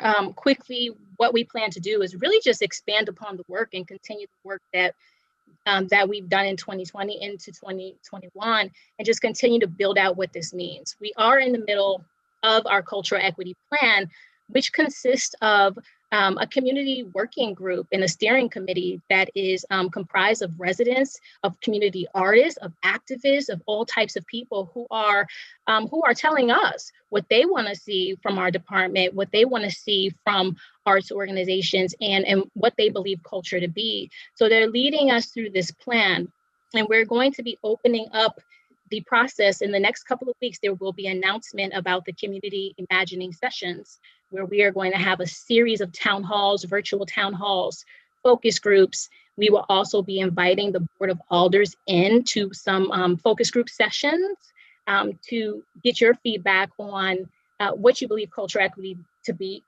and how we can incorporate that in the plan. We're hoping to develop a new mission statement other than what we have that really reflects cultural equity. An equity vision statement will probably come out of this cultural equity plan, and we expect to be completed with the plan by the end of the summer. And then we would use that as a living document to work with our arts organizations to, like I said, expand their reach, really understand anti-racism. And we're going to continue to expand the Creative Relief Sector Fund. We are currently fundraising so we can do more with that. We are working with the state of Connecticut. They've released a lot of relief programs, such as the CARES Act, the $9 million that was released, the Artist Respond grants, the Save Our Stages Act, that grant funding. So just making sure that all our gig economy, our arts organizations, and anyone who qualifies for these grants are aware of what's happening and how to access that information. And we're going to continue to just expand upon our public art. You can expect to definitely see an expansion of public art start to grow, as well as us exploring cultural districts and other things that will help to increase the vibrancy of our community. And that's it. I think there's one more slide, but it's not for me, but I do think there's a slide. We covered the budget at the top. So Madam Chair, any questions for 724 and economic development would be a great time. All righty. Before I start with the questioning, colleagues, please be brief, concise, and get to your question. It's getting late, and I'm sure everybody's getting a little tired. I know I am. So, Alder Marchand, I'll start with you. Hey, Madam Chair. Thank you all for your work. I have no questions. All righty. Alder DeCola. No questions at this time, Madam Chair. Very good. Alder Morrison. No questions, but thank you to the our cultural arts director. She's doing a wonderful job. I like to see all the different, the focus that she's has in really involving our community residents. So thank you. Thank you. Alder Walker Myers. No questions, Madam Chair, but I did want to say the same thing about the Cultural Affairs Director. I think it's actually great, the vision that you have through art, and I think it's going to be very instrumental in actually changing the hundreds of years of racism and things that's been going on through art. So thank you very much. Thank you. Okay. Alder Festa.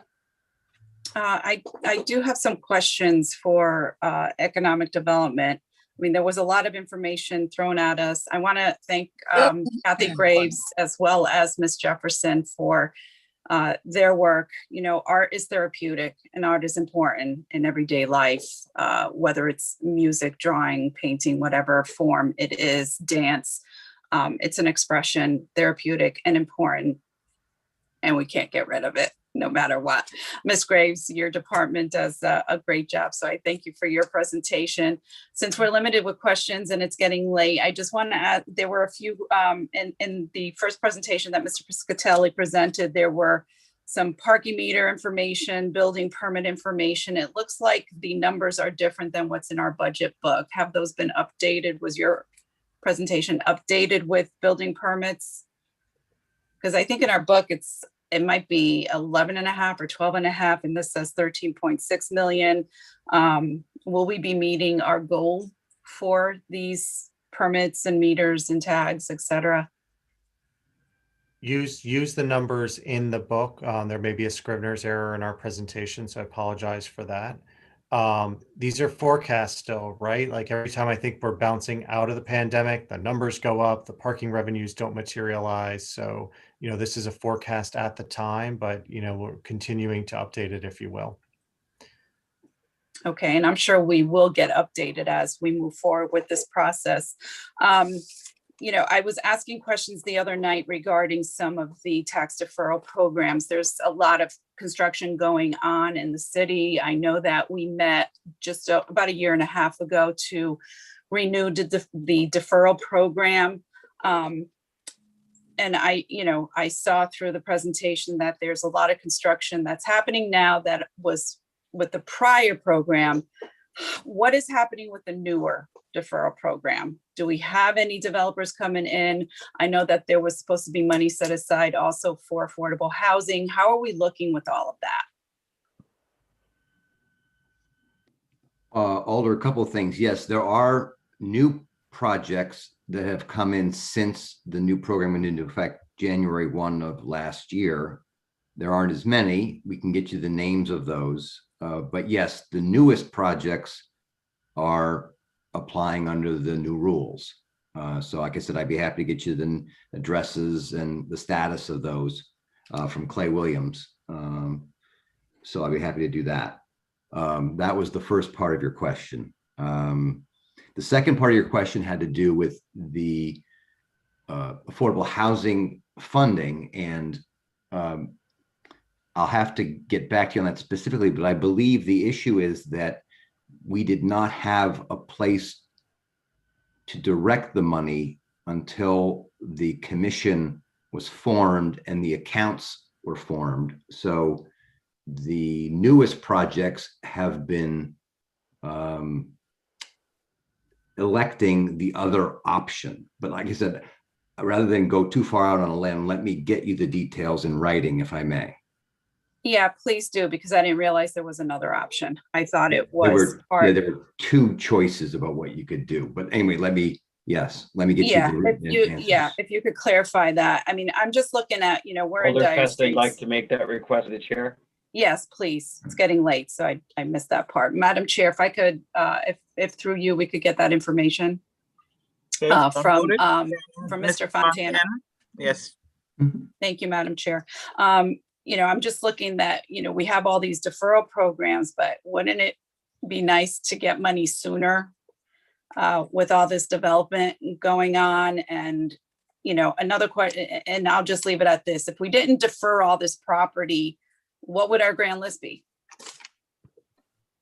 Well, Alder, let me just say, if I could briefly, that by my estimate, we reduced at your direction, the value of the assessment deferral program by about 30 to 40% when you renewed it and reauthorized it a year and a half ago. So it is now less valuable than it was then. In the abstract, I would agree with you. It's always better to get more money sooner than later and get more money. The issue is that that program is one of the means by which we compete against other communities in the state for development. And so without it, we would be at a significant disadvantage to places like Bridgeport and Hartford and Stamford to either create higher rents or throw more money at developers to come there and develop instead of here. So it's a tool that we use, and we thank you very much for providing it to us, because we believe it's a key component of what makes development in New Haven so attractive. And I understand that, and I know we've had, these conversations, but I don't think we compare to Bridgeport and Hartford. We are New Haven, and I think New Haven is much more attractive as a whole on so many levels. And I think developers would still come, but I do have other questions. I'll yield to my colleagues at this point. Thank you, everyone who presented. Really appreciate your efforts in trying to move the city forward in a positive way. Thank you, Madam Chair. Righty, moving right along. Thank you, Alder Fester. Alder Furlow? Thank you, Madam Chair. I have no questions. I just appreciate those departments that came and presented. Thank you for your thorough presentation. Thank you, Madam Chair. Thank you. Alder Evelyn, is she back on the call, Alder Marchand? Madam Chair, I do not see her. All righty, Alder Hurt then. Thank you, Madam Chair. I don't have any questions at this time, but do want to compliment Director Piscatelli and for his service with his department heads, and look forward to working with you all. All righty, thank you, sir. And last but not least, Alder Decker. I have no questions. Thank you, Madam Chair. All righty, Mr. Piscatelli and the group.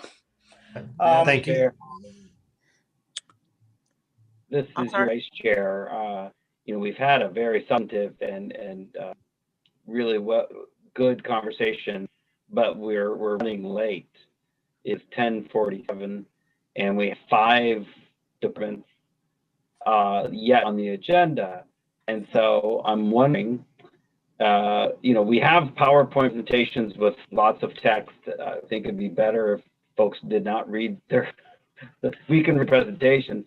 I think we should probably try to limit the departmental presentation to like 5 or 10 minutes each with the most important points, just because we will run out of time. So I guess we just need to try to compress things a little bit for the rest of the evening. So noted. Moving right along. What's next? Appreciate the guidance, and we'll follow your lead here as well. And you'll always have the deck for backup. Department 721 is the Office of Building Inspection and Enforcement. I had mentioned earlier, Jim has a personal matter to attend to, but I think you have a pretty good sense for this department. And I just a significant appreciation for the volume of work they did right throughout the pandemic. Important in this presentation to recognize OBIE is both the permit center for the city. So they're issuing all the permits, sidewalks, everything. And they're also the building code officials. So they have 2 big functions. The narrative about their budget is important because they have about 20 full-time employees, 4 on the special fund side. So they're covered by the capital, 16 on general. And, one of the real key focus points, 1 is going digital so that they can improve their efficiency. But then 2 is talent attraction and making sure that we can keep this group stocked and morale high because of the significance of their work. It's very technical in nature. We need them. I really appreciate your support of their department.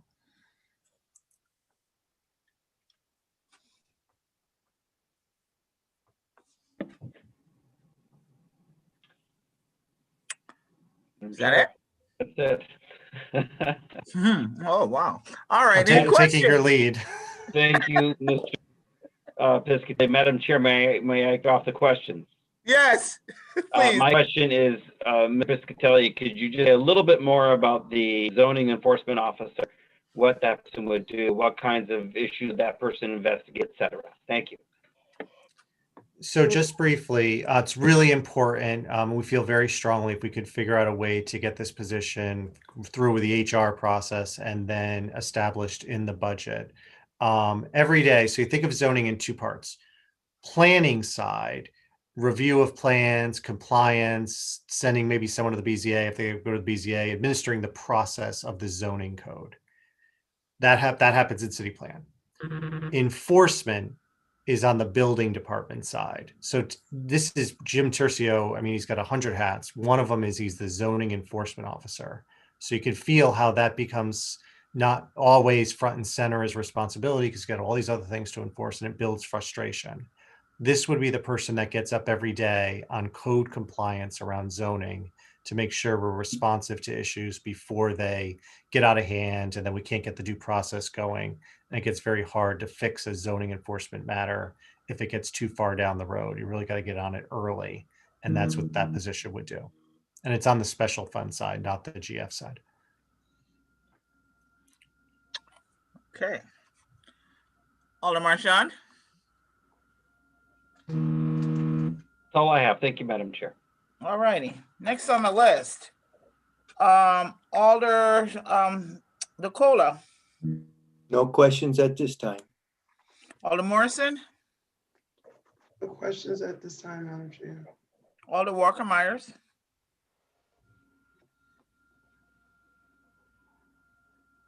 Alder Walker Myers. Not available at the moment, Madam Chair. All righty. Alder Festa. Thank you, Madam Chair. Just one quick one. Is this a revenue generator, and what are we prospecting if it is? Position, sorry, the enforcement position. I would not see zoning enforcement as revenue generating. It's not fine based. It goes through, goes through the court system. So the due process is different. Okay, thank you for that. All right. Are you finished, Alder Festa? Yes, I am. Thank you, Madam Chair. All righty. Alder Furlow. No questions, Madam Chair. Thank you. Alder Evelyn's not on the call. Alder Hurt. No questions at this time. Thank you, Madam Chair. And Alder Decker. Questions. Thank you, Madam Chair. All righty. Moving right along. Next one, Mr. Piscatelli. Next one, we're going to go to 747, which is LCI. Arlevia Samuel's on the call, together with the deputies in that department, Kathy Schroeder, Frank Diamore, Ralph Ramos. Really appreciate them sticking around here. And Michael will go over the budget quickly and then turn it over to Arlevia. Go right ahead. All right, so going over the mayor's fiscal year 21-22 budget overview, the general fund operating side of the budget really sees no change as far as personnel, non-personnel, or license permits and fees. This is really a special fund funded department through the residential license program and other housing programs that LCI administers. So they only have a handful of their employees are actually funded through general fund. I believe they have about 40 positions and only 11 of them are general fund. So again, the rest of the inspectors and everyone and the rest of the positions really administer the special fund programs, and that's where they're funded. The primary change for LCI was really just on the capital side. On the next slide, which really was just combining a few capital programs into one. So we really created two capital programs, housing and tenant services and homeowner capital improvement program. What that did was it took a lot of the programs in the capital fund that did similar services and really combined them into two categories. So when you look at the past capital, when you look at past capital programs like neighborhood housing assistant, property management, residential rehab, those are zeroed out because they were combined within those two buckets. And what I would advise is, we came up with a description in capital that basically outlines the two new programs. That is all for LCI. Arlevia. Samuel's going to speak. Good evening, everyone. Can you hear me? Yes, ma'am. Before you begin, whoever is sharing the presentation, if you could make that slide larger, I'm putting my face about 2 inches on my monitor and I still can't read. Is that helpful? Oh, that's beautiful. Thank you. Much better. Good evening. Thank you for having us here tonight and everybody sticking it out. Bear with me. This is my first of my trial by fire. As I start, I want to thank my deputies though, because I did step into this position. I have an amazing team and my deputies have had my back every step of the way and they're even hanging in there with me tonight. So Frank, Kathy, Raphael, thank you for all that you do every day to guide your teams. I'm Arlevia Samuel. My address is 95 Anthony Street, New Haven. And let's get started. LCI is the Neighborhood Focus Agency. We have a mission to enhance the experience of the individuals who live and work in the city of New Haven. And we go about this on a daily process by encouraging the involvement of other city agencies. We work with public and other enterprises, developers, the community, through the cooperative efforts of the community. Public and private sectors will create a beautiful, clean, vibrant, and exciting New Haven. And my team works very hard every day to make this happen. Some of the accomplishments we're seeking to do and have been doing very well is enforcement of the city's housing code and our public space requirements, design and implementation of housing programs to support and create affordable, efficient housing opportunities for low to moderate and working families, collaboratively educating and increasing awareness on solutions for neighborhood concerns, design and implementation of public improvements and programs to facilitate safer, healthier, and more attractive communities. Thank you.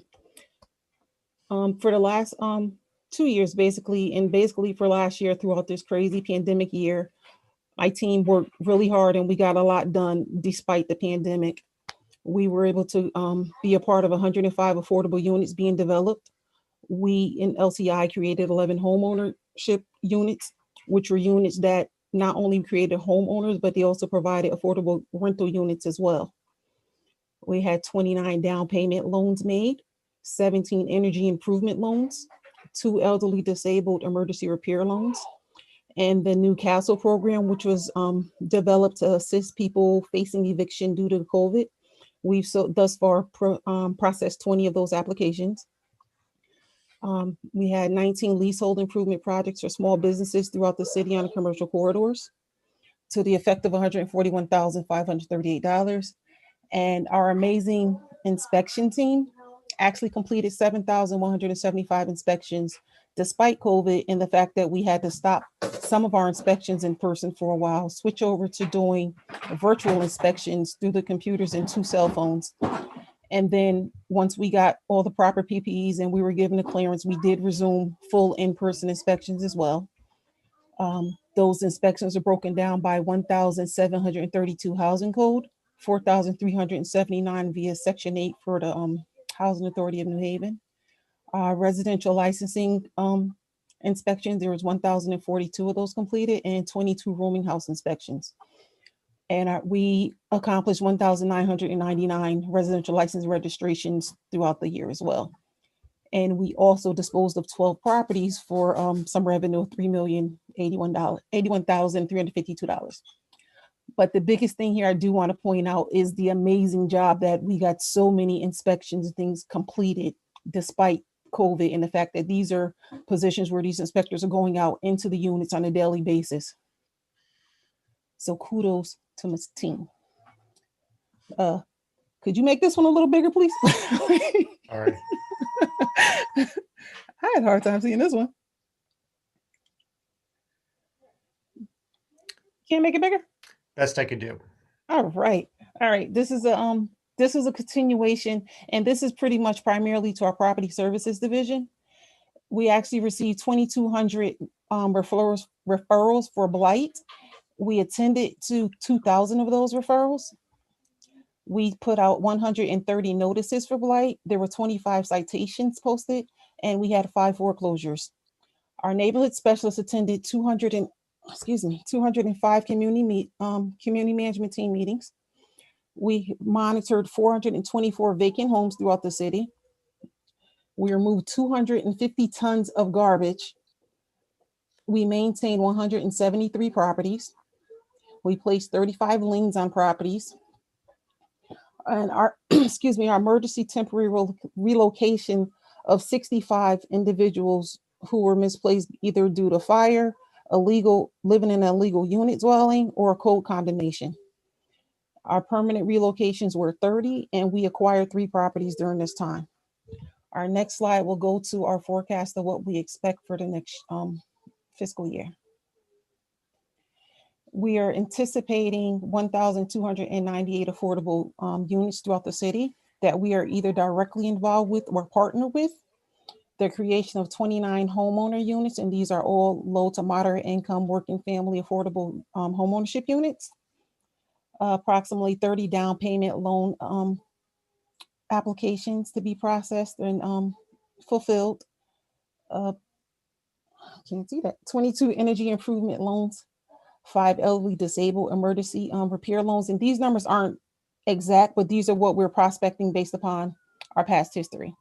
The CASA program, we do expect to fully utilize that as we've just increased the assistance from $3,000 to $8,000 per family. So we do expect to expend the remainder of the $800,000 allotted for it. The leasehold improvement program, we're looking to do another approximately 15 projects this year. The residential licensing program is looking, yes, I am, thank you, is looking to bring in approximately $300,000 in licensing fees. And the property dispositions, we are looking at disposing of 11 properties in 2021 for $1 million, $1,070,788, I think. And 21-22, we're looking to dispose of 9 properties for a little over $1 million. And I believe there may be one more slide. Is there? There is the number slide. This slide, well, Mike pretty much went over the budget, but it was just to provide more information per line as far as the capital funds. I mean, the general funds didn't change. It remains the same, but as far as the capital where we were consolidated, we have the neighborhood commercial public improvement line, which we're only allocated $200,000.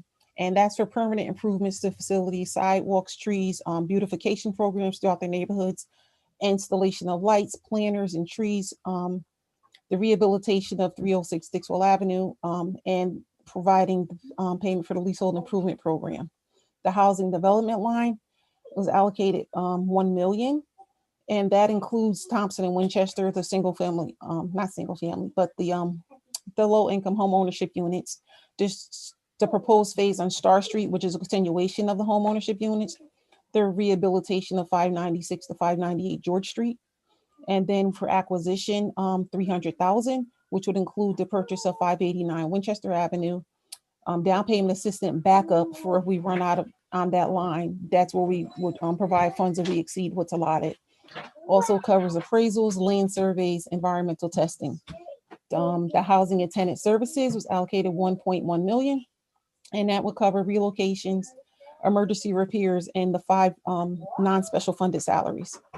The homeowner capital investment program, $500,000, down payment assistance, ERAP, and third-party inspections. And then we did have a rollover of some capital funds, and those are listed on the right in the gray box. And that was residential rehab, which covers grants and loans, fund rehab projects, neighborhood acquisition, rehabilitation costs, ERAP, elderly overflow, and lead wipes. Property management overflow covers construction materials for securing public buildings, graffiti, fencing, lot maintenance, equipment repair.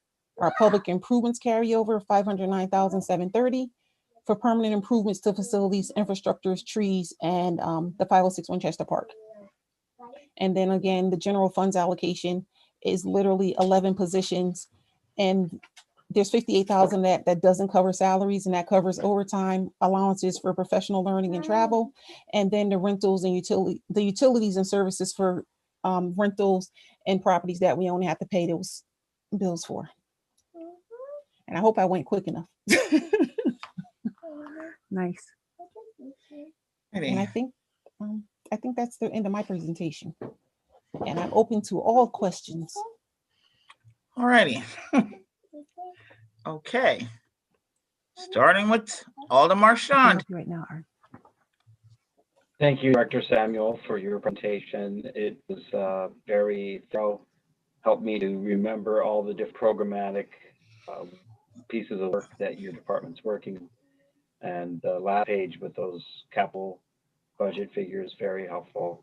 I don't have any questions at this time, Madam Chair, because as far as the general fund budget is concerned, this budget looks very similar to last year's budget. Thank you, Madam Chair. All righty. Moving right along. Alder DeCola. No questions at this time. Morrison, Alder Morrison. No questions at this time. Alder Walker Myers. No questions at this time, Madam Chair. Thank you. Alder Festa. All right, I just have 2 questions, Madam Chair. Right ahead. Okay, the first one is, first of all, thank you for your presentation. It was thorough, and we do forget about a lot of the work you guys do and the challenges you faced in this last year. But can you provide more detail on how the $1 million for affordable housing and the $1.1 million for tenant services will be spent? I know it's late. The 1.1 for tenant services, that covers relocations, emergency repairs. We have some 5 salaries in there as well. It reaches also, which one? I need to go back to that slide. Yeah. You want the 1 million and the 1.1? Yeah. Okay, the 1 million, the 1 million, the houses that have been redeveloped and built in Thompson and Winchester, and that are going to also continue on Thompson, Winchester, and Star. That's covering the development of those houses. The costs associated with any environmental testing, surveys, appraisals, everything that goes into scoping it out, building it, because we own the properties already. So those we don't have to acquire. Those are lots that we do currently own. So everything that goes into the development of those properties are under that 1 million, which that 1 million is not enough, but we're going to make as many as we can with it. Okay, thank you for that clarification. I do remember those properties and that we own it. But thanks for providing that info. And can you just, how much money has the residential licensing brought in? So far this year, the residential license, it was at the number, oh gosh, and I had all this up. Raphael. Can I call on Raphael? Sure. Name and address for the record, Mr. Ramos. Raphael Ramos, 63 Downing Street, New Haven, Connecticut. Deputy Director, Housing Code. Raphael. Hi, Ari. He said hi. Go. Okay, so I believe the revenue was $154,000 for the year, and we had that's coming in. That's not fines or penalties or anything. That's just registration. Okay.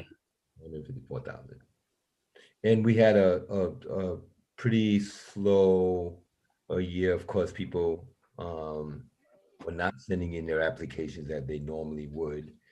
And we stopped most of the communication because we weren't doing the inspections. So it's kind of tough to take their money and then not provide them the service. So that's what the holdup was, and that's why the revenue is where it is. Okay, but hopefully now with the light at the end of the tunnel, we can hopefully move forward in that positive light. And we are planning on that.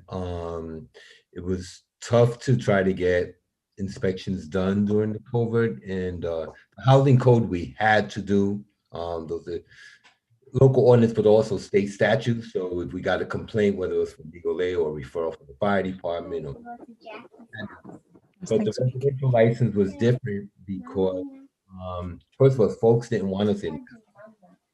And what we did was we went into worked all our kinks out on the virtual with the housing code. So hopefully by June, we'll be able to go back full force with the residential license program and have the option to do physical inspection or a virtual inspection, depending on case by case.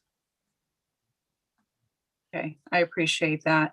I guess you'll have a backlog too, and Yeah, and we do have a backlog as well, yes. okay. Thank you for that, Raphael. I appreciate it. And just one point of clarification regarding that 1 million for affordable housing and the cost for that property that you mentioned. Are we getting federal funding for that as well?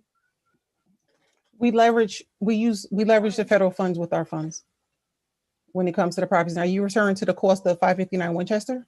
Yeah. That's Star Winchester. Are you talking about the houses that we're building, or are you talking about the acquisition of the one house at 559?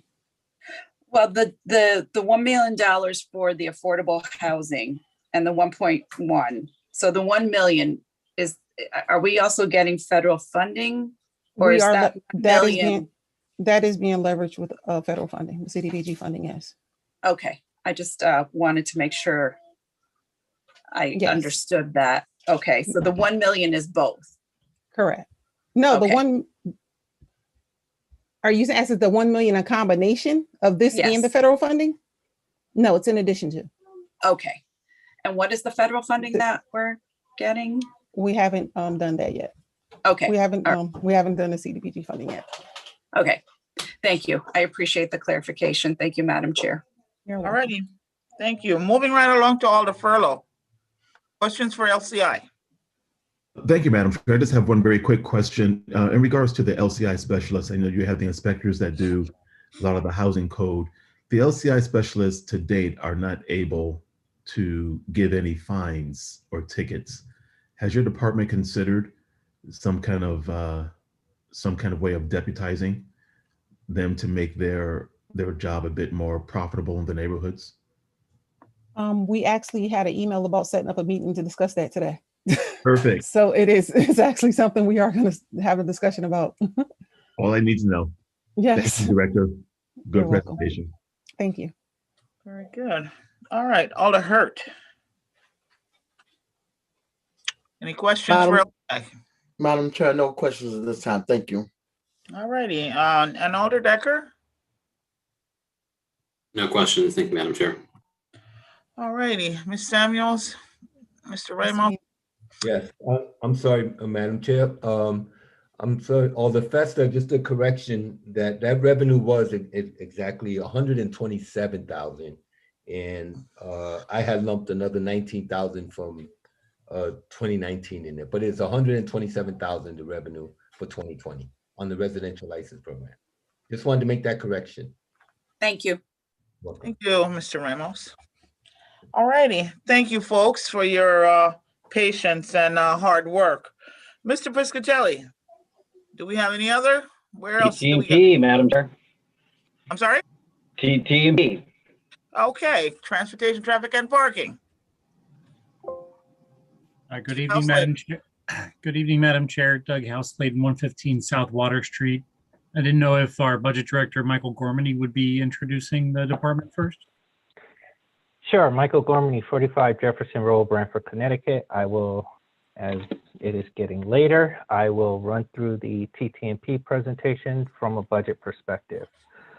The difference between the FY 21-22 budget versus the current fiscal year that we're in is minimal. There are not a lot of changes in the TTMP department. We did remove a dollar position from the budget. Again, I explained that last night as we were doing the assessor's office. You would see that a couple of times in the budget. Doesn't matter if it's a dollar or not funded. We would need to come back before the board to fund the position anyways. So to get a better FTE count, we're looking at removing a lot of the $1 positions. One of the things that you will see on the city's technical amendment is, and this is my Scribner's errors, we did remove 2 part-time enforcement positions. The total will be about 40,000. Obviously, with the technical amendment, we'll make other adjustments to make up for that. But those positions are critical to the department as they do the night enforcement, so the after 5 o'clock enforcement for TTMP. The biggest change on the expenditure side is we added $445,000 to the miscellaneous expense line, I believe, in TT&P. The reason for that is in working with our city auditors and from an accounting standpoint, right now, the way we are booking fees for our meters are directly hitting the revenue account. So basically, if we bring in $100,000 of revenue, there may be $10,000 worth of fees. When in working with the auditors, they said we really should move that to the expenditure side of the ledger. Again, that has been something that has been done for years, but we're just now correcting that. We made a similar correction a few years ago when it came to our third-party vendor and collection for parking tickets. So again, while that's a large number, again, we're making an accounting correction that should have probably been done many years ago when we started some of these programs. So that is really the expenditure side of the budget. And I apologize, I will send Mike Piscatelli. Oh, he did have it, all right. So on the meter receipts, you'll see, and I talked about this during the budget overview, we reduced the overall budget. So there were a few lines of meter receipts from 7.4 million to 4.5 million. Again, that's to bring the baseline budget for meter receipts. Again, we were at a high many, many years ago regarding meter receipts, and we've just never really made a budget of over $7 million. So again, we can't keep budgeting a higher number and not collecting the revenue. We have to bring that down to a baseline number. The same thing with the parking tags. Delinquent tags was consolidated into that $4.1 million of parking tags. So that's why you see that go from 500K to 0. And the same thing with there was another line in the revenue budget called parking tags related to street sweeping. So that was also consolidated into that 4.1 million. That was a budget of about $300,000 in fiscal year 21. So again, delinquent tags and street sweeping tags were combined into the overall parking tag number. So from a budgetary standpoint, that is the overview of transportation, traffic, and parking. They did not change any license permits and fees within their budget. Mike, you want to go to the next slide? I believe it's capital. Oh, I might not have given you the capital slide. So that is my error again. And I will send these to Mike Piscatelli so he has the updated information. But on the budgetary side, there it is. So on the budgetary side for capital projects, as you can see, we did emphasize a few projects such as signs, pavement, and markings, and transportation enhancements in the capital budget for TT&P. I think this goes in part with the board's legislative agenda of environmental and overall quality of life and safety for New Haven residents. So that is a basic overview of the 21-22 budget, and I will turn it over to Doug for some brief comments. Thank you, Mr. Gormany, and thank you, Madam Chair, for the opportunity tonight. With me tonight is Carla Lindquist, Deputy Director for the Transportation, Traffic, and Parking Department. I just wanted to spend very brief moments presenting the budget, and if we can cycle through, I think the big one I want to highlight, like we did last year, was just talk about the people in the department, and a big thank you to a number of our team. 3 people, particularly Carla, James Harriet, Ray Willis, were tapped to help other divisions through the pandemic in the beginning. And I just wanted to briefly pause and thank them for their hard work and their dedication, not only to TT&P, but to the broader city efforts of bringing the pandemic into focus and under control. We're not out of the woods yet. Tomorrow, in fact, 40 minutes from now, we will become eligible for everyone 16 and up, and that's a great sign for everybody. On this slide, in the last fiscal year 21, we've been really working a lot on transitioning our parking enforcement software and the Safe Routes for All citywide plan for active transit. If you haven't had a chance yet, please check out saferoutesforall.com. Please pass this along to your constituents. Tonight on March 31st, we had our Spanish language public engagement check-in meeting. Last Wednesday, we had our English language check-in meeting. We'll have additional opportunities for engagement in the citywide study moving through the next few months. And we would love to come before the board on a workshop and have a chance to present our updates to date.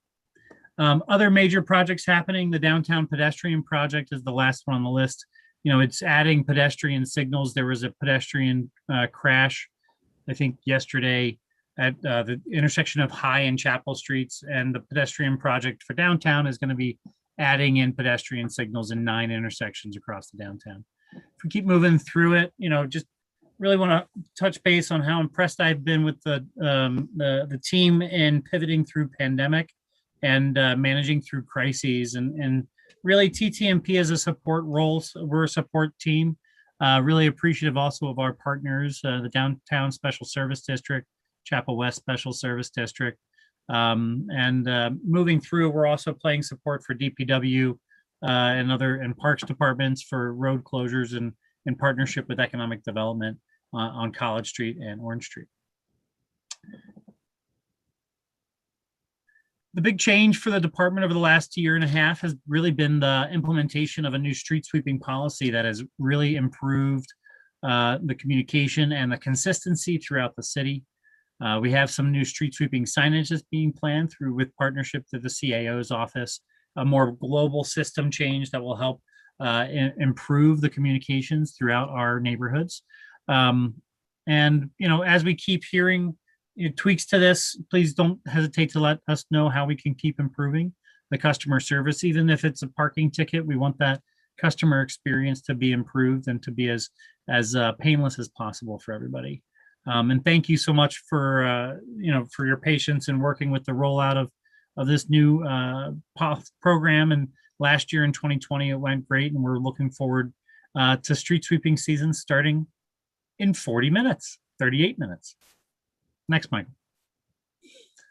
Broadly speaking, coming up, we've got some very large projects to deliver, and these are all in partnership with other departments, particularly engineering, city plan department.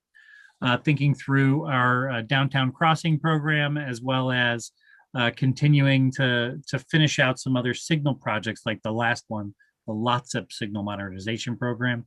If you're familiar with Fifth and Halleck or Davenport and Asylum, these are some of the traffic signals that have been recently replaced and modernized.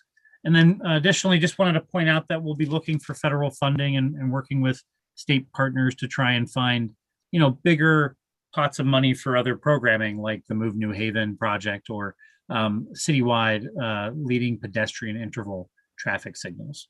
Happy to fill anybody in on that. If anybody has any questions, we can send follow-up comments and conversations. But otherwise, we're here to answer questions. And I've got, again, Deputy Director Lindquist was with me tonight in case you have any questions. And the last slide, we just have some highlights on the budget numbers. And with that, I'll turn it over to the chairperson and ask for any questions on the department. Excellent. Thank you, Mr. House-Layden. Alder Marchand, questions? Thank you, Madam Chair. I just have two, and I'll be brief. The first one is, could you confirm for me, Director House-Layden, the complete streets budget, is that managed under the engineering department? Confirmed, yes, sir. Thank you. Okay. So then my second question is, could you say just a couple words about the amount of money aside for safe routes to school? What would those monies do? So in the capital budget, sir, is that what you meant?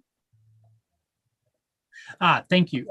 So the Safe Routes to School program, the idea behind it is to build speed signs, school zone signage, as well as advanced crosswalk signage near and around schools.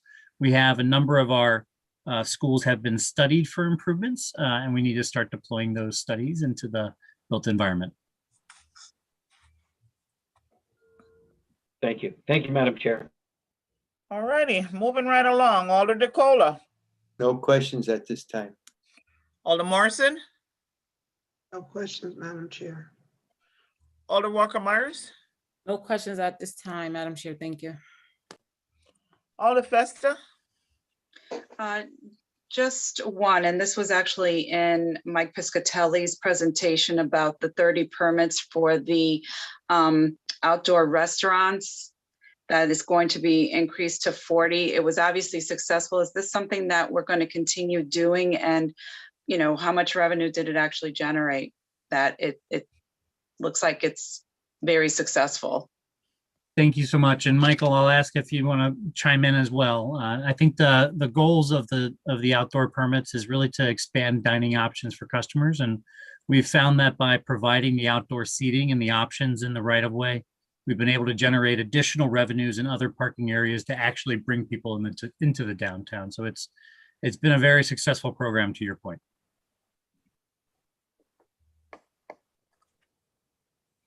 So I think we'd like to keep it. I'm sorry, I don't think I answered the question specifically, Alder Festa. And I think we like the program. We had it before the pandemic. We've seen a very big increase in the utilization, and we'd like to keep that utilization going. Great, that's awesome. And just one more, does Safe Routes have its own line item in the budget?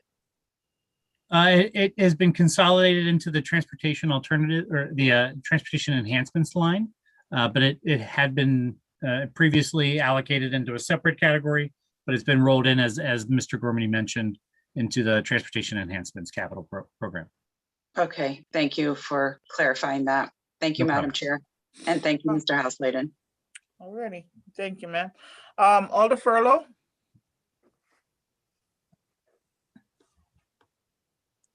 Alder Furlow, you with us? Madam Chair, I forgot. I'm sorry. I had a question. I completely forgot. If you think of it, just give me a signal or something. Thank you. And thank you, Alder Furlow, for serving on our steering committee for the Safe Routes for All plan. It's been incredibly helpful to shepherd that along.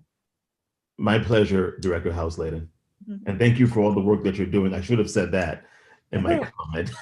Thank you for all that you're doing in keeping our streets, our pedestrians, our motorists safe. Thank you.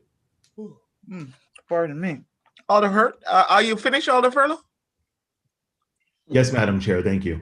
All righty. Alder Hurt. Thank you, Madam Chair. I have no questions at this time, but I want to thank Director House-Layden for his job, his service to our city. Thank you so much. All righty. Alder Decker, any questions for Director House-Layden? I have none at this time. Thank you, Madam Chair. All right, moving right along. I think the next, if I'm not mistaken, is a city plan, Mr. Piscatelli? I believe we have Aisha Woods on the phone from City Plan, and I'll just scroll to her side of the Madam Chair, we presentation. do have the Commission on Equal Opportunities, which is our penultimate department, and finally, City Plan. Oh, which one is first, Miss? Commission on Equal Opportunities, Madam Chair. Okay, my mistake. All right, we'll take the Commission on Equal Opportunities first, then City Plan. All right. Thank you, Madam Chair. Sorry, Angel. Just to give a brief overview of the CEO budget for 21-22, there are no changes in license permits or fees.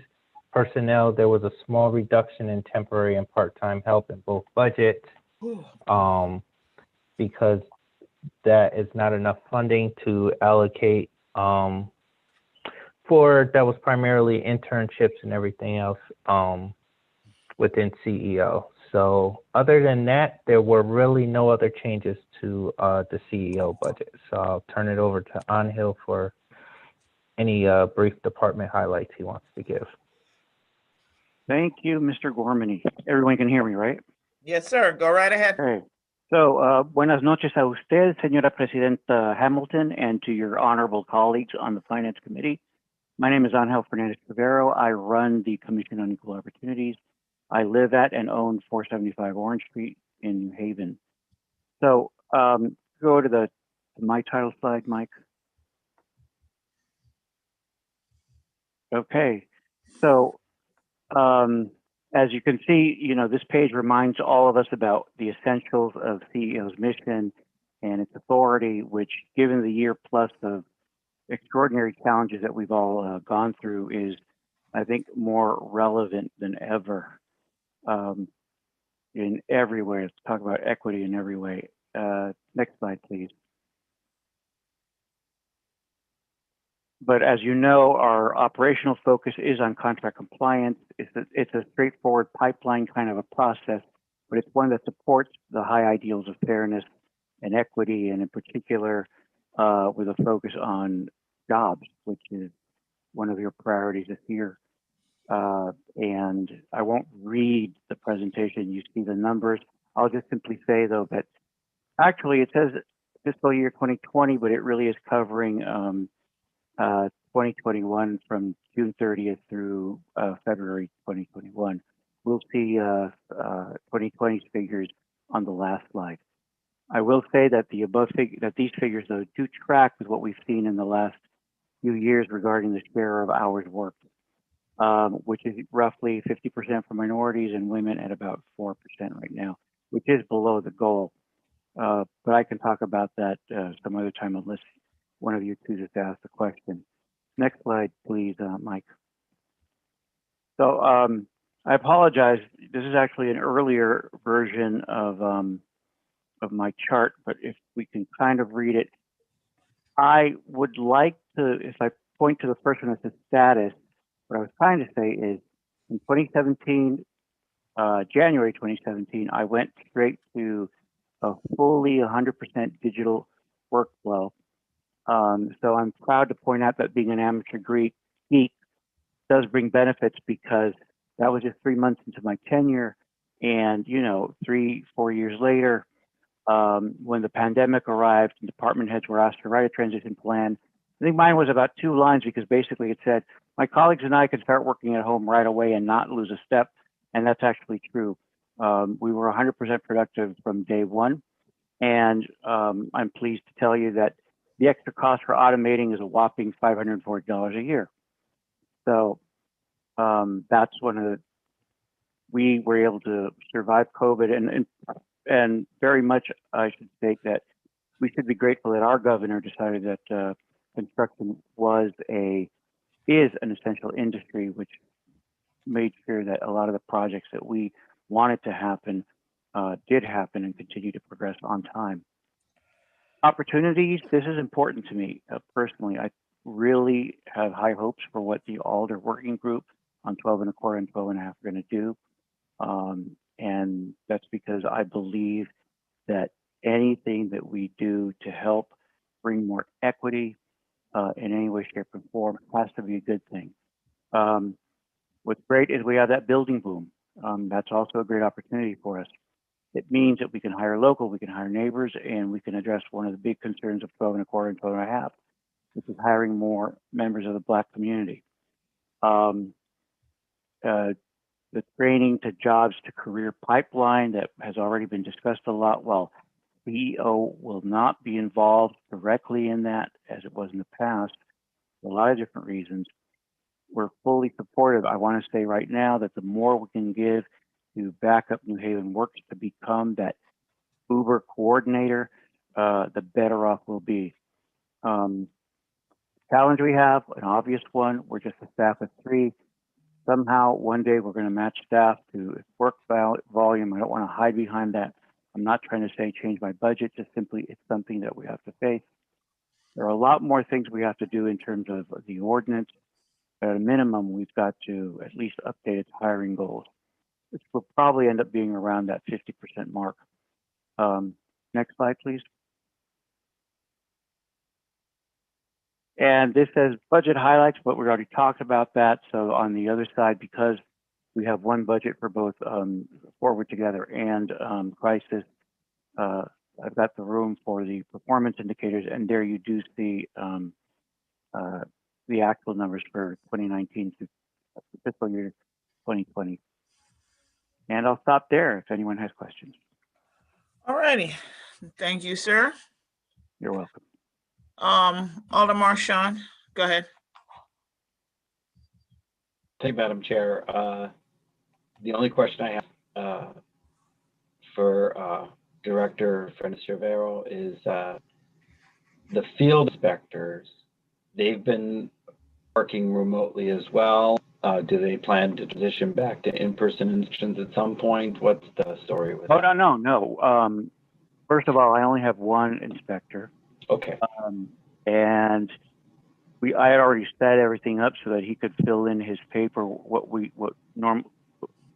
normally would be considered paperwork, online, either on a smartphone or at home on laptop, or actually the laptop online, in the field. No, we secured PPE. He was out in the field the same day that we went online. So actually, if you look at that slide, let me pull up my copy of it actually. I think, or maybe I didn't put it in, but to date for this part of the fiscal year, he's already done about 850 inspections, and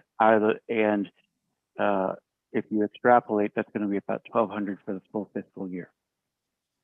So does that mean I have enough inspectors? No, at 850 is not enough. I have, like, especially during the height of the season, about 50 active projects, and you can have well over 150 or more contractors. So it's not really per site visit, it's really per contractor visit. You can spend all day at one of the bigger sites and not be done.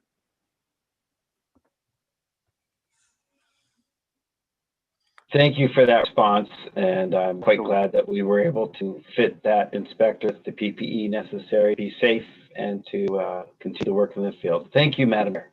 We are blessed. Thank you. We've been very blessed. Thank you, Alder. All righty, moving right along. Alder DeCola? No questions at this time. Thank you.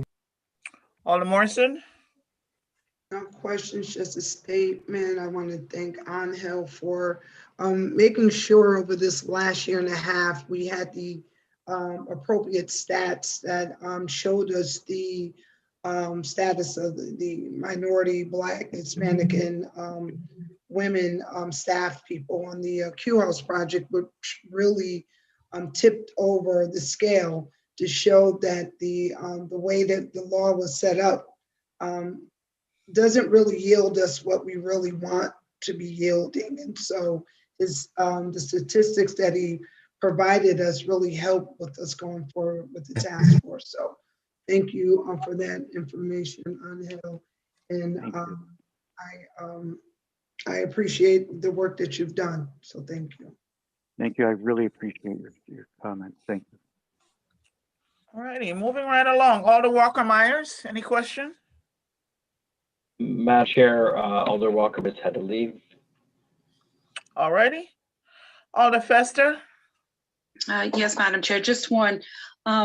Thanks for your presentation. It was helpful in answering some of my questions, but just one more. Are the Commission on Equal Opportunity meetings going to start up again? We need to appoint more members. It is one of the major goals that I've mentioned in the budget narrative, and in fact, I've mentioned it again to the working group and to the mayor and so on. We've got to get more members. So any suggestions you have to help us do that, I would very much appreciate. How many members are you short? We have 4 right now. We need 5 more, because I was about to. Of the 4, that counts your colleague Delphine Clyburn. So we need 5 more. To reach quorum, we need 1 more, but.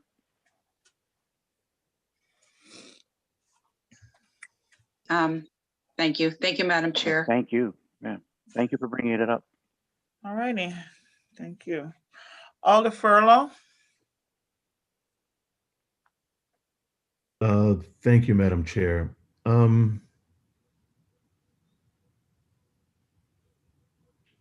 I'll pass this time. Thank you. All righty. Thank you for the presentation. You're welcome. Thank you. Alder Hurt? Thank you, Madam Chair. I have no questions at this time. Okay, and Alder Decker? No questions. Thank you, Madam Chair. All righty. Thank you, Mr. Fernandez. Thank you very much for your contribution to our community. Thank you for your work. All righty, Mr. Piscatelli, last but not least, the City Plan Department. Thanks so much, Alders, for sticking with us tonight. Aisha Woods is here from the City Plan Department to walk through the budget along with Michael. Hi, good evening. Go ahead, Yep, sorry, Aisha, go ahead. No, you Nope, go I, ahead. I think they need your name and address Name for and the record. address, Ms. Woods. Yes, my name is Aisha Woods. I live at 42 Canner Street, New Haven, Connecticut. All right, Michael Gormany, 45 Jefferson Road, Branford, Connecticut. So in looking at the city plan's budget for fiscal year 21-22, there is really no change between fiscal year 21 and 22. There is a slight increase due to some adjustment in salary in positions that are listed on the presentation that we will send to you. Those salaries were really just adjusted based on hiring within the current fiscal year, so they were adjusted when we submitted the mayor's budget. As far as non-personnel, there is no changes to the non-personnel section of their budget within City Plan. City Plan did add a use variance fee, which is outlined in the mayor's proposed budget under the license permit and fee section in the ordinance, as well as they modified 4 fees: special exception, variance, which is except for the use variance that I just mentioned that they added, certificate of approvals for automotive use, and zoning ordinance map or text change application to the Board of Alders. So again, they modified by increasing those 4 fees within their budget. On the capital side, we did add a new capital project for preservation and planning, which is an important use in City Plan as far as the preservation and planning of historic buildings and documents and other areas within City Plan that Director Woods can briefly explain a little bit more. But as far as the remaining projects, we did increase the Route 34 East project a little bit in the capital project section of the budget, as well as on-call planning for City Plan. So that is a brief overview of the City Plan budget. And again, we'll send this to you because we actually did not have this up as I was talking. So I know it was kind of hard to follow with the numbers. So. Thank you, Michael. We have just a couple slides. I don't know who's doing the slideshow, but if Mike Piscatelli can put them up, that would be great. Okay. First of all, I wanted to say thank you for sticking around for this, and we'll try to keep it short so maybe we can get out before midnight. But I really, thank you not only for staying here late, but I just wanted to kind of close this out just with, echoing some of what Mike Piscatelli started out with, but just an expression of gratitude, through this like incredibly challenging year, and gratitude for collaboration with other departments, also with the kinds of conversations and guidance we've gotten from you and your colleagues, and also the types of conversations that have been going on at our City Plan Commission, at our Historic District Commission, and even the Board of Zoning Appeals. So it's really been, I think, quite an extraordinary year, and I just wanted to thank everyone for their collaboration. City Plan's been more behind the scenes during the pandemic, but we have really been supporting, many of the different initiatives that you've heard about tonight. I won't get into it too much. I don't want to be repetitive. Part of our focus was really on business continuity. So very quickly making sure that all of our commissions, didn't skip a beat. I really want to thank my team, both current and some members who have moved on, just for keeping us going during the pandemic. Just very quickly, I guess, Mike, you can advance to the next slide. I just, we take a very aerial view, but we also, our department really focuses as well on quality of life in the ground view level. This is just very quickly to, highlight the core business, our core functions, which are the comprehensive plan of development, as well as updating the zoning ordinance. We also work with our commissions and boards, as I previously mentioned, and manage some major federal and state grant-funded infrastructure improvements. So these are in collaboration with other departments, but our department project manages these, and these include the downtown crossing projects that you've heard about tonight, as well as Farmington Canal Trail or Farmington Canal Line, and some other infrastructure projects. And I'm really excited that you will see so many of these in construction this spring. So I feel that that will be part of our recovery story. Some of the behind the scenes work that we do is we do the environmental review for all of our HUD funded projects. So we look at the Environmental Protection Act and Historic Preservation Act, and make sure that all the city funding is being properly, spent in compliance with that. I just want to maybe, Mike, can you advance to the next slide, please? Okay, just a little bit about our forecast activities. As I mentioned, we will have a lot of projects actually in the ground starting shortly, which will, both create some traffic diversions, which Doug has been out in the public talking about in terms of some of the rerouting, but it's really going to be transformational for the city. A couple other things I just want to highlight here is really I want to talk mostly about zoning, and I know Alder Marchand may have some questions about that, as he indicated, but especially I think this year has really shown us that we really have an imperative to relook at some of our rule books and really make sure they're aligned with equity, affordable housing, climate, and environmental justice. And our comprehensive plan has always held those values, but we haven't updated our zoning ordinance since the 60s, really.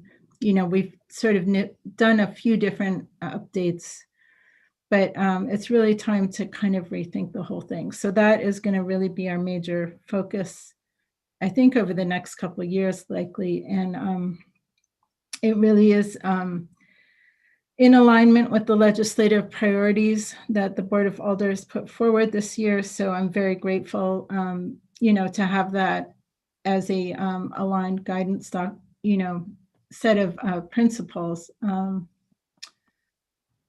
to work from. The only other, I wanted to just mention briefly,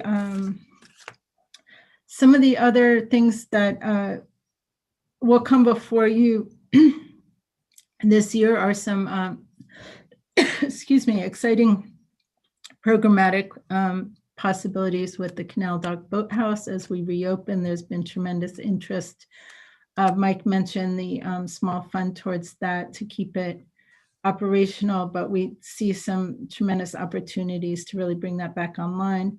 And also, we'll come before you again with more detail on the Army Corps flood wall project, which is a multi-year project, but will, require some participation over the next few years. So I just wanted to put those on the radar. They're not in the budget right now, but we'll come back with more detail on those.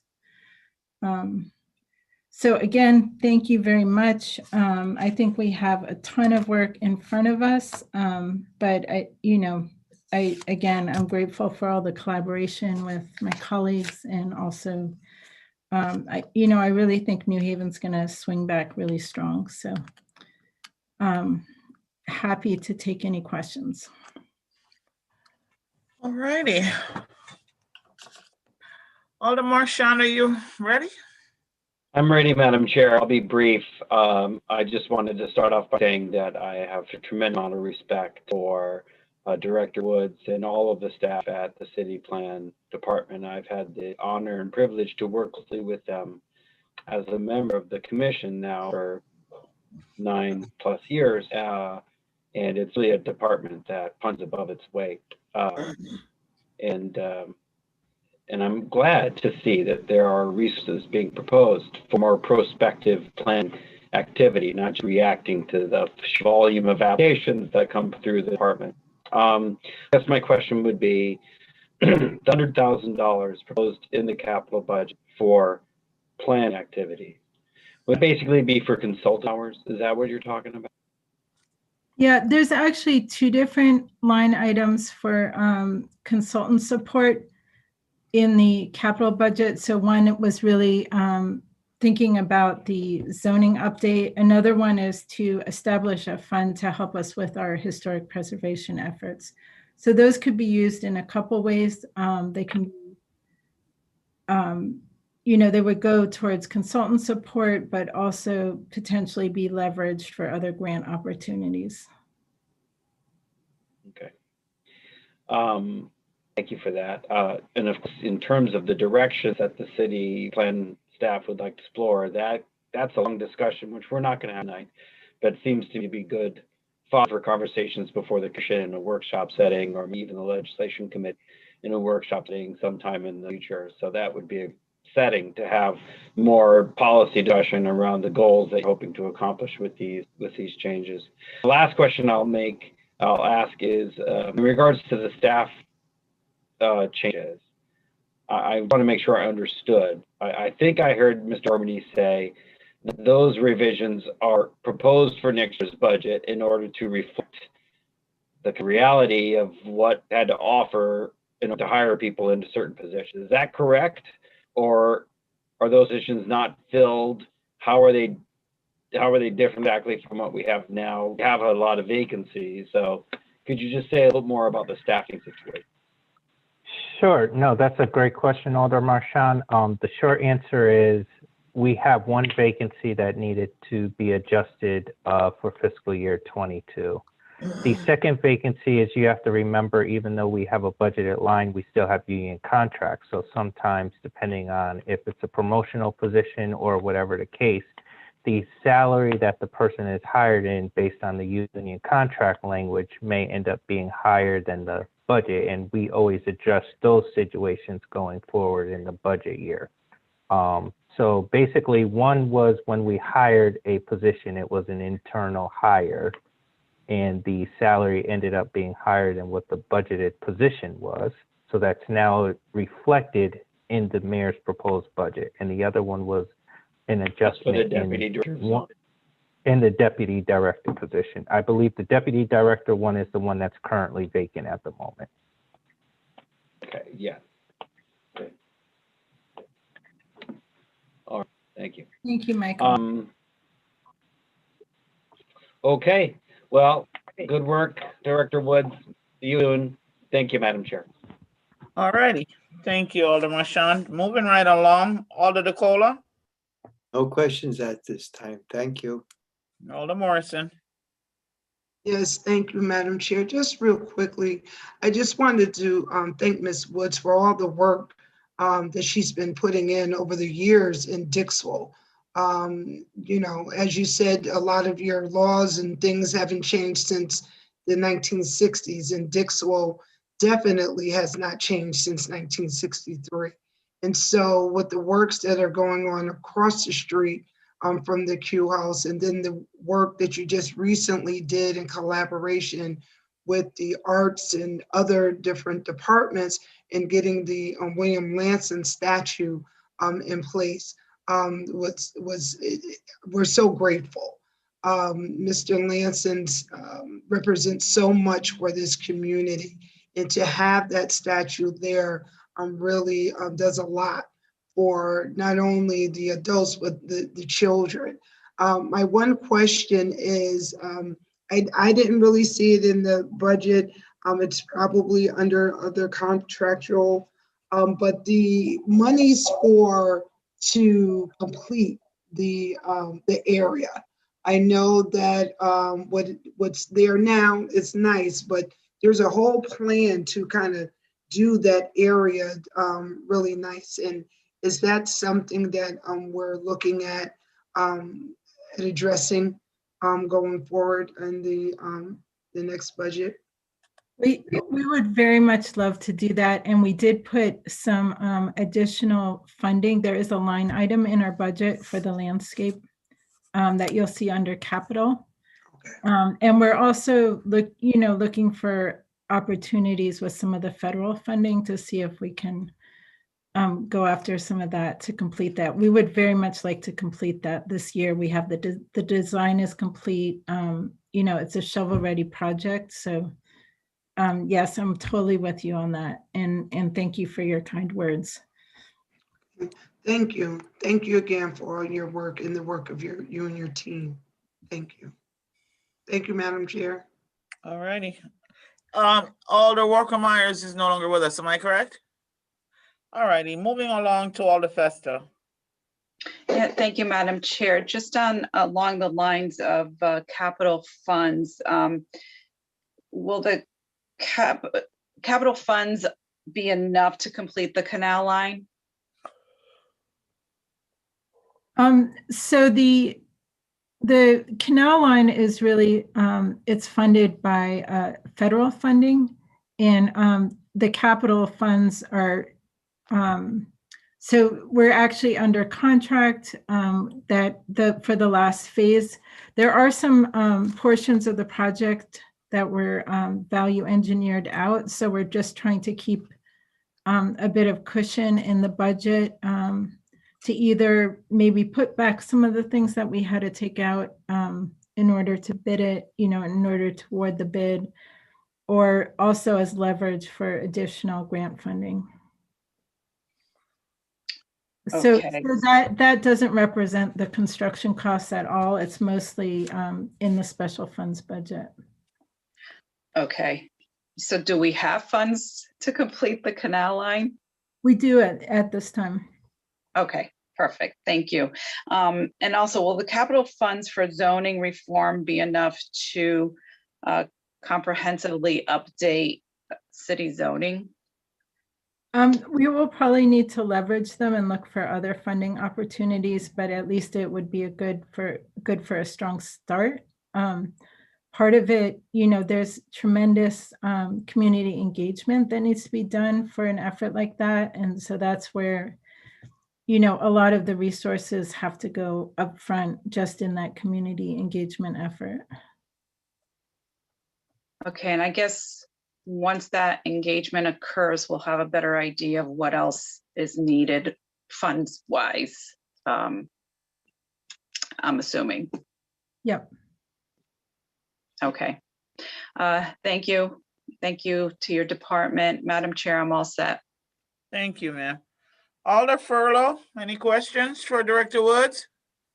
No questions, Madam Chair. Looking forward to continuing to work with Director Woods on the IZ, and thank you for all the work that you're doing for our city. I'm talking fast because we're almost at Holy Thursday. Alder Hurt. Thank you, Madam Chair. No questions at this time. Thank you so much. And Alder Decker.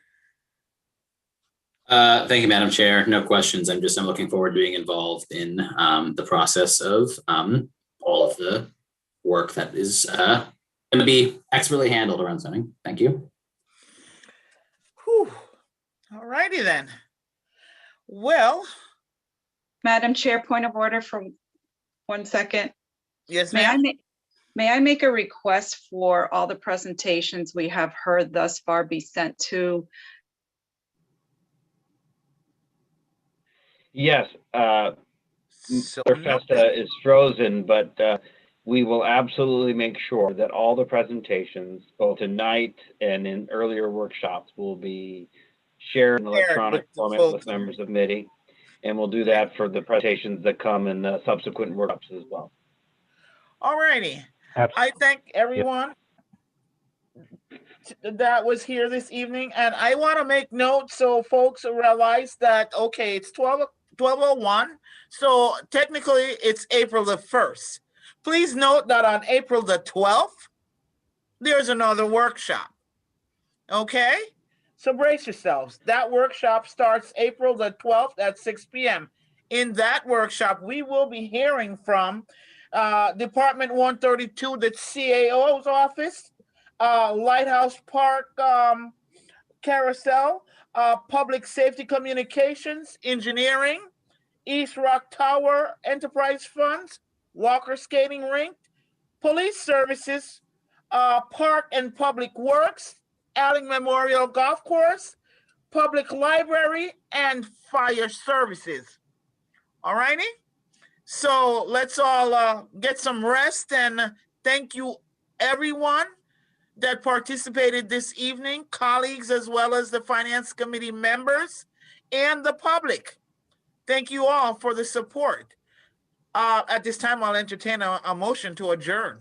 Madam Chair, this is Alderman Marchand. I move we adjourn. Second. Any discussion?